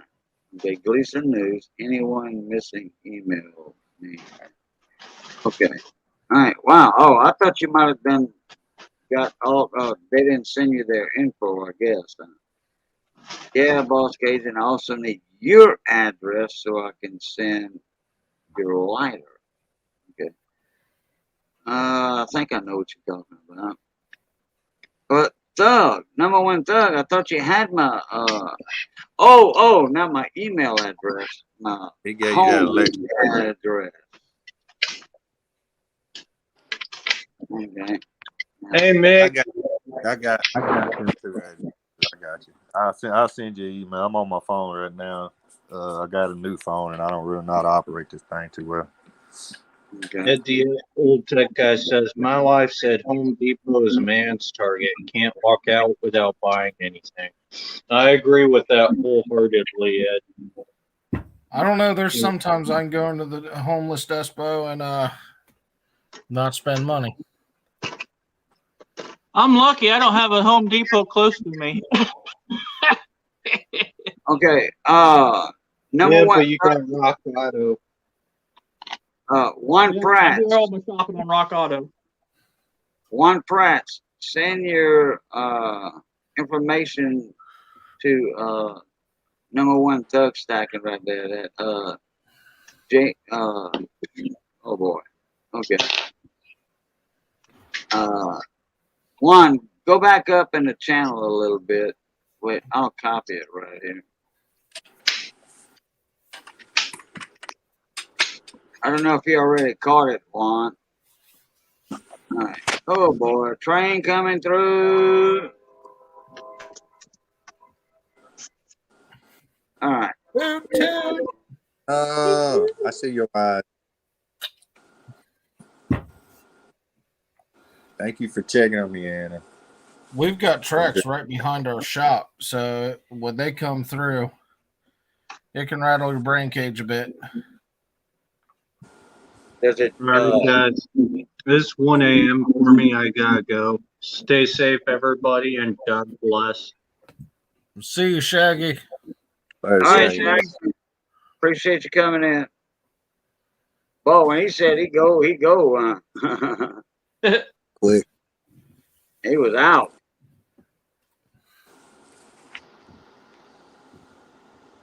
I'm about ready to hit the hay too. What time is it? It's 2 o'clock. Yep. Almost one for me. Yep, 12:56. Okay. Didn't number one Thug Stacking needs Ed the old tech guy's address too?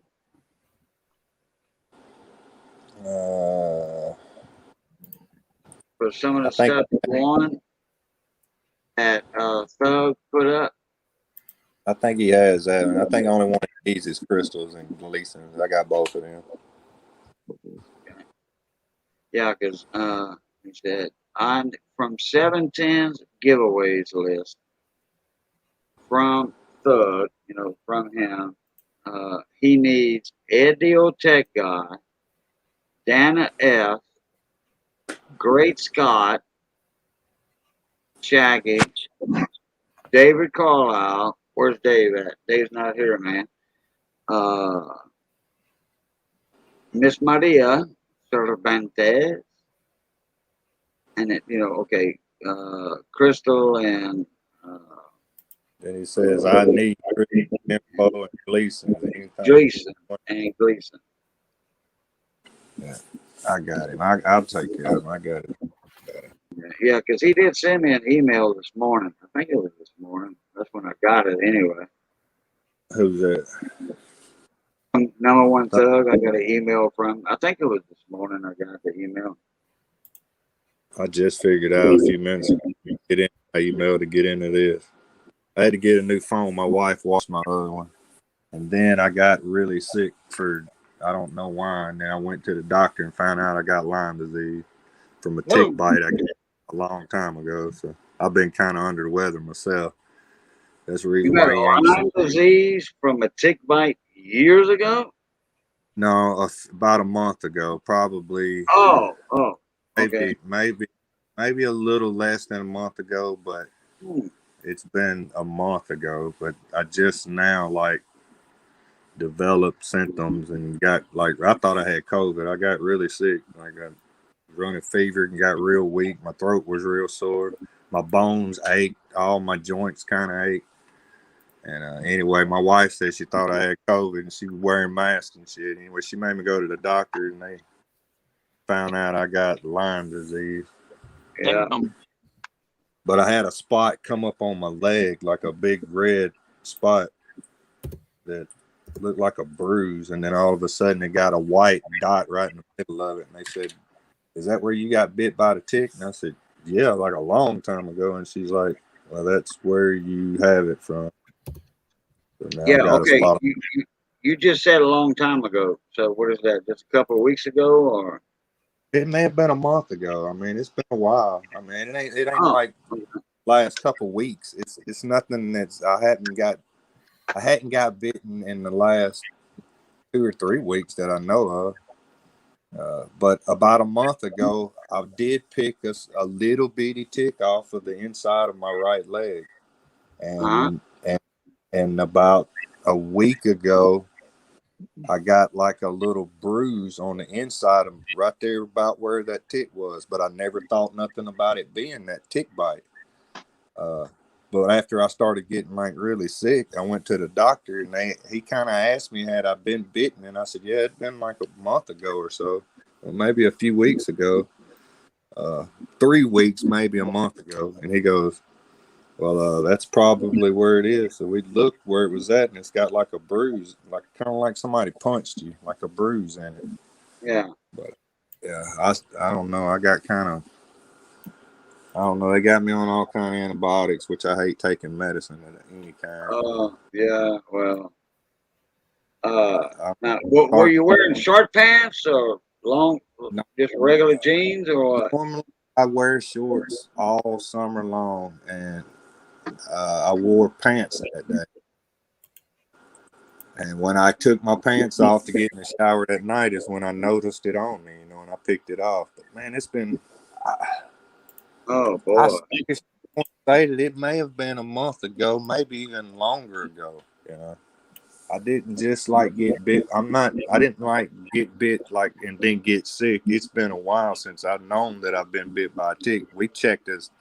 Right. I check pretty often because I get out in the woods, Yeah. But that particular spot, I never got a sore. I never got an infection. It just kind of turned pink at first, and then the pinkness kind of went away. But then it came back, and it came back purple and real red, like a big red spot, like a bullseye. They called it a bullseye when he looked at it. He said, "Oh man, you got the bullseye." Yeah. Like the bull. Yeah. If you look it up, you'll see what it is. I said, right. But yeah. But if I think I get bit, that makes me feel if I good. think I get bit by anything, I got that 99% alcohol for electronics work. Right.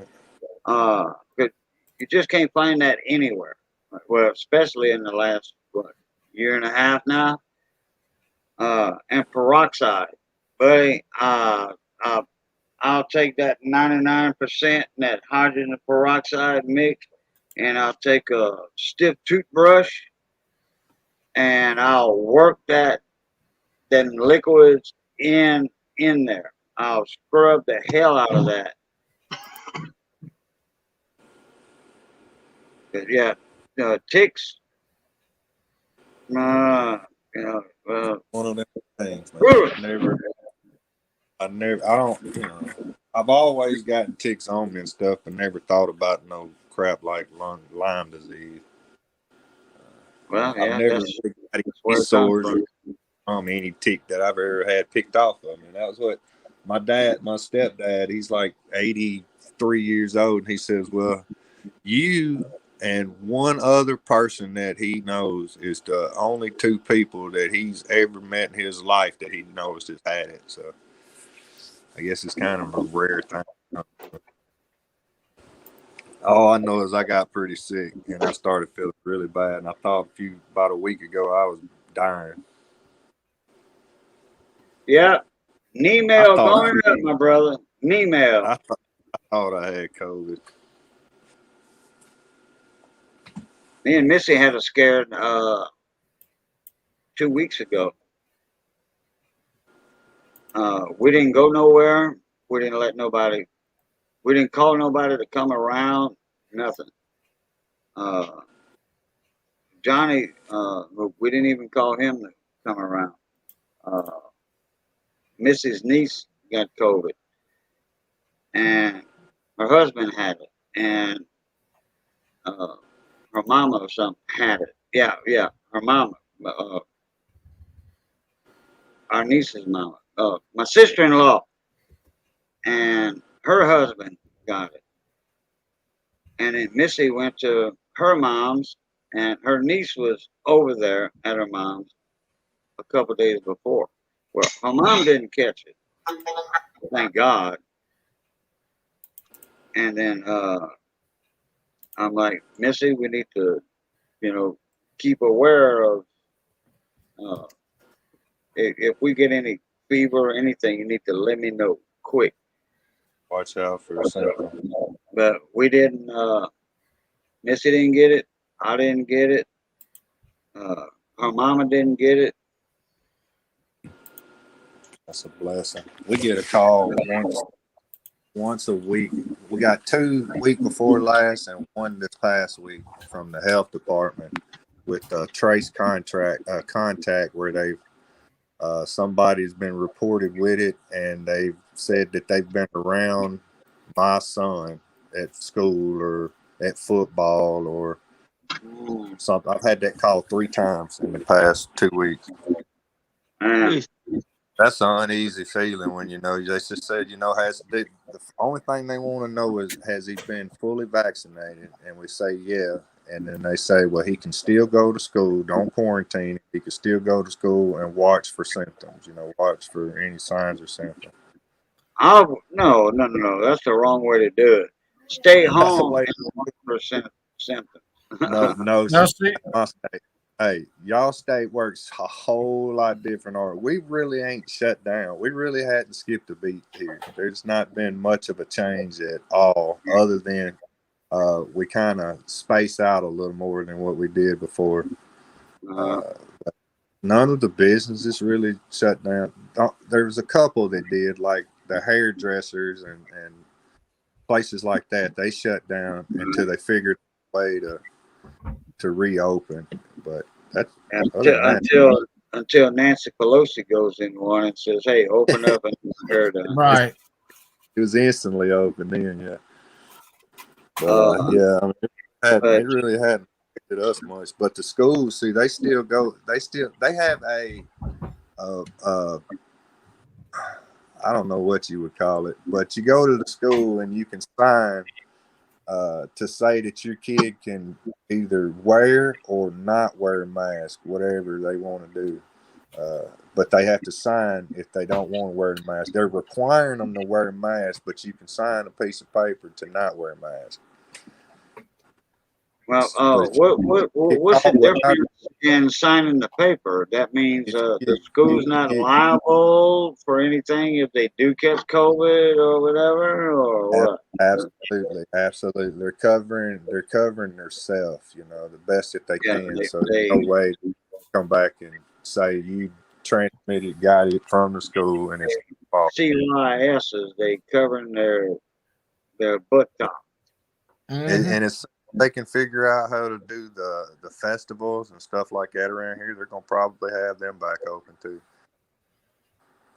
Now, see, my kids, one of them had a cough, and both of them had to get checked. They were sent home, and that you can't just get a regular test. You have to get a test by a doctor and then get the note from the doctor that says they are negative before they can return. Right. Yeah. Well, you see, that makes sense to me.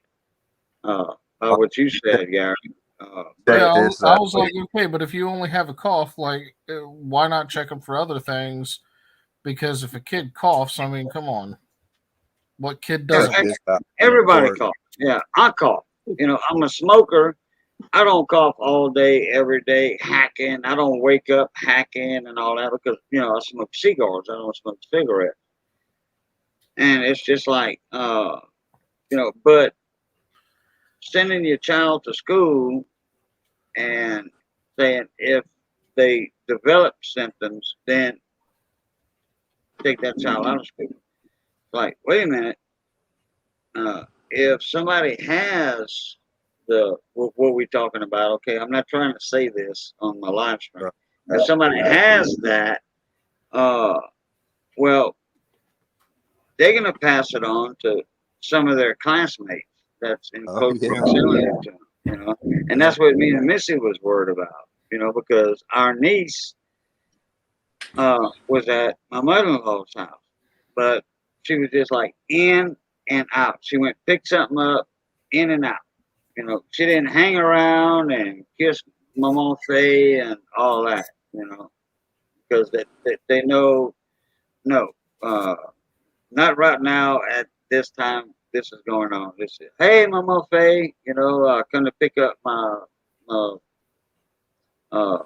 gift for my little baby, and then boom, and head right out. So, yeah, we had a big scare a couple of weeks ago, man. But there's so many people in the family that got it from her. All of them doing well. Some do okay and come on through it pretty well. Yeah, I hope let's see. Somebody was saying earlier, it wasn't my live stream tonight. It was somebody else's. I think Twisted V. No. Polar Bear Ed.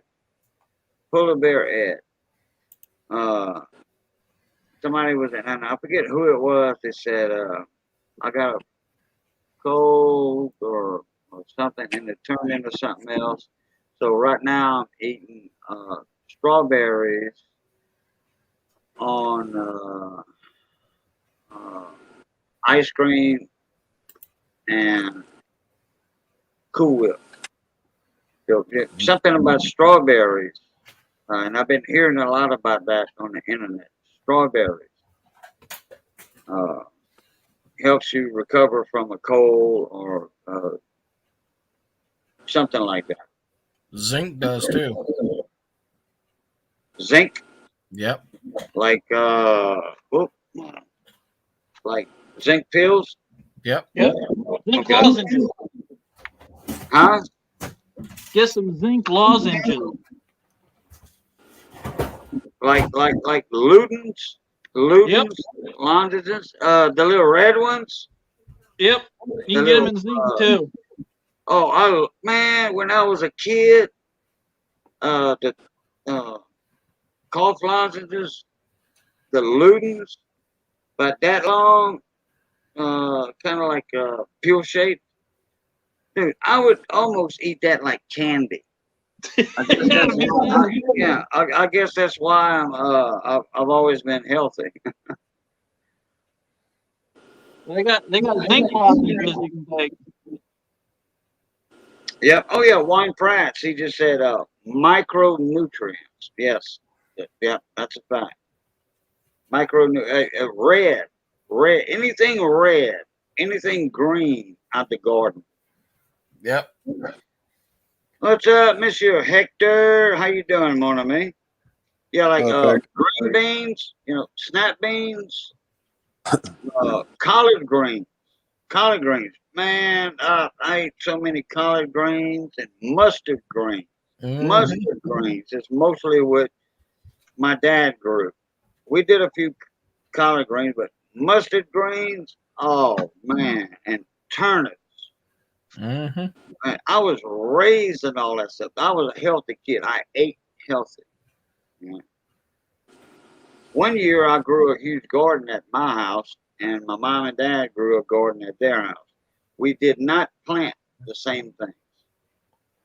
I grew butter beans. I grew corn, butter beans, lima beans, baby mama lima beans, and a few other things. And then my mom and dad, they grew snap beans, string beans, the rattlesnake, the pole bean rattlesnake. And let's see what else they grew. Okra. So we would all pull in together. I had my huge garden, a quarter of an acre garden, and my dad planted like a 30 by 30 garden. And what we did, we just all pulled together and we canned a lot of stuff, preserved a lot of stuff, and out of those two gardens, and we would split 50-50 everything. Yeah, man, I was raised on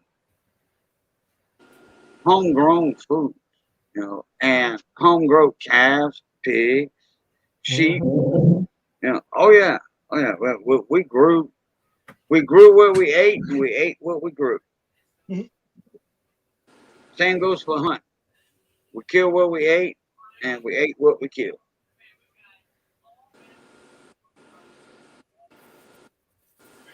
Oh, purslane. Oh yeah, Hector says purslane. Purslane is if you get lucky, you go out in the woods or in the outdoors. Purslane. Oh yeah, that's healthy. That's healthy. Yeah, that is. Kale. Kale's good for you. I love kale. And the old tech guy, he's out.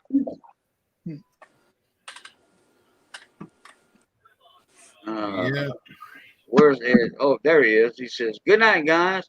All right, Plutai, Ed. Appreciate you coming in tonight, bud, for the channel support as always. Love, peace, crackling grease, Ed. Must have the crackling grease. Yeah. Oh, you gotta have the crackling grease. Yeah. Oh yeah. Gotcha. Oh, reminds me. Did you look up Rudolph Foods? What are you Who are growing you talking over to, there? Scott? Cajun.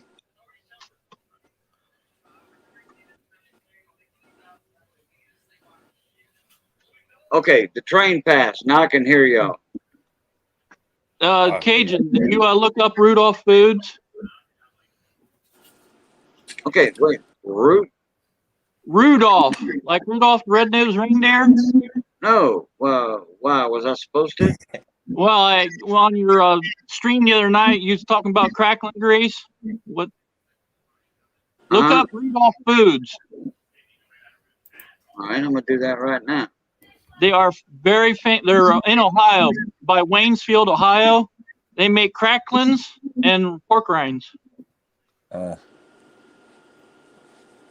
They're very famous for them. Let me see if okay, I see Rudolph Foods. Okay, let me okay, I'm not gonna be able to see the chat.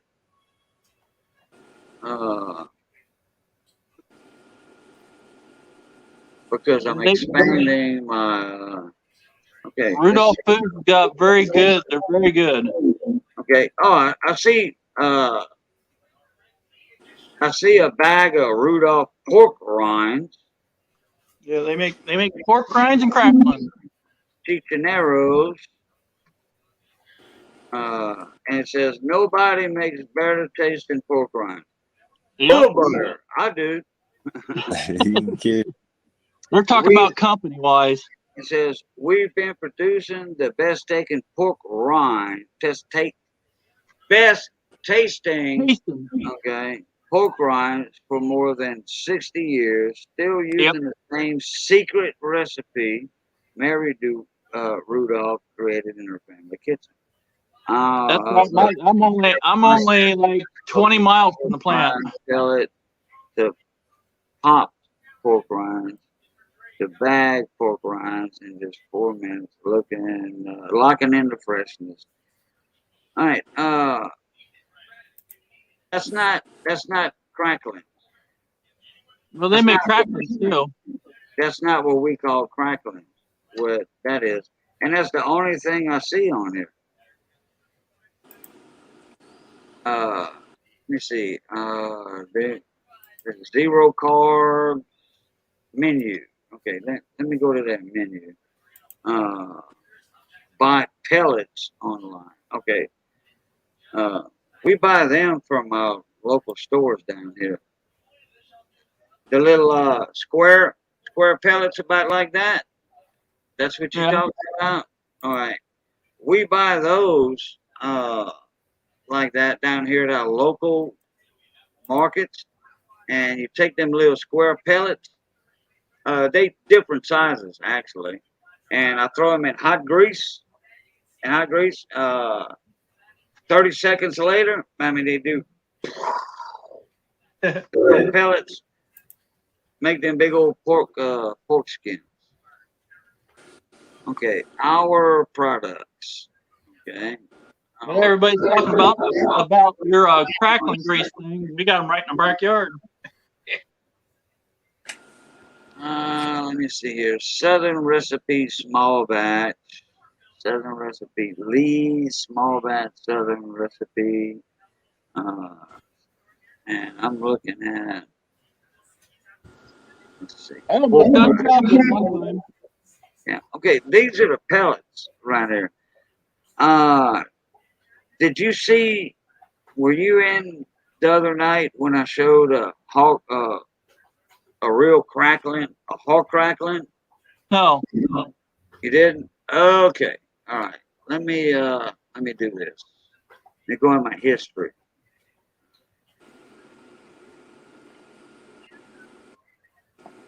Okay. All right. Once you see this, you're gonna know the difference between a crackling and right, and just a regular pork rind. Yeah. Boom, boom, boom. I don't know how to. Let's see. Save image. Let's see if I can. Oh boy, it wants me to do all kinds of stuff here. All right, let me do something else.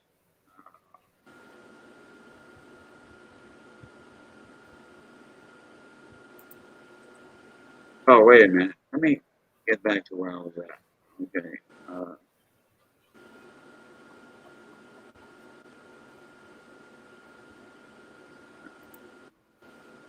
Hey, y'all talk. Y'all go ahead and talk. We're listening to you. Sing us a song, Redline. Nah, not today. I'm actually fixing to get off of here and get my rear to bed so I can get up for work tomorrow. think I'm right Yeah, I'm gonna behind. get up and get my brisket on the grill. Whoa, I Yeah, 'cause love briskets. we're coming up on 2:30 my time, so Yeah. Yep. It's 2:21. 420 somewhere. Hold I on a got minute. too. Y'all don't go nowhere until I'll I, put this up. I got to at least start my brisket about 6 o'clock in the morning so I can get it running.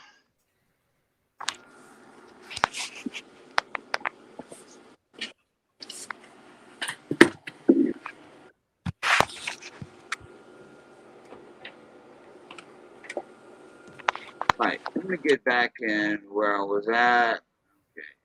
History.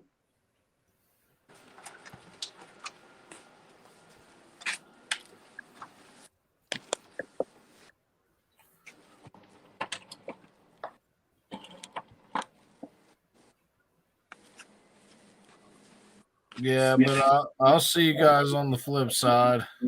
Hey, hold on. I went over again. KG. Yeah, can't leave. Let me try Hit the this brake. again. Crap.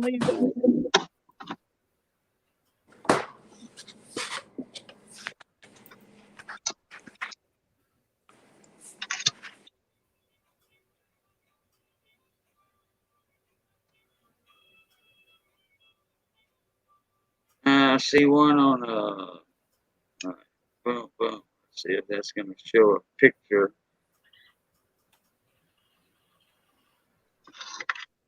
Uh, Hang on here. Let me get in this Pinterest or Pinterest, whatever they call it, crap.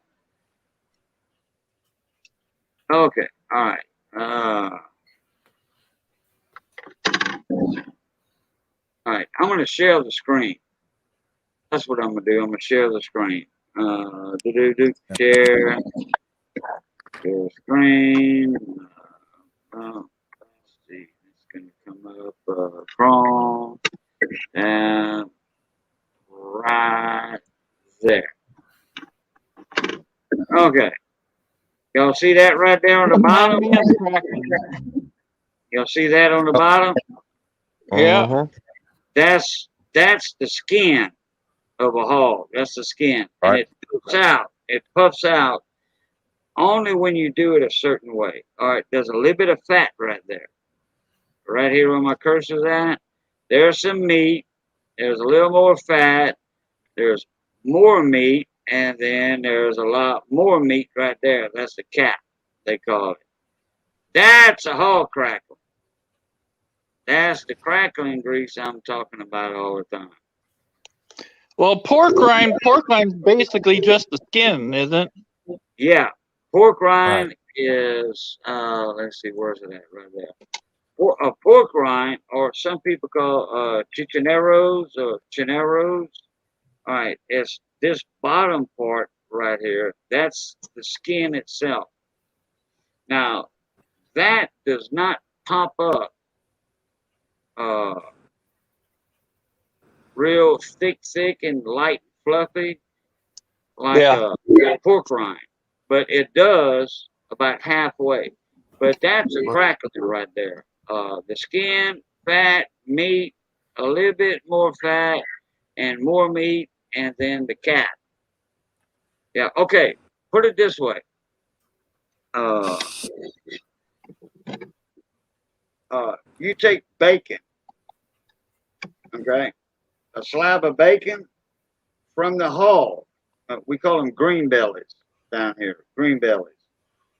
You take that bottom part. That's why you see a little nipple sometimes on our gratons, our cracklings. You see the little nipple. That means it was a female hog. Okay, her little teeth. Anyway, uh, a slab of bacon like that, raw, green belly. We take the long green bellies, and we cut them into inch and a half squares, whatever. You know, it just depends on how it comes out. And then you deep fry them. You put them in a big round pot belly, round cast iron pot. We call that a crackling pot, or some people call them a clothes washing pot. You know, like to wash clothes in and all that. All right. Anyway, you start out with a little bit of grease. The old people used to do it with water to start them out because they didn't have leftover grease. So anyway, down here now we have grease. We'll take some grease and put, I don't know, like 20 pounds of those chopped up green bellies, bacon bellies, and you just let them fry. Let them fry. You got to keep stirring them though, with your paddle in there, and that's what comes in handy with that round pot. You can take that paddle and scoop them up instead of having the edges to deal with, like on a regular square bottom pot. And after so long of a time, it just goes by how much you got in there and how much you are actually rendering the lard out of the cracklings at first, because it's a 3-step process. When you think those cracklings about 80% done, you take them out. Then you start your next batch of cracklings. And that same grease that the first one built up on. You're always going to get grease. And then you put your second batch in, take them out, put them on a separate sheet, long sheet or whatever, in a box. Start your third batch, etc., etc.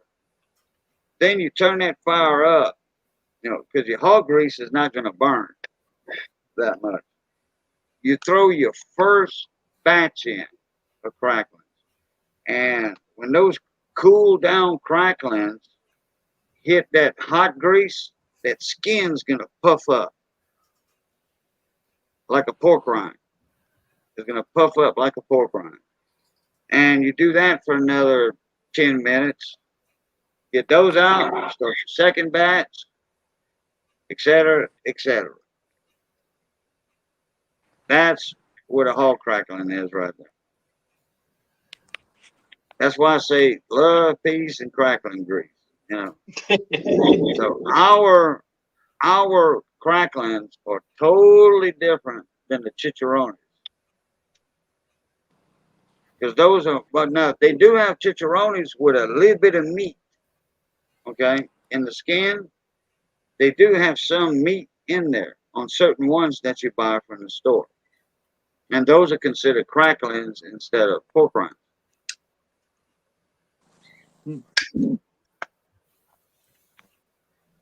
But Gary, all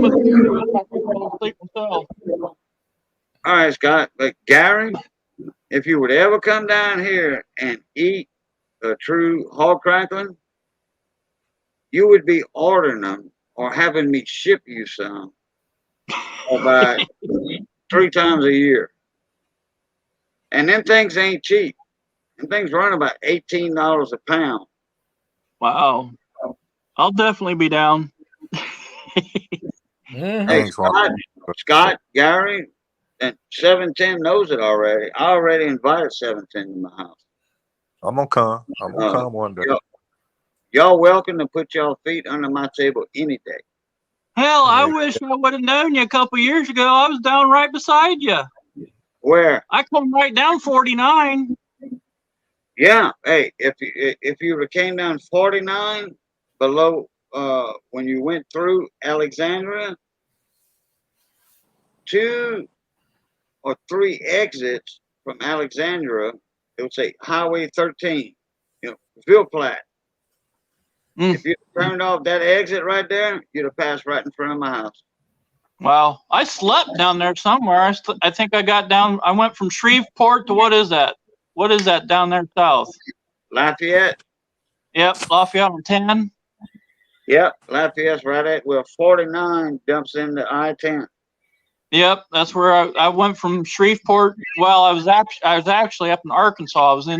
I went across to Texas, the top of Texas, and went into Texarkana, Arkansas.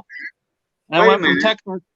Whoa, whoa, whoa, whoa, whoa, whoa, whoa, whoa, whoa, whoa, whoa, whoa. Wait, what'd you say? You went on I-10 to see Papa, Texas? You mean I-10? No, Top no, I of said Texas. when I drove out west, I come through Texas Yeah, and into Texarkana, Arkansas. yeah, but I thought I heard you say you went seeing Papa, Texas. No, I You didn't see don't Papa, Texas. You don't know Papa, Texas? No, Oh, okay. That's a I, good guy I to get to know. Papa, okay. Texas. P-A-P-A, Texas. You know, two separate words. Papa, Texas. A good friend of Got ya. mine. He lives up there in McKinney. Well, I stopped at Lake Texoma. I wanted to see where Lake Texoma was. And I went from Lake Texoma to Texarkana. I slept in Texarkana that night, and then went from Texarkana down through Louisiana, down 49, down to Shreveport, and I think I slept in Lafayette that night. Then Yeah, because that's where 49 and I-10 crosses. yep. And then 49 goes south. That used to be Highway 90, but it changed from Highway 90 to I-49 corridor. Okay. All the way to Well, New yeah, I Orleans. was down through there here 2 years ago. Yeah. Oh, yeah. You wasn't far from me at all. If you'd have jumped off at that Ville Platte exit, boom, you'd have been 35, 40 minutes from my house. Oh well, too bad I didn't know you. I would have stopped in. Yeah. Well, I'm gonna make it out west again some of these days. I want to take my dad down Route 66 one of these days. Oh, yeah, Route 66. I've been on Route 66 one time already. Well, two times, but in 2 days. Okay. I Two times. traveled 900 miles of it. Now, I only did, I think, 80 miles, 90 miles. Well, I did my trip from what is that? In Arizona, where it starts at in Arizona. No, actually, Route 66 goes all the way to California. Well, I'm talking about in Arizona. I come down from Las Vegas. I was in Las Vegas, and I come down into Arizona. Yeah, Bullhead City, Kingman. That's it. Yeah. That's where. I stopped in Kingman and slept that night, and then got on old Route 66 from Kingman to Sleegman. And I went Route 66 all the way to Oklahoma. Let's see. Yeah. Money Maniacs. You know, you remember Money Maniacs, don't you? From my strain. He was here not long ago. He lives in Bullhead City, Arizona, where 66 is right there. He's right across the river, the Colorado River, from Laughlin, Nevada. Yeah, and that's what 66 run through there, and then it goes south, and then you go by, I think, Needles and that area. Well, I went through there. I went on old Route 66 from Kingman, Arizona to Sleegman. Route 66 goes up and around. Mm-hmm. And then, did you go through Needles? Yep. Yeah. I sure did. In California, because when I was going to Bullhead City and Kingman, when I was living in Arizona, my friend's mom and grandma lived in Earp, California, which is straight across the river from Parker, Arizona. Parker. Parker. It's a ski resort town down there in Arizona. It's north of Blythe, California. You go north of Blythe, I don't know, 30 miles or so, 40 miles, and you're in Parker, Arizona. They have a bridge you go across, and you're in Earp, California. And they live right on the river in a resort area over there. Oh yeah, man. Parker, Arizona. Man, all they got over there is but Quartzsite, Arizona. Everywhere you look in Quartzsite, for 10 or 20 miles, it's nothing but RV dealerships. You know, pull behind your truck, fifth wheels, uh, diesel pushers, all that. Man, it's awesome over there. Man, oh yeah. And then you're swimming in the Colorado River, you know, nice and pretty water and sandy beaches on the riverbanks and stuff. It's nice down there. And good fishing too. But you Well, all take it easy. Uh-huh. 710. I hope you get better, bud. Oh, Thanks, man. Thanks, Gary. Thank you very much. Me yeah, too. and I hope you get better too. I didn't even know you had that. It's been something that just come about a week ago. It really just kind of hit me all at one time. well, Lyme disease isn't nothing to mess with. And that's what I've Yeah, been hearing. That's that's a fact. it's something I didn't even know. I mean, I've never really heard. I've heard of it, but I don't know. I didn't know. I didn't have any research on it. I've done more recently than It'll kill any. you. It's tough. It's been rough on me. I thought I had something else. I thought I was dying a week ago. Last week Dang, I that bad? come down I come down pretty sick, guys. I was pretty sick. It just hit me. It just kind of started feeling bad, and I started feeling weaker and then weaker. And then the next day I woke up weaker, and the next day I didn't even get out of bed. I just kind of felt real bad. But Yeah, like last night when I jumped off the Mater's channel, I'm like, okay, guys, I gotta go eat something. You know, I'm hungry, and I heated my food up uh, on a stove in the pot, and I'm like, I don't know, something just hit me. You know, like boom, and I hit the bed. I went to bed. I didn't eat nothing. Missy put up all the stuff I took out. Tortilla shells, flour tortilla shells. I had one that I had heating up in my big skillet, and she put all that stuff up for me, and she's like, "Okay, I'm coming to bed. Are you okay, Boudreaux?" I'm like, "Let me get a couple hours sleep or whatever." But I figured out what it was today. It was I missed my heart medicine yesterday, and maybe the day before. I missed taking it.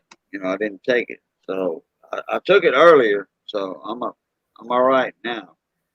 In fact, I got up at 6:30 or so this morning, and I came in the kitchen, and I just was redoing everything I did from a few hours before.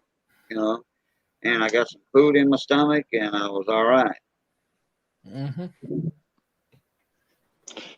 There's my fridge full of Rock Auto magnets. I'm Oh, getting there. oh yeah. Oh, there we go. That's just the Wow. singles. That's just singles. I got doubles too.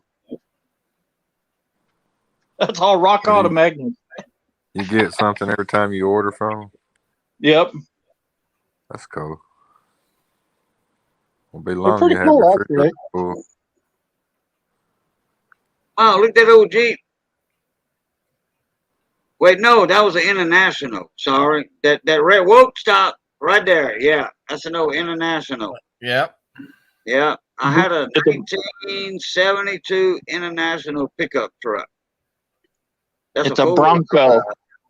It's a That, Bronco. that's a Bronco? Yeah. Oh, that looked just like an International. That's a Bronco 1, ain't it? Okay. That's a I Jeep, tell you ain't what, it? if I would have 50 people in here right now watching, they would say, "Yeah, Cajun, that does look like an old International. It does. I still agree with you. It does look like International. Bronco ones, I think, looked a lot like International. There's a Scout right there. The Scout right there is a lot Yeah. tougher. Yeah. Yeah, It's a Yeah, lot That, tougher. that's an old Bronco. That's like the '60s model Bronco. I didn't know they made a Bronco in the '60s. I thought they started Oh them yeah. in '72 or '73. No, Yeah, the no, cool, they started in 63, 4, somewhere in there. Wow. Okay. That yeah, the International cool was thing tough. with Rock Auto is all those vehicles are what they built with the parts.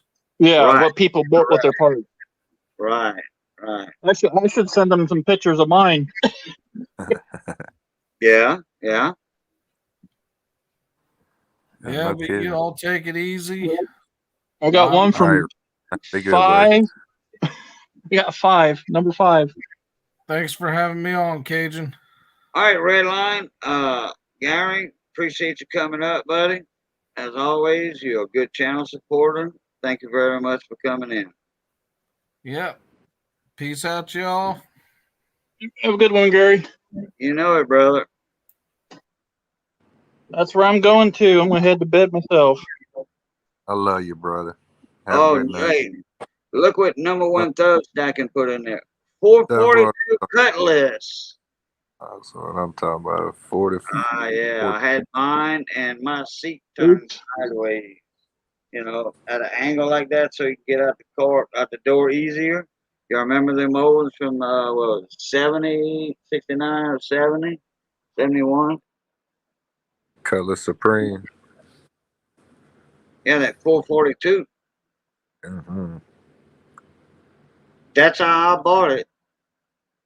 The seat would turn a little bit. It was that, and I was talking about this earlier.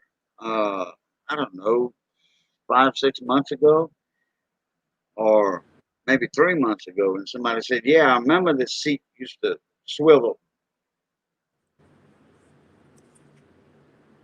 And then they had that old saying. Well, what was that old saying? 4 speed. Wait. 4 speed. Uh, and then dual exhaust. I forget that old rhyme for the Cutlass. The 442. For my time. The 70s was for my time. Oh, okay. I'm an early 80s baby. 4 speed. Crap. I wish somebody in here would say it for me. Anna, I'm crazy. It's still Four on lurking. the floor. Anna got them lips that time. Uh-oh, Anna. Oh yeah, she got a lip I see them lips. lipstick going on. Bocce Bubbles? Remember Bocce? Maybe, She yeah. comes in Brandon's live Yeah. stream, my live streams, all on Yeah. the tool and small engines. I think she came in a couple of the coin community live streams I was in. Anyway, she made her first appearance last night on a Twisted V Twin garage. 4 barrel, 4 on the Anna floor, kisses. dual exhaust, dual exhaust, or 2 bucket seats.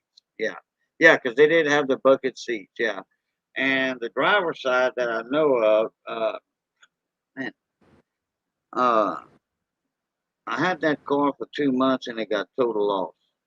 A buddy of mine was driving it, and somebody T-boned him, and I'm like, oh man, what am I gonna do without a car? Doug Stacking said, more for 4 speed, 4 hers, 4 on the floor. That's a 444. No, actually, 440 was Dodge engine. That's a badass engine. Oh man, yeah, that's what my dad had in his Dodge Charger.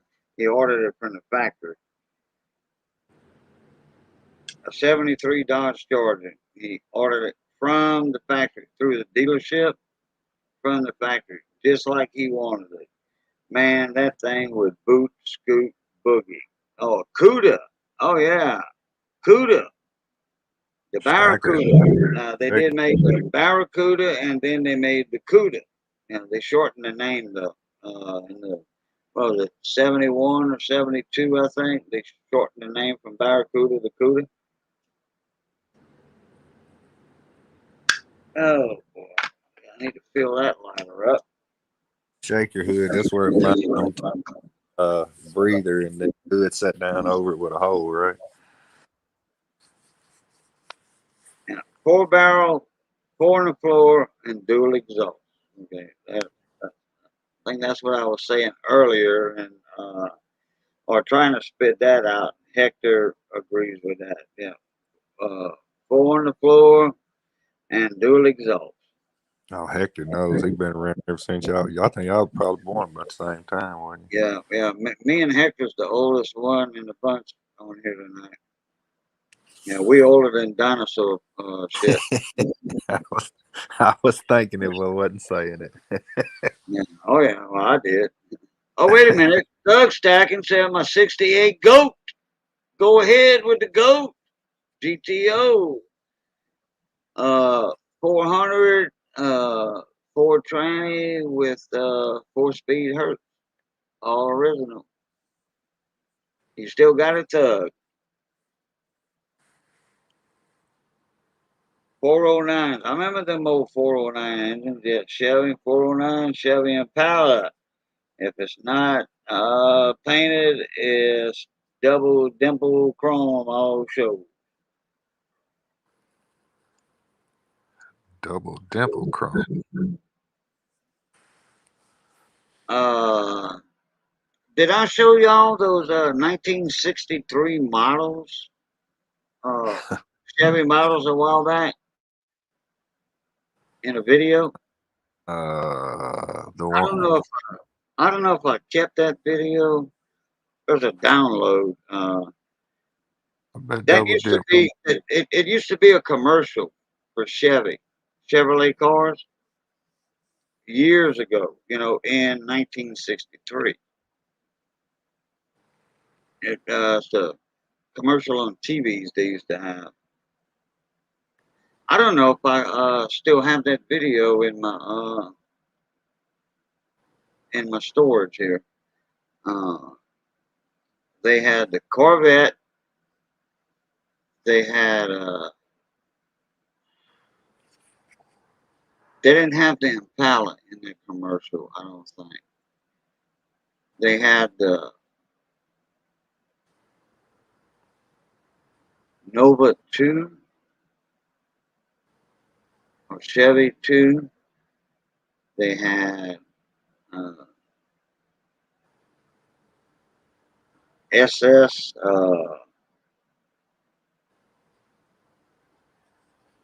want to say it was a Chevy SS. Chevy. I don't know if it was. No, it couldn't have been the Nova. I'm trying to think. Oh well. I'll look it up and I'll bookmark it. And next time we start talking about cars on my Boo Lucat channel or engines Pull that or joker up. I'll have that set up and ready. Look at my chapters on my car club called Inspiration. Inspirations. Where's that at? Is that on YouTube or I don't do Instagram. I got an Instagram account, and if anybody could tell me how to get in my profile and add my birthday to it, I'd appreciate it very much. On your Instagram? Yeah, I go in my Instagram account and some sites I can't go into, like my Cheyenne cigars that I smoke. They do giveaways, and it won't let me in because it says, not 21. I don't know how to go in my profile. I've been in my profile. It doesn't ask me or inquire about my age or nothing. I have no idea. That's why I left Instagram alone a long time ago. YouTube. A 50, a 58 Impala. I didn't know they made Impalas in 58. Uh, Imperial. did they make a 58 Impala? Well, Doug Stacking said, yeah, right there. 396 big block. Oh man, that was one hell of an engine. The 396. Man, that sucker was wider than my table. That engine was wider than my damn table almost.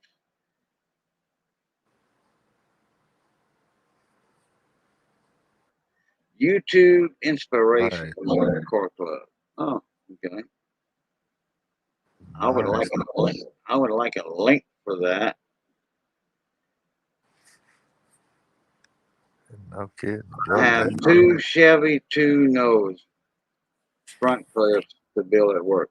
All right, thank you, Luke Duke. Yeah, Chevy 2. Yeah, Chevy 2 nose. Yeah, okay. That was one of them they came out with in '63 on this commercial. In fact, let me see if I can pull that up. Oh, and it's an awesome commercial, man. When you see these cars when they brand spanking new, oh boy.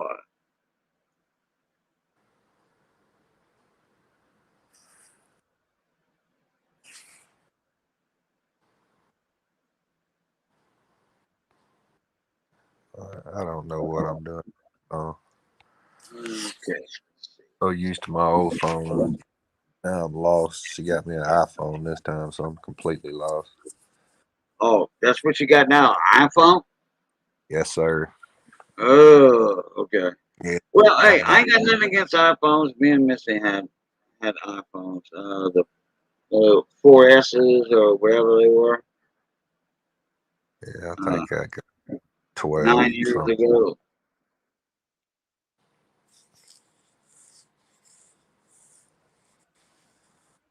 I'm just trying to get used to it. I don't know, it's all different from Android. Oh yeah, it is. It is. Let me see if I can search. Wow, 137 inches. Wow. Popping wheelies, huh? You bunny hopping? I'm looking. Can you hear me? Yeah, I hear you. Okay. Yeah, it is crazy look. I'd like to see that.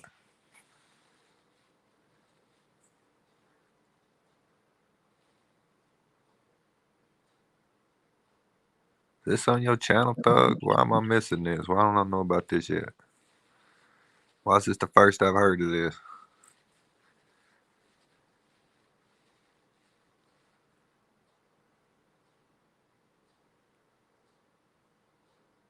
Am I slipping that bad? Okay.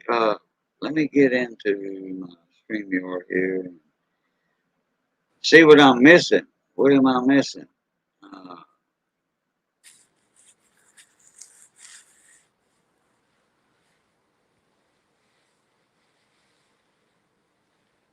my brother had 4 SS Impalas. Oh, okay. I got you. And what? And okay, what year it was? 58 or 63. 58. Yeah. So his Okay. brother had a Where's 50.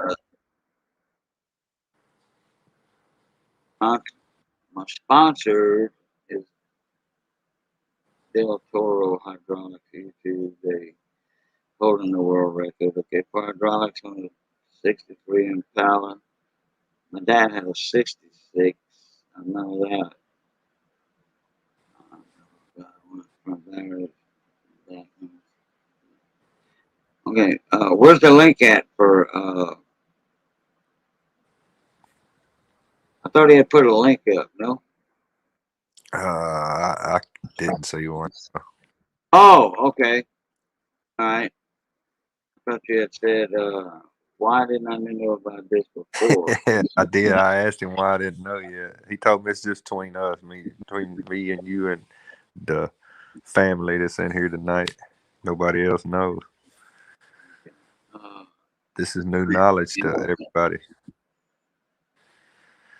But Del Toro Hydraulics is in YouTube. You can look that up probably.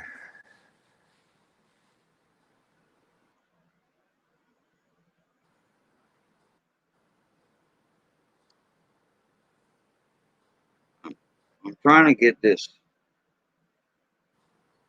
download. Okay, here we go. All right.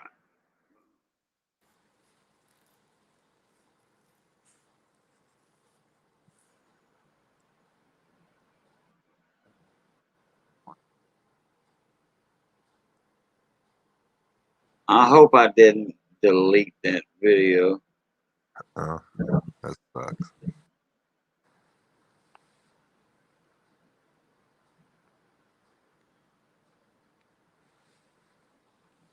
Oh, no, I got it right here.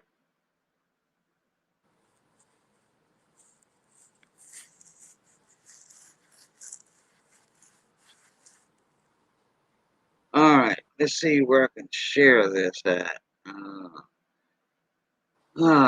Okay, I right clicked on it. I got properties, create shortcut, send to. Shortcut, send to desktop.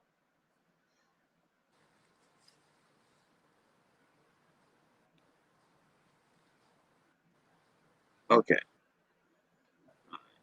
Let's see if that went to my desktop because I want to share my screen.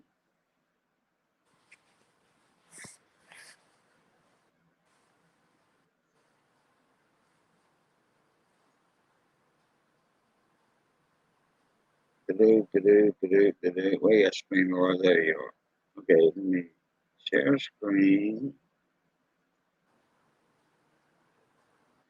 And it's going to ask me where I want to get it from.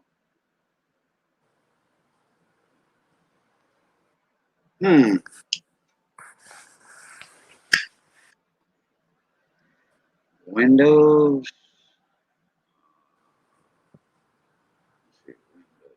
What is it? That video? Entire screen. Oh.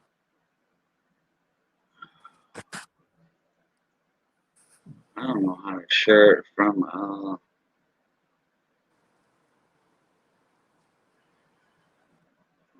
Let's see. Oh, cancel that. Hey, boy. Sweet. That's cool, man, though.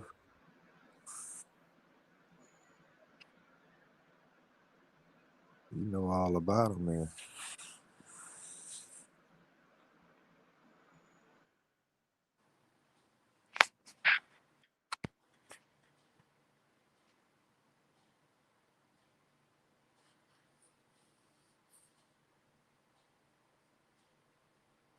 see if I can,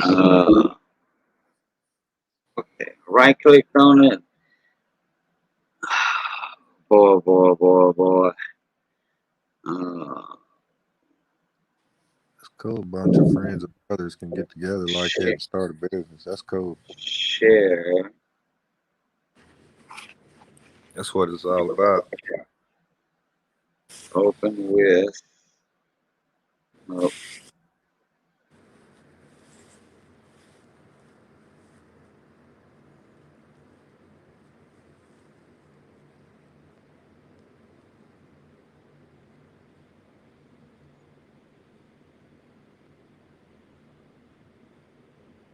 Hmm.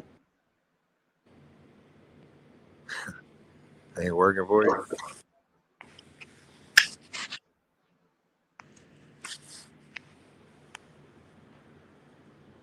It probably will. Yeah, let me watch it.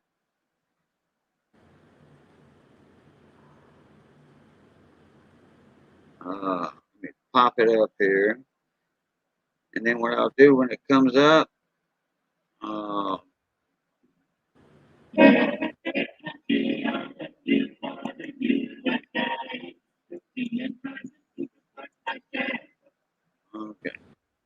Well, you can tell that's an old commercial by the voices with them vacuum tube microphones.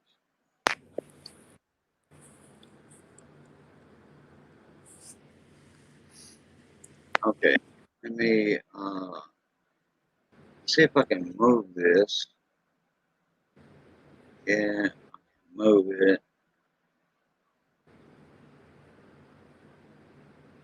Let me see if I can minimize it and share. StreamYard, share. Oh, video file. Oh, okay.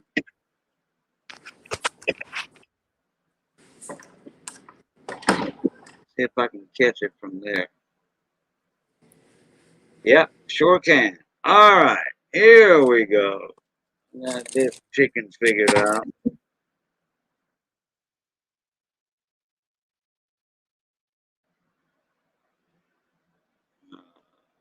me hit this.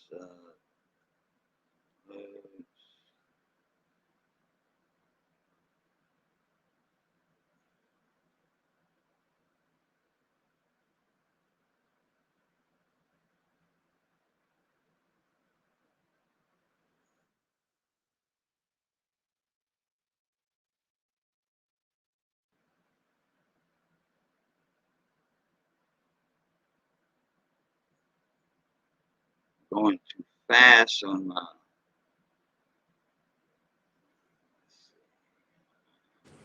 That's cool, so I'm gonna have to check that out.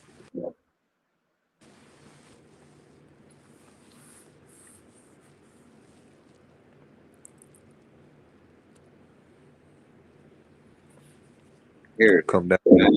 Here. Come over and watch y'all do some of that work.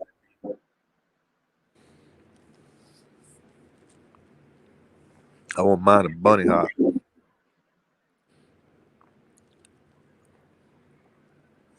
Yeah, I think this is going to pop up. It's doing something. There we go. See and drive the super sports by Chevrolet. Chevrolet offers 4 different kinds of super sport fun. Here's a Corvette. I can't see nothing. Yeah, I think it's catching up with itself.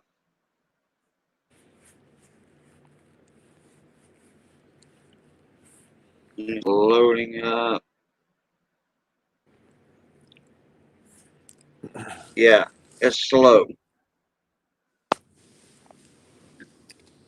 Fair Monza convertible with the extra cost Spider option. Just right for the sports car fan who's a family man. With 150 horsepower.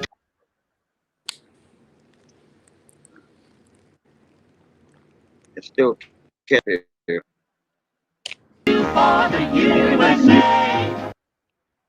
All that's new for the USA.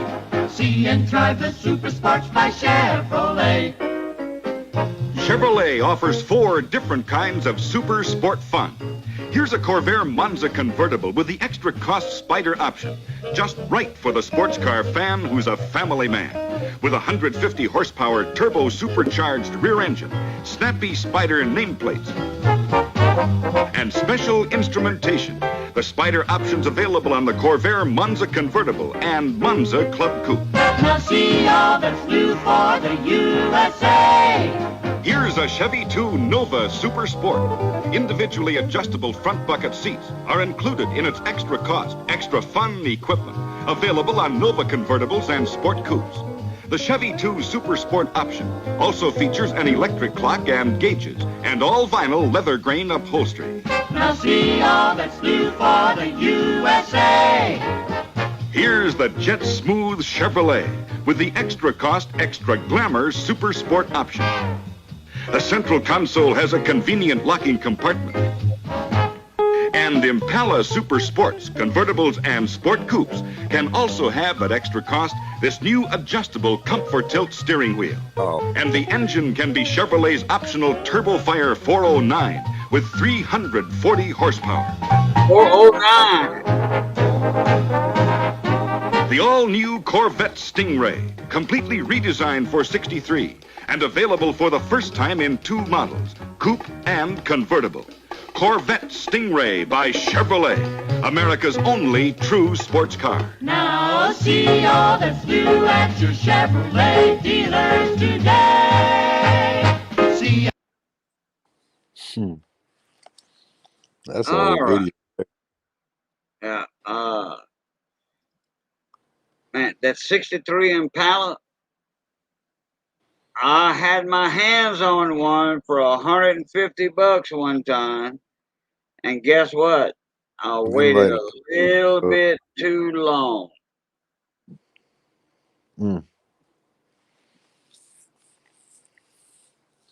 Later, Thug. Be careful. Have a good night, brother. Good morning. Yeah. Full Man, supply.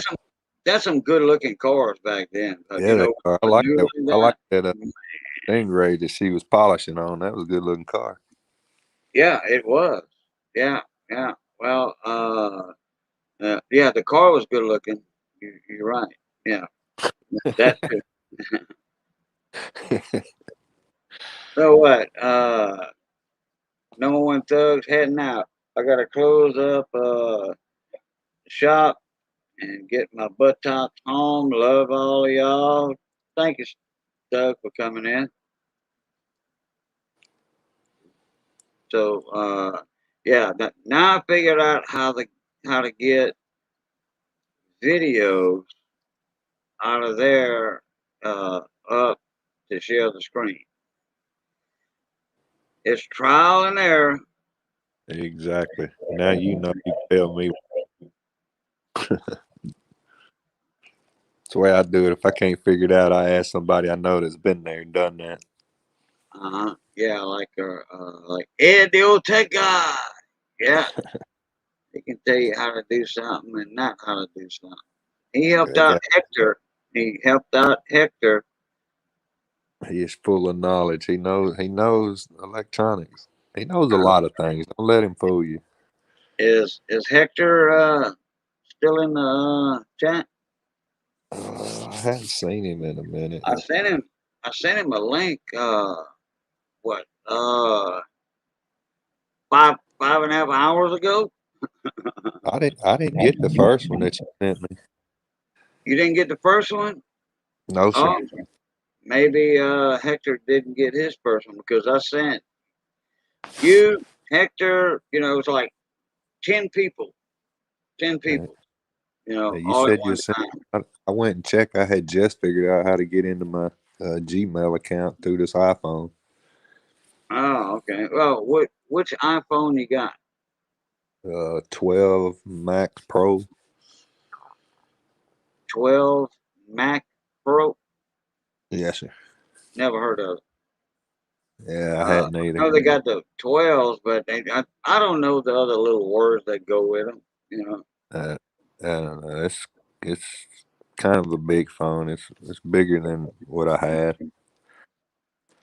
Okay, so that's what you're streaming on right now? I mean, Uh, the panel yes, with sir. right now? Oh, okay. I Yeah. thought you was on a laptop or something.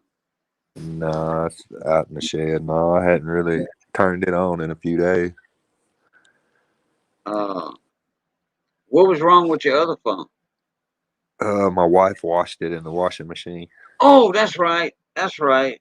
I forgot about that. Okay. She was a smart lady. She took my wallet out, but left my phone in there. Oh yeah, yeah. Oh yeah. I've been Well, picking on her. Oh, you know how to do it. Get the money out, but leave the phone.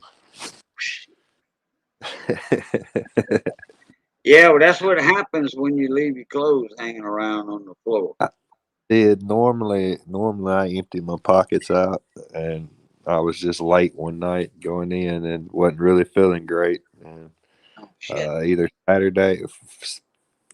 Friday or Saturday over the weekend, may have been Sunday.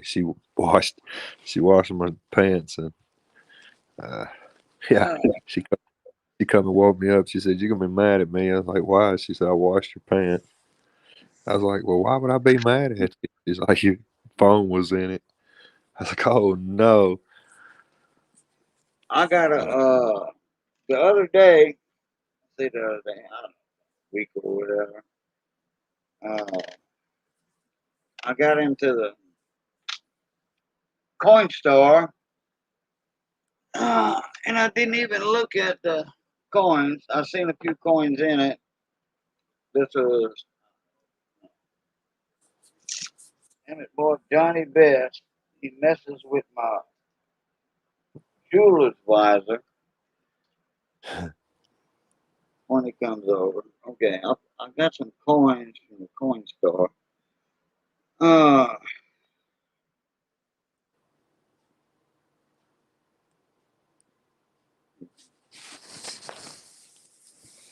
it's got a bunch of that. See that? Got a bunch of uh, poo poo on it. Uh,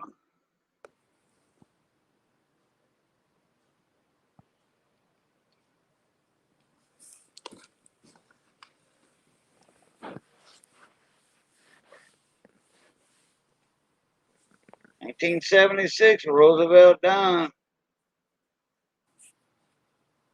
1976, Denver, Rosedon.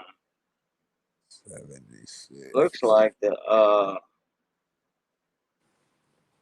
can almost guarantee you that's a repunch mint mark. on a 76. It's possible. Yeah. And that's this is 2008. Pop bump. Let's see what this is. Dang!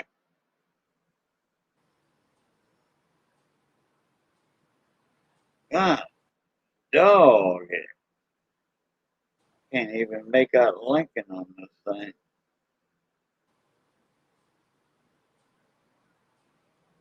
That's a bad shape. Man, what the heck is this? Railroad track coin. That's one of them. Yeah, I can see the zinc under it. I can see the zinc. It got scratched. I have no idea what this coin is. Looks like a stinky zinky, but I don't know. I just might have to put the scope up on that one. Man, that sucker, whatever it is, it's tore up from the floor up. Go see if I can find this penny my son handed me the other day. Let me Something's catch awfully my wrong scope. with it. Let me catch my scope, and I'm gonna hook it up.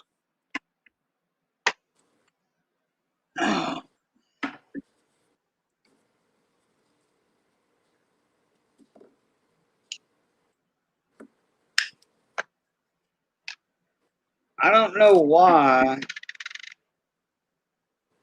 in 1976 that they didn't do the dimes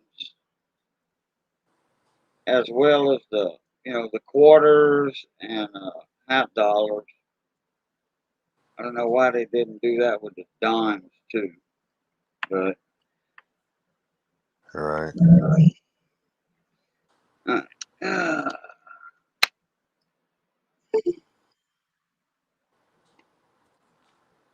hook this scope up and see what this penny is. I know it's a stinky zinky, but let me get my scope hooked up. Camera, microphone.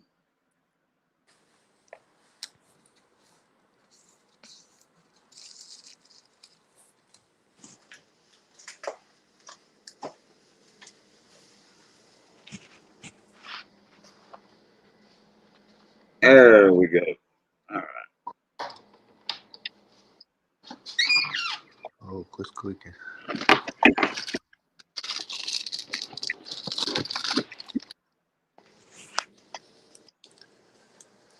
Oh yeah, that ain't zinc. Something bad wrong. Yeah, like I said, it's a stinky zinky. Where's the side that? There it is. There's a scratch on it. Is that north or south? Man, I can't even tell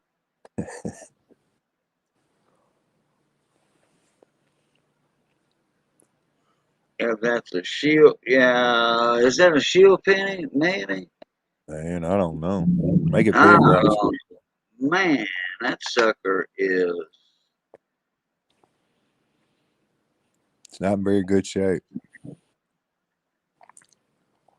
No, it's tore up from the floor up.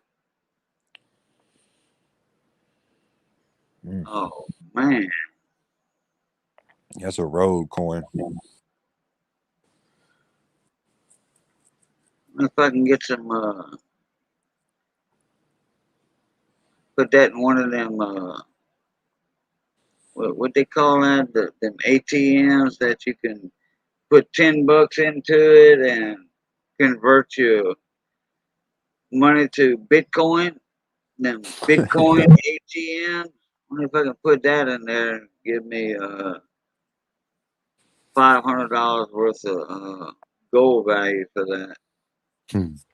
Good luck. Let me know how that works. I might have a couple more to do. Let's see. Did Hector say he was here or not? I don't know if Hector's still around. It's I still have early not. for him up there. It's 12 o'clock his time. Okay.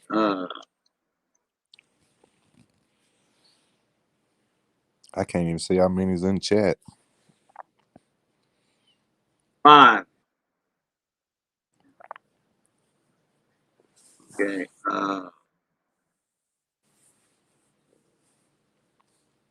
Oh, you can't read private chat or nothing?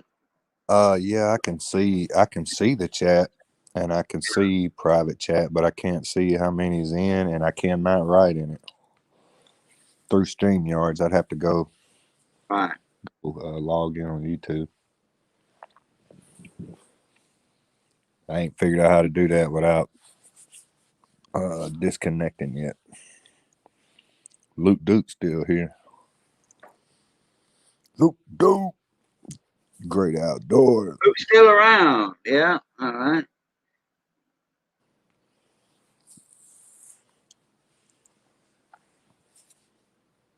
All right. Check your private chat.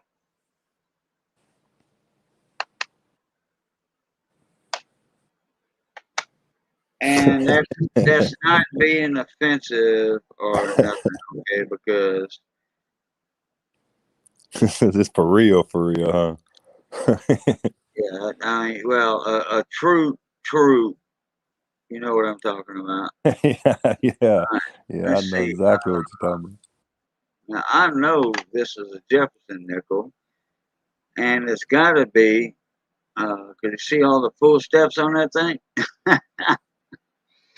Imagine that, huh? Got full steps on on a coin that's tore up from the floor up. Mm, Look at the footsteps on that thing. Yeah. ain't that something? Can't even make out a.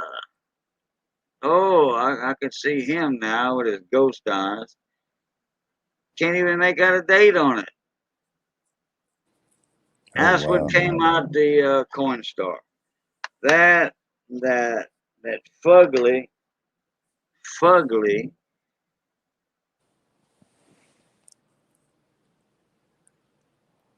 man. I just have no idea, man. If anybody can make that out, it's I can't see maybe E Fleur. No, man. I think it's 1984 D the double ear. They got all kind of doubling going on that thing right there. Man, Shy, bon Dieu. Might have a repunch mint mark. Yeah, it might, or it might be a double die. Uh, one of them $1.5 million pennies. Mm, Man, that would be sad, wouldn't it? I would say this is a $2 million penny right here. Yeah, Which ones are hard to get? The I get 2000 I get wide 2 eight. million people telling me, what is that junk you trying to sell on Etsy? Tell them Yeah, boy. it's an ancient zinc coin. Ancient zinc. Yeah, there you go. Look, here we go.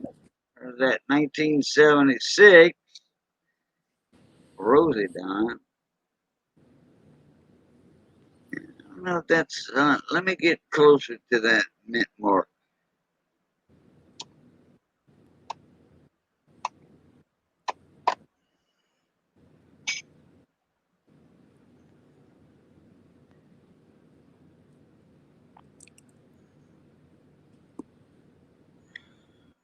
It's a D. I don't know if that's just a filled in or I filled don't know how in to make that D that mint little mark. anyway without filling it in. I don't know if. I mean, it. Even if it is like a punch break or a D over D, repunchment mark. I mean, it is a 1976, though. It's a nice little coin. And I tell you what, it does not look that bad. It does not look that bad at all. Uh, I might just throw that to the side because I don't have Show me no, that. I don't have no 1976 dimes. Show me that 55 DDO you got. That 55 DDO. Yeah.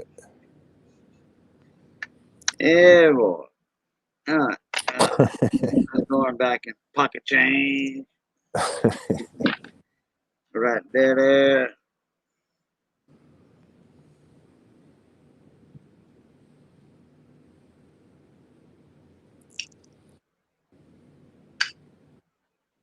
That's the one I want to see. Pull it out. Let's see.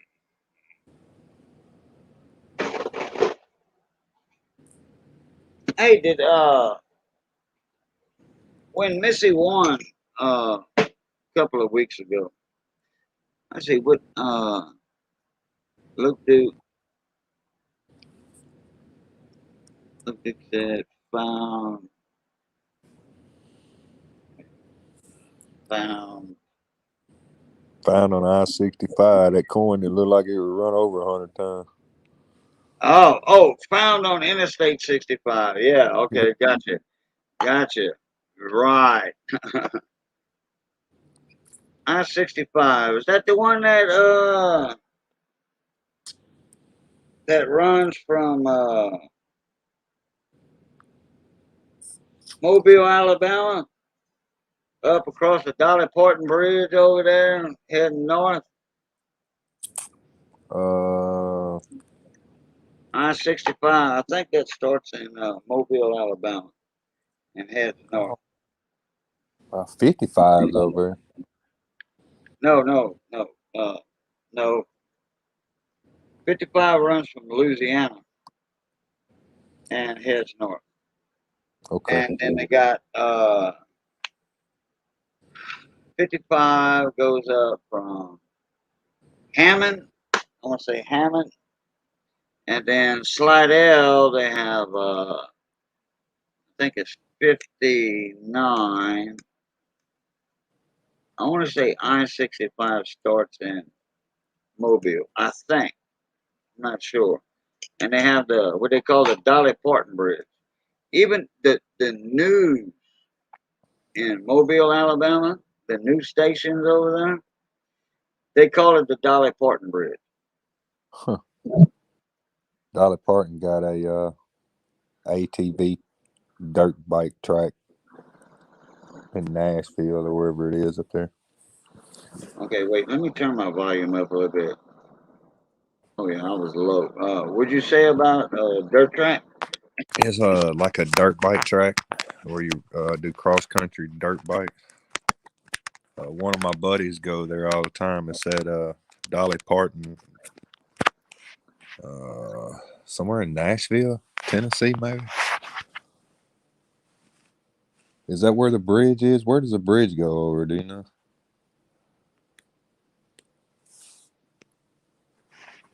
You mean the one I was talking about, the Dolly Parton Yeah, Bridge? yeah. Oh no, that's right north of Mobile, Alabama. Okay. And when you driving on I-65 heading north, and it's kind of a north easterly. All right, hold on, I gotta change my camera.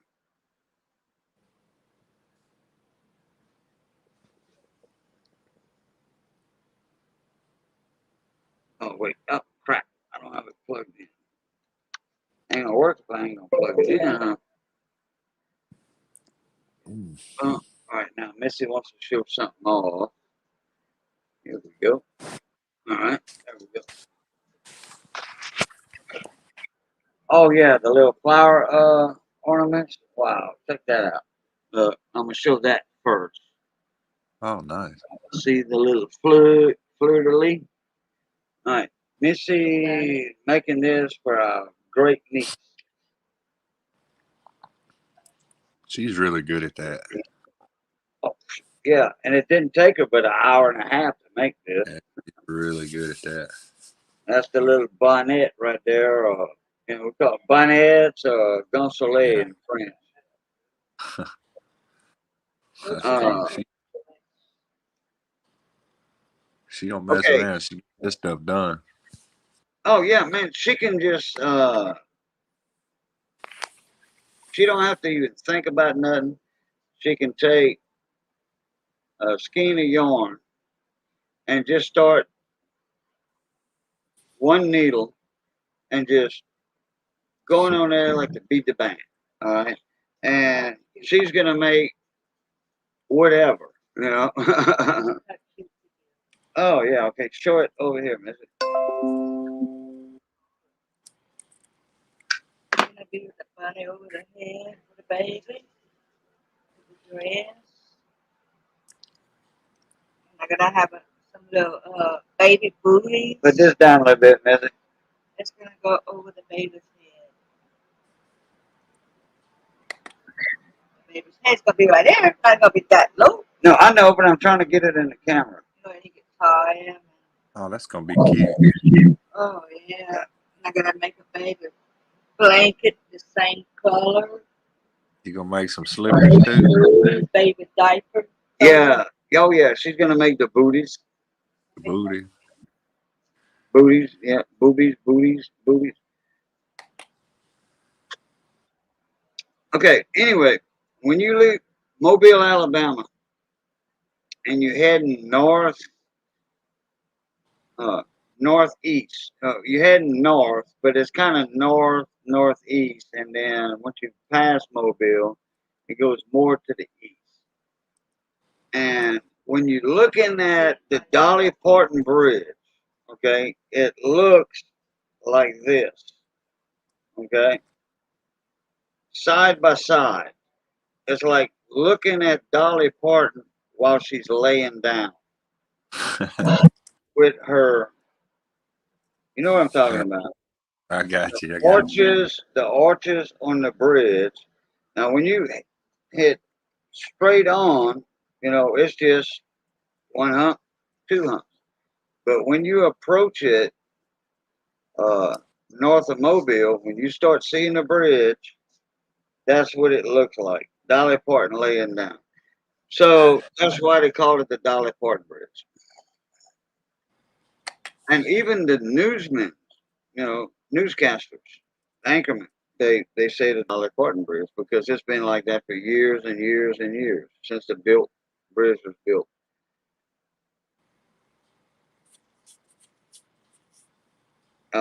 Do a Google search for like. In fact, hold on, I'll do it. Let me do this right quick.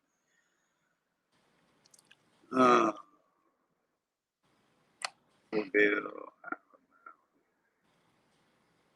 and I'll drive down the road and show y'all what I'm talking.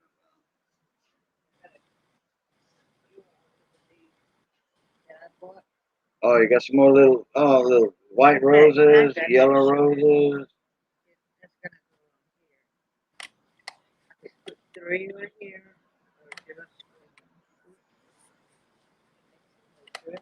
Yeah, sure does.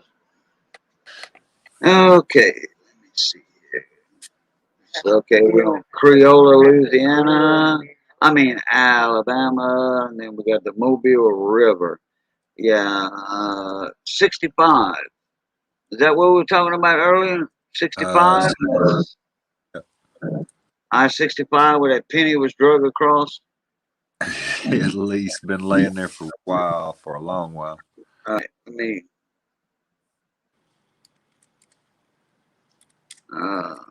Yep, I-65. That's it. I-65. All right. Let me. Okay, this is the Mobile River.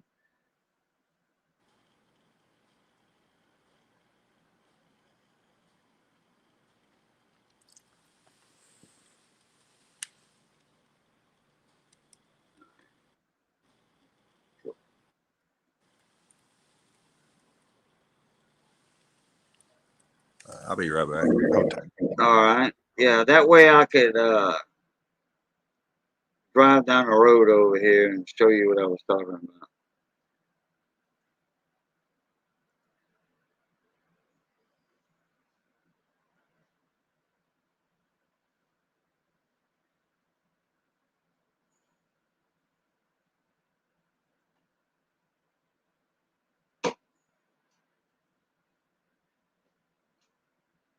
All right.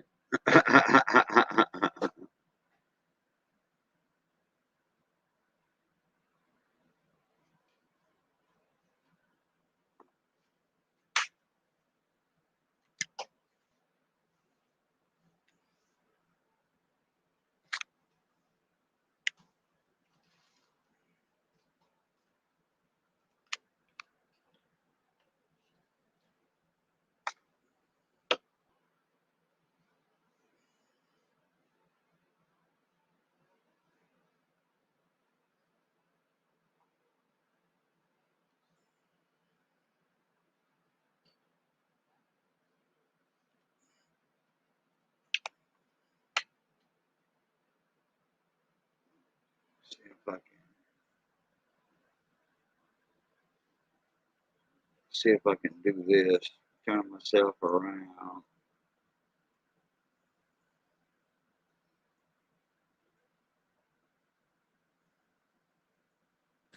All righty. You back? I am. Trying to figure out what the hell I was talking about a while ago in that motocross track up there in Tennessee. Thought it had something to do with Dolly Parton or Dollywood or Dolly something. Yeah, you got what it was, and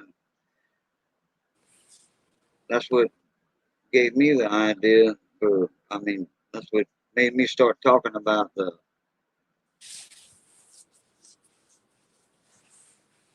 share screen, Chrome tab,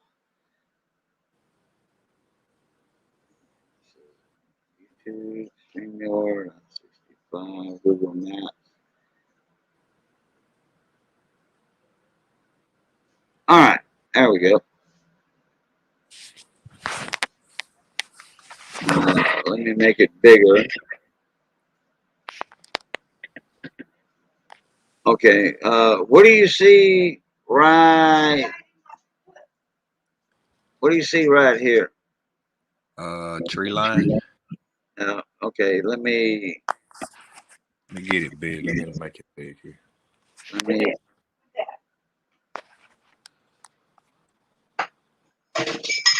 I think I went a little too far. Oh, no, I didn't. That was a street sign in my way. Okay, I see it. Yeah, I see a bridge now. Yeah, you see the two arches? Yeah. All right. That's why they call it the Dolly Parton Bridge. It looks a lot like her.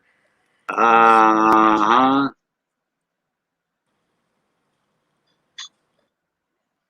Like I am. Yep. Well, yep. Sounding like a Pigeon Forge, Tennessee. Pigeon Forge, Tennessee. Yeah, that's where Dollywood is. Yeah, I think that track that I'm talking about is right there too. They do like an enduro cross country dirt bike races. One of my buddy went up there a couple years ago and had a pretty bad crash. Broke a few bones and leg and some ribs and stuff. That's more than a few bones. Yeah. Man. Pretty messed up. Boy. Yeah, Luke He's right Luke back up there doing it again. It never slowed him down. As soon as he got well, he went right back at it. Dang. Yeah. I'll tell you what, we got a guy down here. Chris Johnson. Wait. Jason Johnson. But he was in the monster racing the sprint cars. Right. And he went up and turn one and crashed into the billboards and died. He's from right here in Eunice. What was that? That class, monster. Crap. Oh, let me look it up.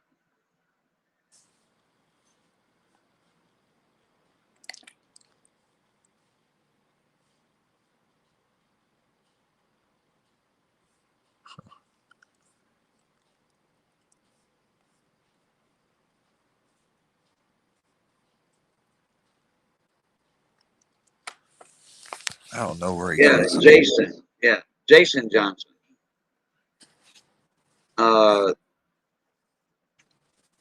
He crashed on the 18th lap of the race at the Wisconsin track. And he was in the lead or going for the lead. Well, I'll tell you what, man. They had a lot of race cars, NASCAR,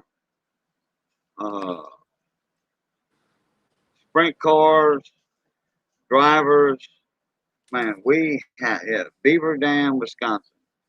Died Sunday from injuries suffering after a crash at Saturday night's the outlaws. I was saying monsters, outlaws. World of Outlaws rape at Beaver Dam. 41 years old. Y'all should have seen that funeral procession. A bunch of people.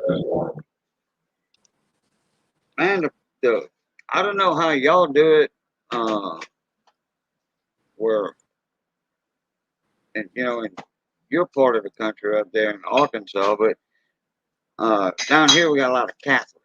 Okay, and then when they show you in a funeral home, and then you go through the church, and then from the church, the funeral procession goes to the graveyard. 10-mile long funeral procession from the church to the graveyard. Man, That's awesome. Luke Duke said, I've seen lots of sprint car wrecks, and I used to help a buddy that had a 410 non-wing. Yeah. I think this was a wing event, if I'm not mistaken. Yeah, man, when he got off the track, flew up into the billboards and all that, it was like, oh boy. But the ones with the wheels on one side than the other, the wing wheels. Is that the ones with the wheels like taller on the outside than on the inside? Well, most dirt track cars, like even your stock car class, uh, yeah, most of those are your driver side tires are different size than your passenger. That way you hug them curves. They're just more noticeable on them little funny cars, them little rail cars with the wings on it. Yeah, that's what this is. It stands out more on them. I never thought about the cars, yeah. box cars or whatever doing it too. Let me see. See if I can get a picture. They had his racing trailer, his 18-wheeler racing trailer, and they had one of his cars on top of it at the funeral home. That's cool. See if I can get a picture of that. There's many videos on YouTube about it.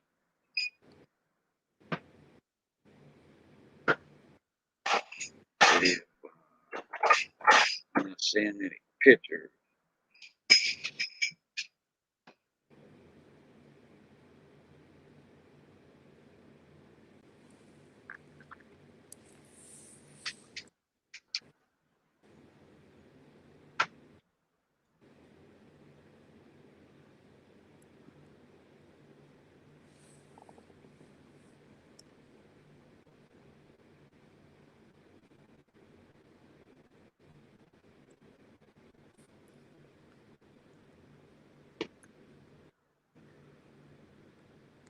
See, I got two things going on. I got my live chat popped out, and I got the StreamYard. So it's kind of slowing my computer down a little bit. Let's see if I can get some images on this thing. And show you his car.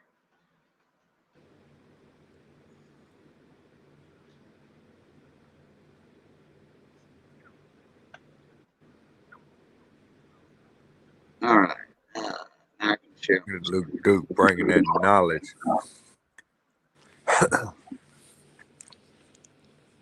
15 inches of real stagger. Yes, sir. Share. Chrome.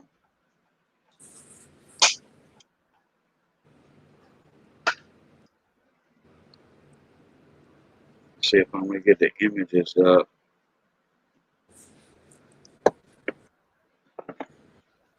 Yeah. Okay. Yeah, let me make that. Yeah. Okay. It is big. Okay. Where's it at? Right here. Okay.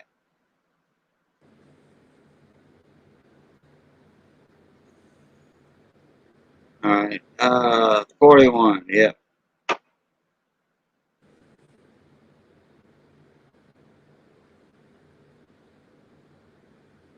Man, he had a lot of sponsors too.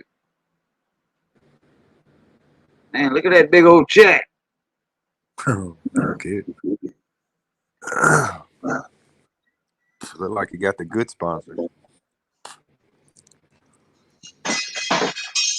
That was after one of his races right there. Oh, and that's all the billboards and stuff he crashed into in that turn.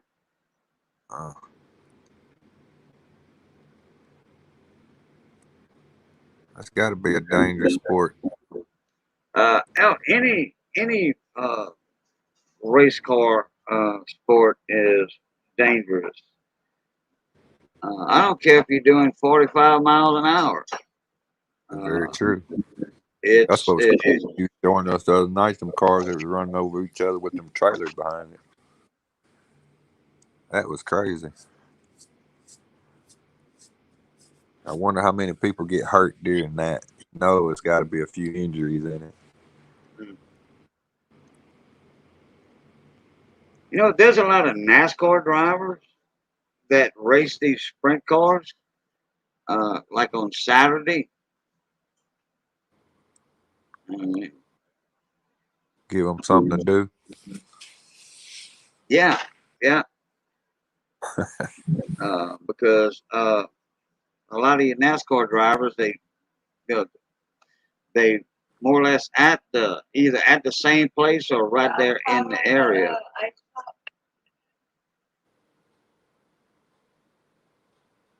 What's that at? Let me see. Yeah, yeah. Leave me one out. No, put them in there. I like them a little cold. What's top speed of one of them cars on them tracks? I wonder. The sprint cars, I don't know. Probably, I want to say 80 to 100. Oh yeah, that's plenty. Because those are kind of like a short track, and you see that high bank right there.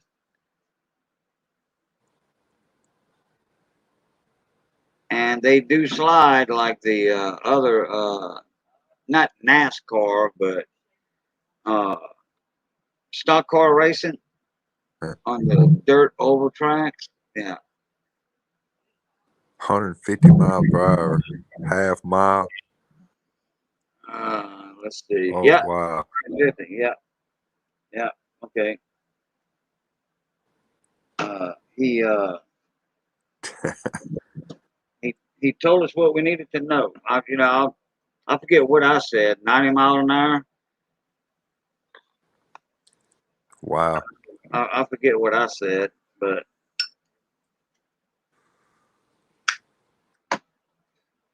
yeah, those little cars can boot scoot boogie. You got your 305 class, you got a 400 class. There's different classes. So you don't have just one car, like that. You got There's a bunch of several. You got several. Yeah, most racers have 3 or 4, and it depends on what class you're going to.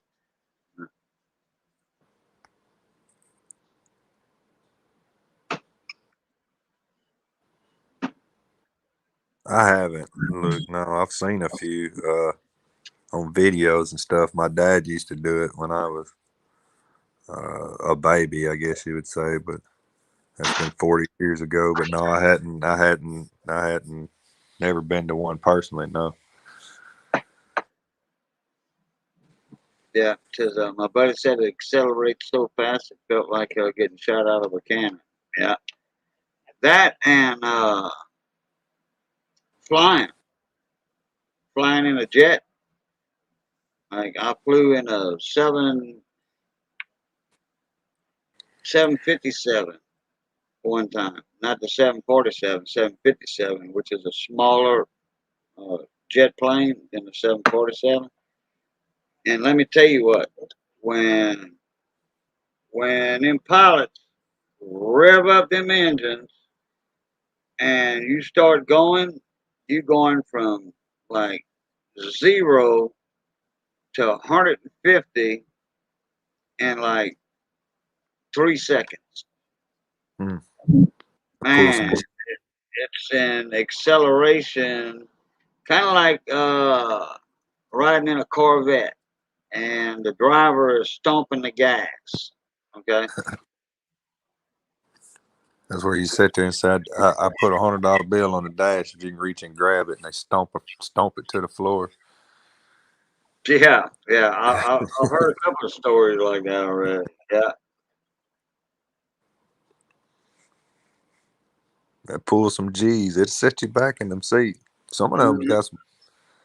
You get them hooking up. I had a buddy that had a 454, 411 positive track, and he run in like a 8 mile track. And, he'd do about the first 15, 20 yards of it on a wheelie. Cool. That would set you back. Yeah, it set you back in the seat. I didn't like riding in it. It was fun to look at and sit in and take pictures with, but riding in it, I didn't like it. Kind of scared me a little bit. He was trying to figure out a way to put hand brakes on it where he could drive it with the back tires. We got a few tracks down here. In fact, I'm not far from Capitol Raceway, uh, which is the uh, quarter-mile track for the drag cars. It's a pretty well-known racetrack over here in South Louisiana. And then in Baker, they have the dirt tracks where they have the sprint cars like we were looking at earlier, and then the sprint cart racing. I'm gonna say it the proper way, sprint carts. Okay, not sprint cars, sprint carts, the go karts. And I tell you what, them little sprint carts, go karts, they ain't nothing to mess around with. They are dangerous. They are dangerous. They have go-karts over here in Mississippi that do like 115, 130 mile an hour, and they got a little go-kart. I topped out at 110 on mine one time. Yeah, that's crazy. They got them Oh little man, hey, it's scary. It's scary. There's kids doing it at like 10, 12 years old. They got a Yeah. young class. Oh yeah. Yeah. That's wild. Yeah. Then you got your little the dragsters, the mini dragsters for the kids. Yeah. Oh yeah. Or adults. It don't matter. Kids or adults. Same dragster. And let me tell you something. That there's this one little girl. She was 13 or 14, I want to say. She was in one of the racing magazines. Well, not racing. Catalogs we used to get. I think it was. If I'm not mistaken, it was ARC Racing supplies where I used to buy my parts and all that from years back. If I'm not mistaken, it was ARC Racing. I've heard of That it. was back in 91, 92, 93, 94. And back then, the we didn't have the internet like we got now. We had internet back then, but it wasn't. It was called the information highway.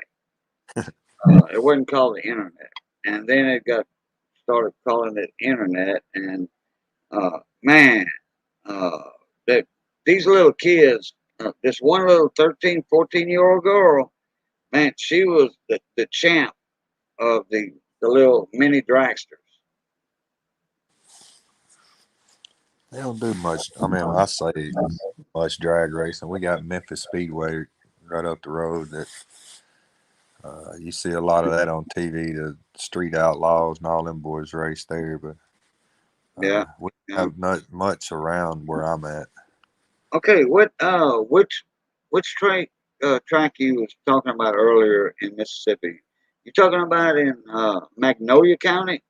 Uh, Because somewhere in that area. that's not far from you, Magnolia It, County. it may be.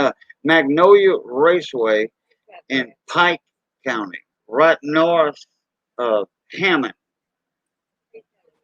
Let me see where it's at. I know where it's at on the map. I don't really know by the name of the town. I just kind of we would just drive there. Uh, but I do Say know that where it was. again. Missy was talking to me. She was feeding me some pizza, homemade, I'll try to not look it up real homemade, quick so I but can get you the exact name on it. That good might dad. be it. That might be where you're talking about. Pike County Raceway is like when you cross the Louisiana line into Florida parishes, over north of Kentwood, where Britney Spears is from, in Louisiana. You go north, jump into Mississippi. That's Pike County right there, and that's not that damn far from you at all. I don't know, 100 miles. That might be Maybe. it. Yes, it might be it. That's where Uh, we used to race at a lot because I was living uh, in Grostedt. That's where I had my radio shop at a Tiger Truck Stop. And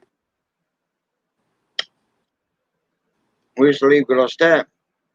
Now, it would take us uh, uh, hour 45 minutes to get there, something like that.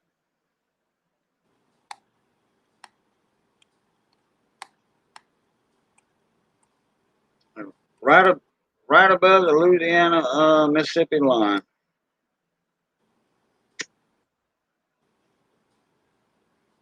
uh, They used to run stock cars there. I don't know. I know where we went. Them little suckers was fast. I was amazed at how quick them Oh little yeah, go-karts go. we actually some of us made better time on a lap, one lap or two lap if you want to time yourself.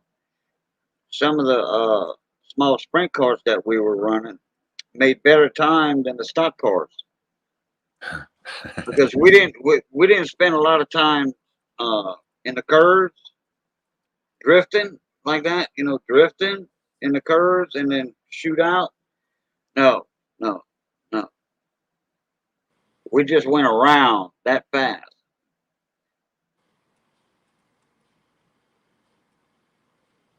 All right, You still you still looking for it?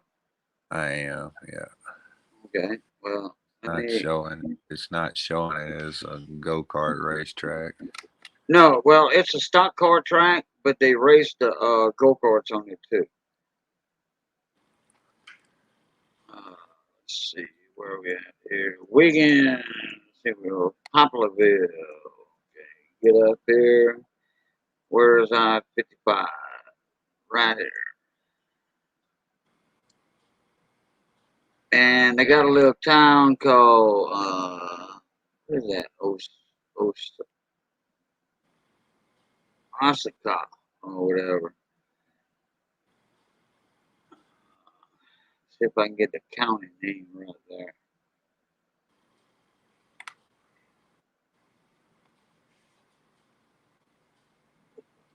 Let me spread this out a little bit, and then I can see how far you are from it.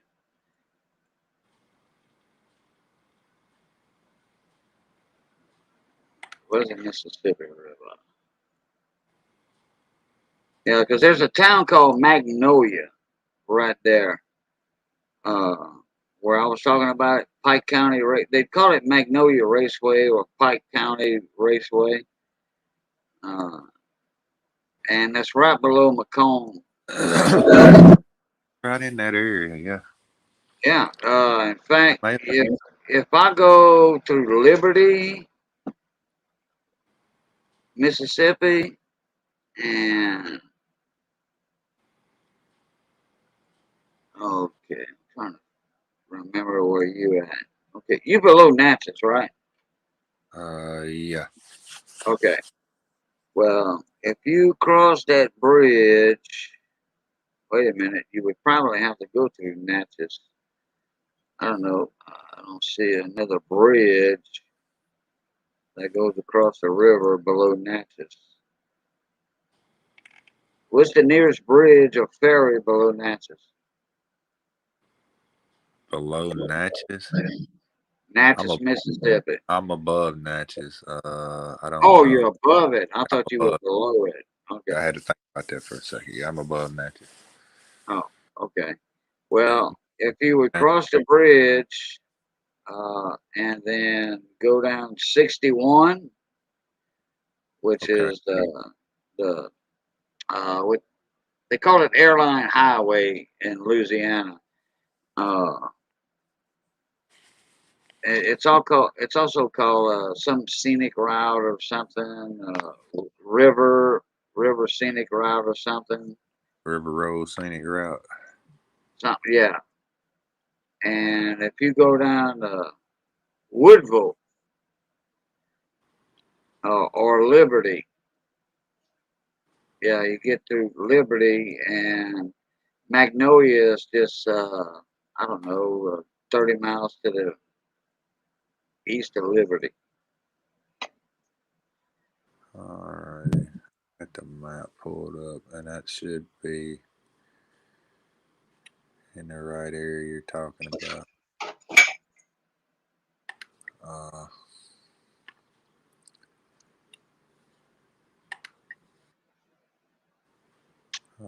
Crossover right there.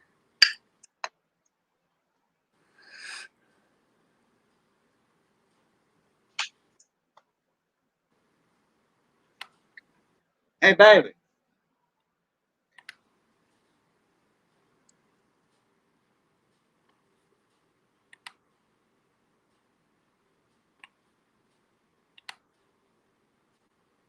Vicksburg.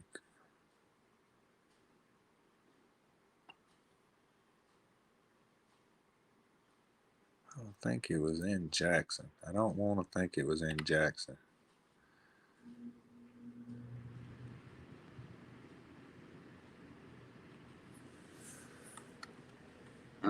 Ready to eat. Miss is gonna put my pizza in the toaster oven, and she's gonna add to it a little bit.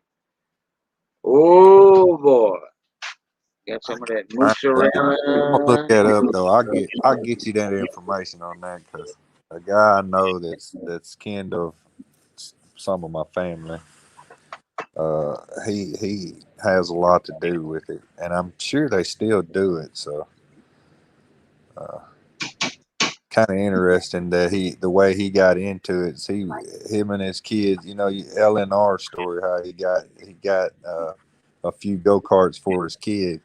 Well, Right, this is kind of the same scenario with this guy. He went to get he went to get go karts for his kids, and the guy told him, he says, "I got a shed full of them. Just come over here and pick you out some." Well, he went over there and bought 3 of the racing go karts for right. his The kids.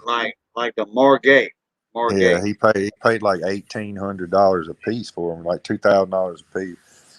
He went and Yeah, put new racing tires and fixed them up, put them big long mufflers on them, and yeah, the it was headers. fast. Yeah, They were really fast, real oh fast. But he yeah, told us, he said, "Come watch us one time." So we were down in that area somewhere around,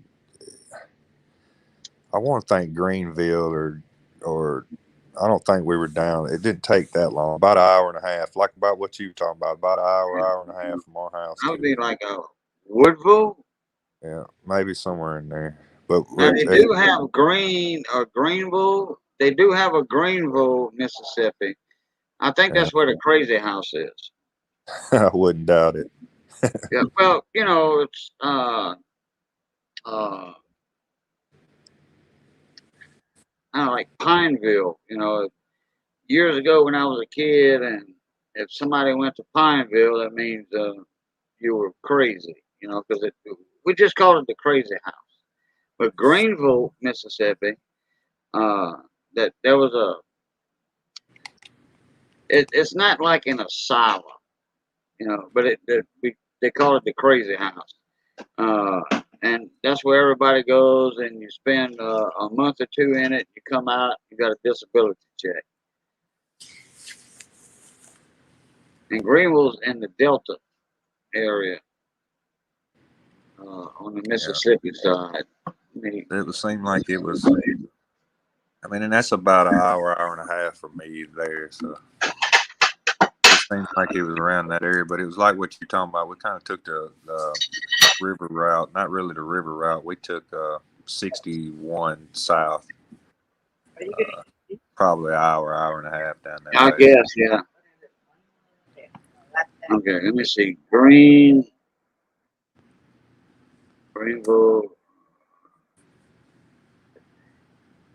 Get that. See what Greenville is according to the map. We used to go to a thing in Lake Susie.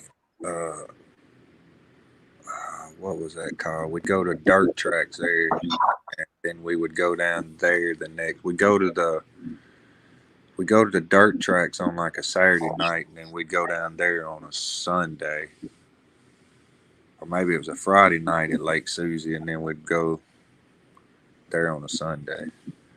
Some of them dirt track things we used to go to at Lake Susie was crazy. I ain't never seen no stuff like that. Quit all that noise. Welcome, race. Yeah, I got it pulled up there now. That is not it.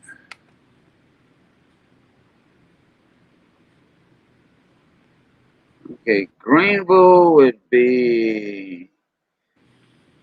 Oh, there's Greenville or not right there. Let's see. I hit Greenville, Mississippi, and some other stuff came up. But they call it the Delta. Uh, hmm. I'm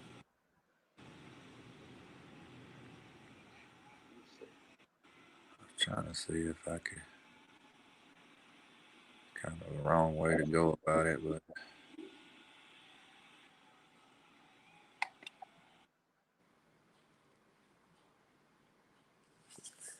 Like Greenville would be straight across the river from. Boy, there's a bunch of oxbows up there too. Lake Chico. Oh, I see Lake Chico. It's an oxbow, almost like False River in Louisiana. Lake Chico. See, we used to go watch it race right here. Chico in French means stump, like a tree stump, sniper stump. That's what Chico means. So Greenville is across the river from. You know what Montrose is? Eudora. Eudora, yeah. See, it was in that area. That, in fact, 65 runs through Eudora. Okay, Greenville is about straight off the. Well,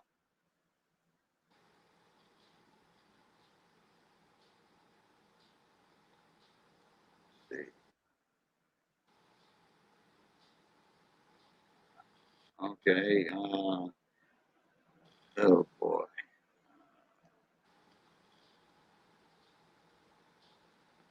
Ashbrook Landing.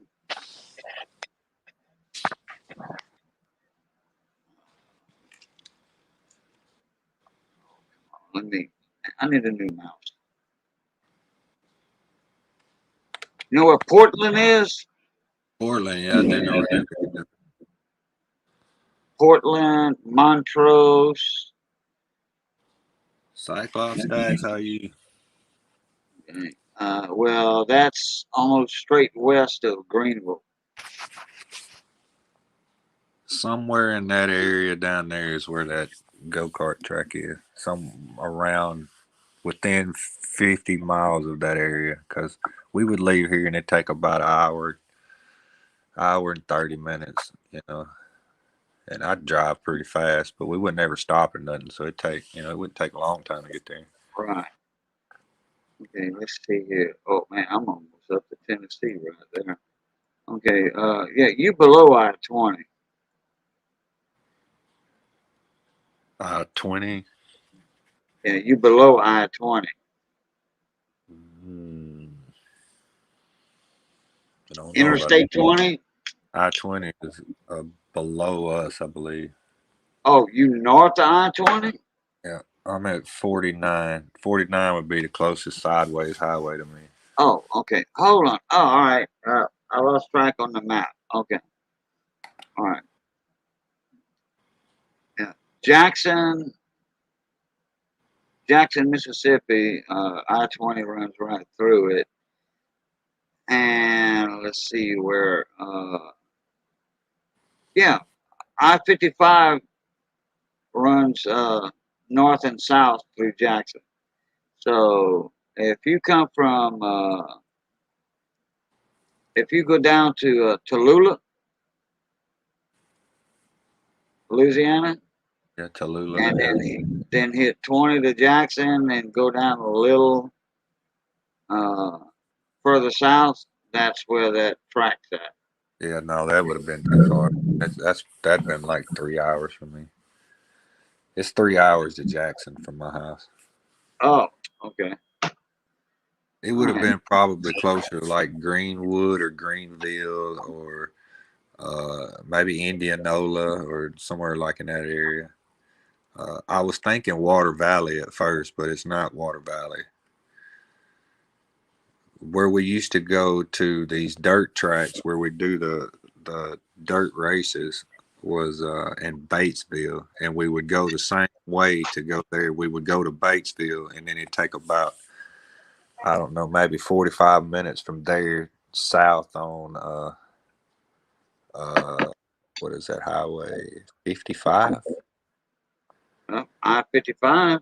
Yeah, Yeah. it goes from Batesville to Grenada down that way, and it's past Grenada, somewhere past Grenada, I think. Okay. Hold on, I'll be right back. Hey, Cyclops, what's going on, mon ami? Steve Rice is in the house.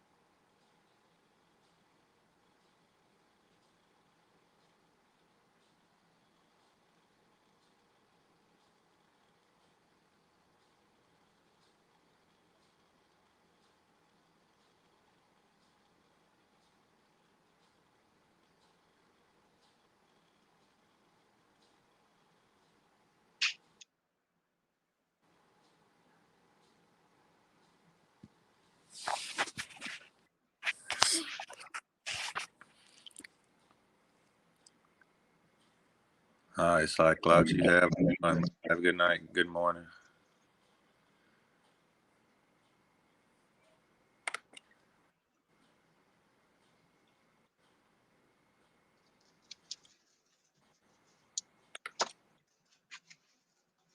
Man, baby. Man, my dog almost, I got a little 4 pound long hair chihuahua. Almost ran me over. Man. Uh-oh, what we got there?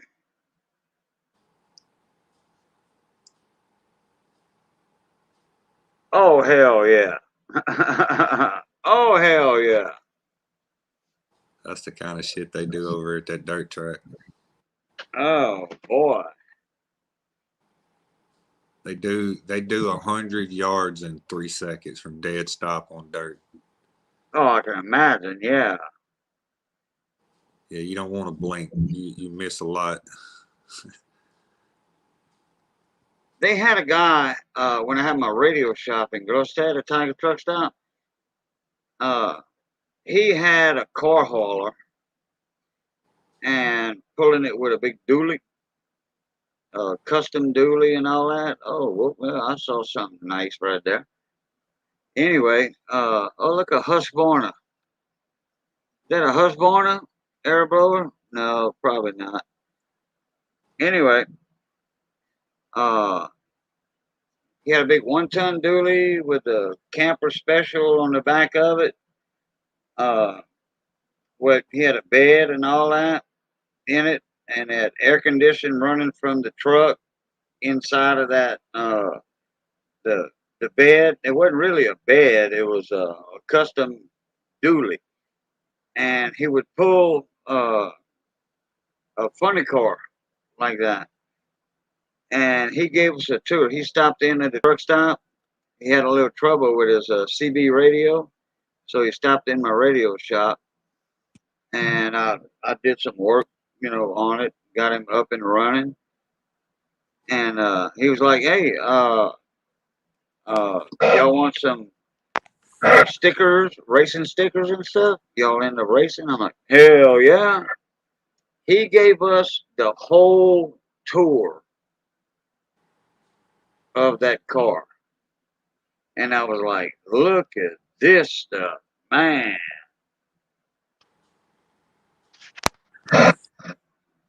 And his son was running the not the funny car, the dragster.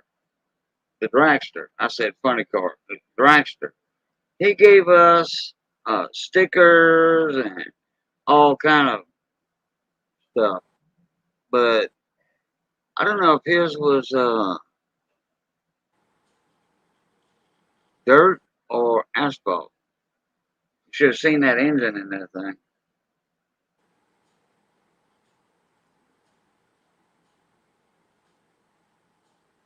Is that water? It's real wet dirt. Okay. Oh, okay. Never mind. I thought I saw something that was water. It wasn't. It was the rail. Damn. It's not like mud. It's just kind of like, Yeah. they go out there and they diss it and then they wet it down real good and then they send them jokers out there. No. Yeah, but actually, I thought that. See that guardrail? Yeah, it does look like water. At that one scene you had, it looked like water. Yeah. Man. When them guys go by, you got to watch out for dirt clods. Oh yeah. Oh yeah. Shine, peachy.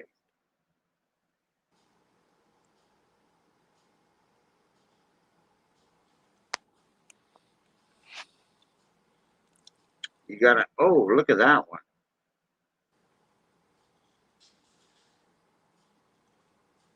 Whoa.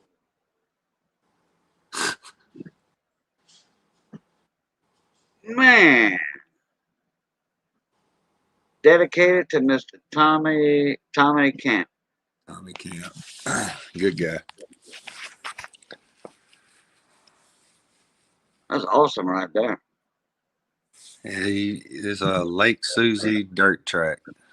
We used to go there a lot, a whole lot. Okay, is that the dirt track you were talking about earlier? Yeah, that's in Batesville, Mississippi. They don't have it no more. They closed it down. Okay. The right. man that Mr. Camp guy passed away, so they closed it down, sold all the equipment, sold the land, turned it into a farm. Really? Yep. We used to go. We went there for 20, 25 years. Did they was he cremated and did they spread his ashes all over the land area? I really don't know what they did with him, but I do know that they had like a blowout race night, the weekend that he passed away, or the weekend of his funeral. Right. And they had over 300 race trucks, and I was told 8,000 spectators, but wow, it looked to me like a lot more than that. They had a hour and a half fireworks shoot off, just shooting fireworks and free barbecue. Wow. They did it big for him. Yeah. But the next year they opened up the track and they raced like 2 or 3 races, and then they just shut down. They didn't. They just quit. Sold all the lights and all of the race equipment and sold out, closed down. I always said, because I made a living out in the marsh and Vermilion Bay. I made a good living out there, fishing, trapping, crabbing, commercial fishing, on and off. Okay, and that's what's good about uh,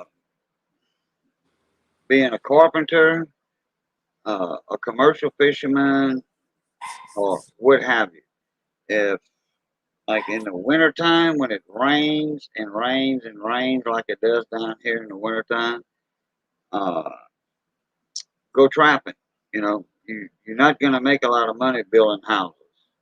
You know, Got to get so that side job. yeah, what we would do, we build houses during the summer. If we didn't have something to build, we shrimped, put in shrimp nets or crab. Crab cages, crab pots, and for blue crab. And in the wintertime, we would go trapping and commercial fishing because you can run your traps in the morning, but when you skin all your rats, flesh them, put them on a mold, stretch them, and then hang them up in the fur house. Well, you didn't have nothing to do for 6 hours that afternoon. So we just went and run a bunch of trot lines, or hoop nets, or slap traps. You know you're gonna eat that. Oh yeah, we're gonna eat it and sell it too, though. Yeah. Especially during Lent, in like March. Yeah. March and April. It depends because Easter can fall in March or in April. Right.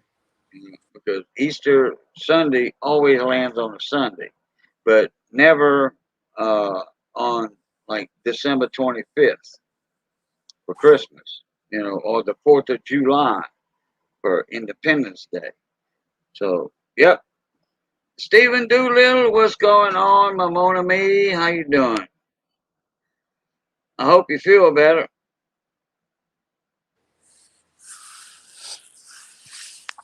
So anyway,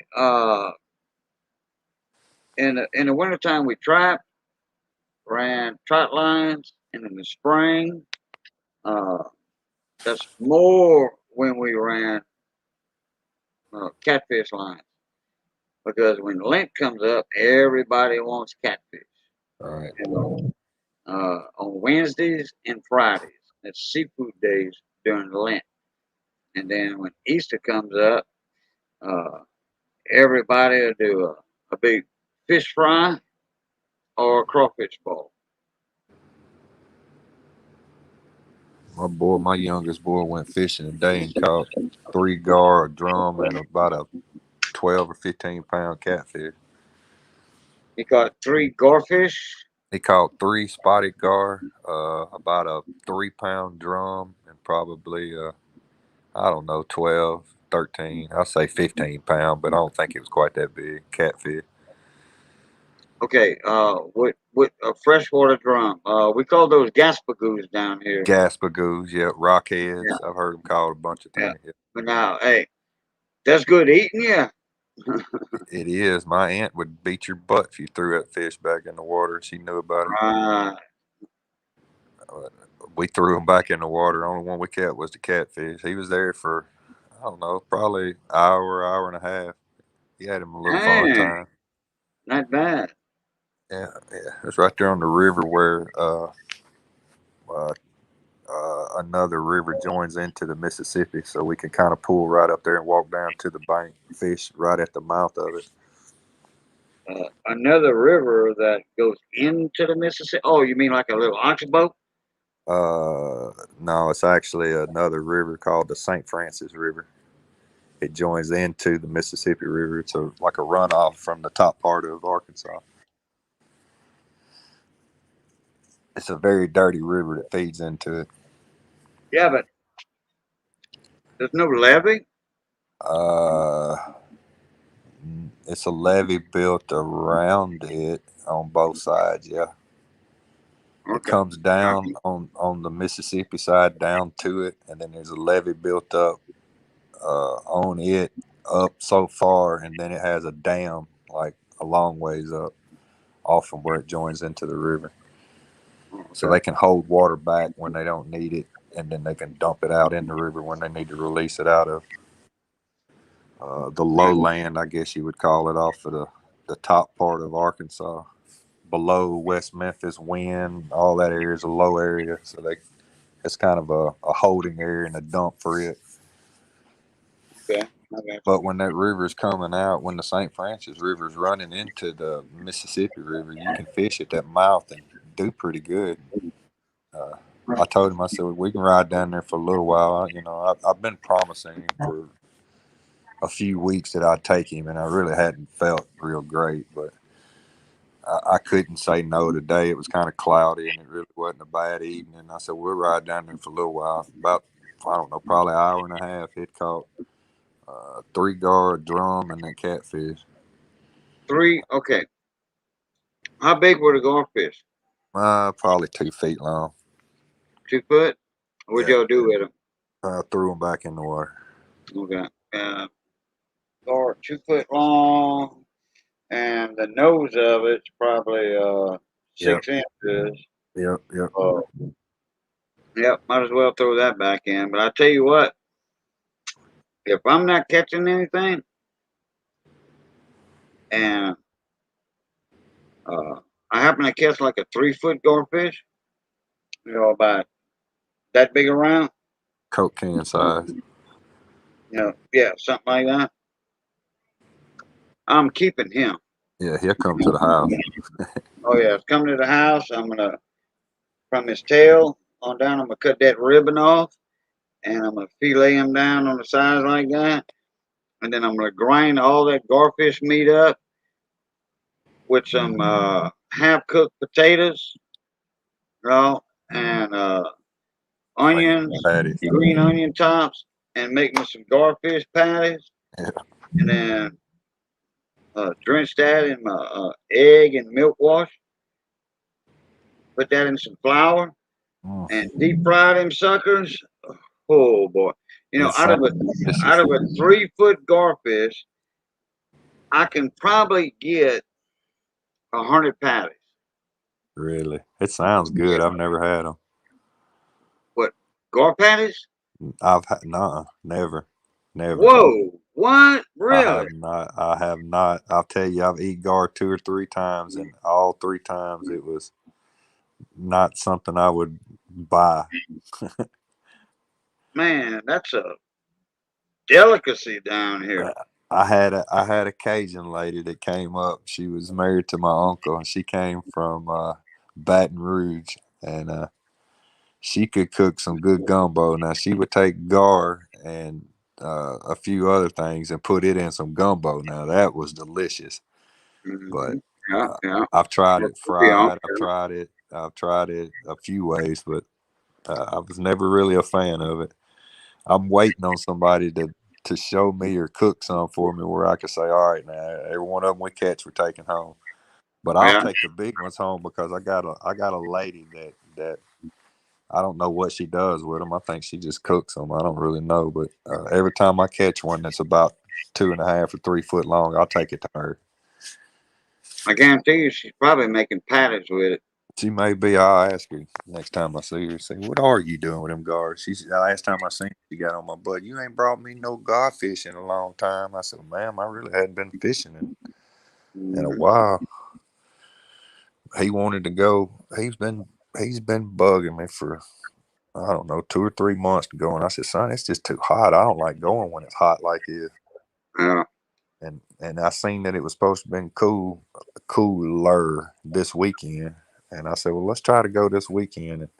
yesterday I really didn't feel good, and I woke up today, I felt a little better, and this afternoon I got to feeling, a little bit better. And I said, come on, let's ride down there. It's not far from our house. I can be swimming in the river in 3 minutes, 5 minutes. Right. So we Oh yeah, rode.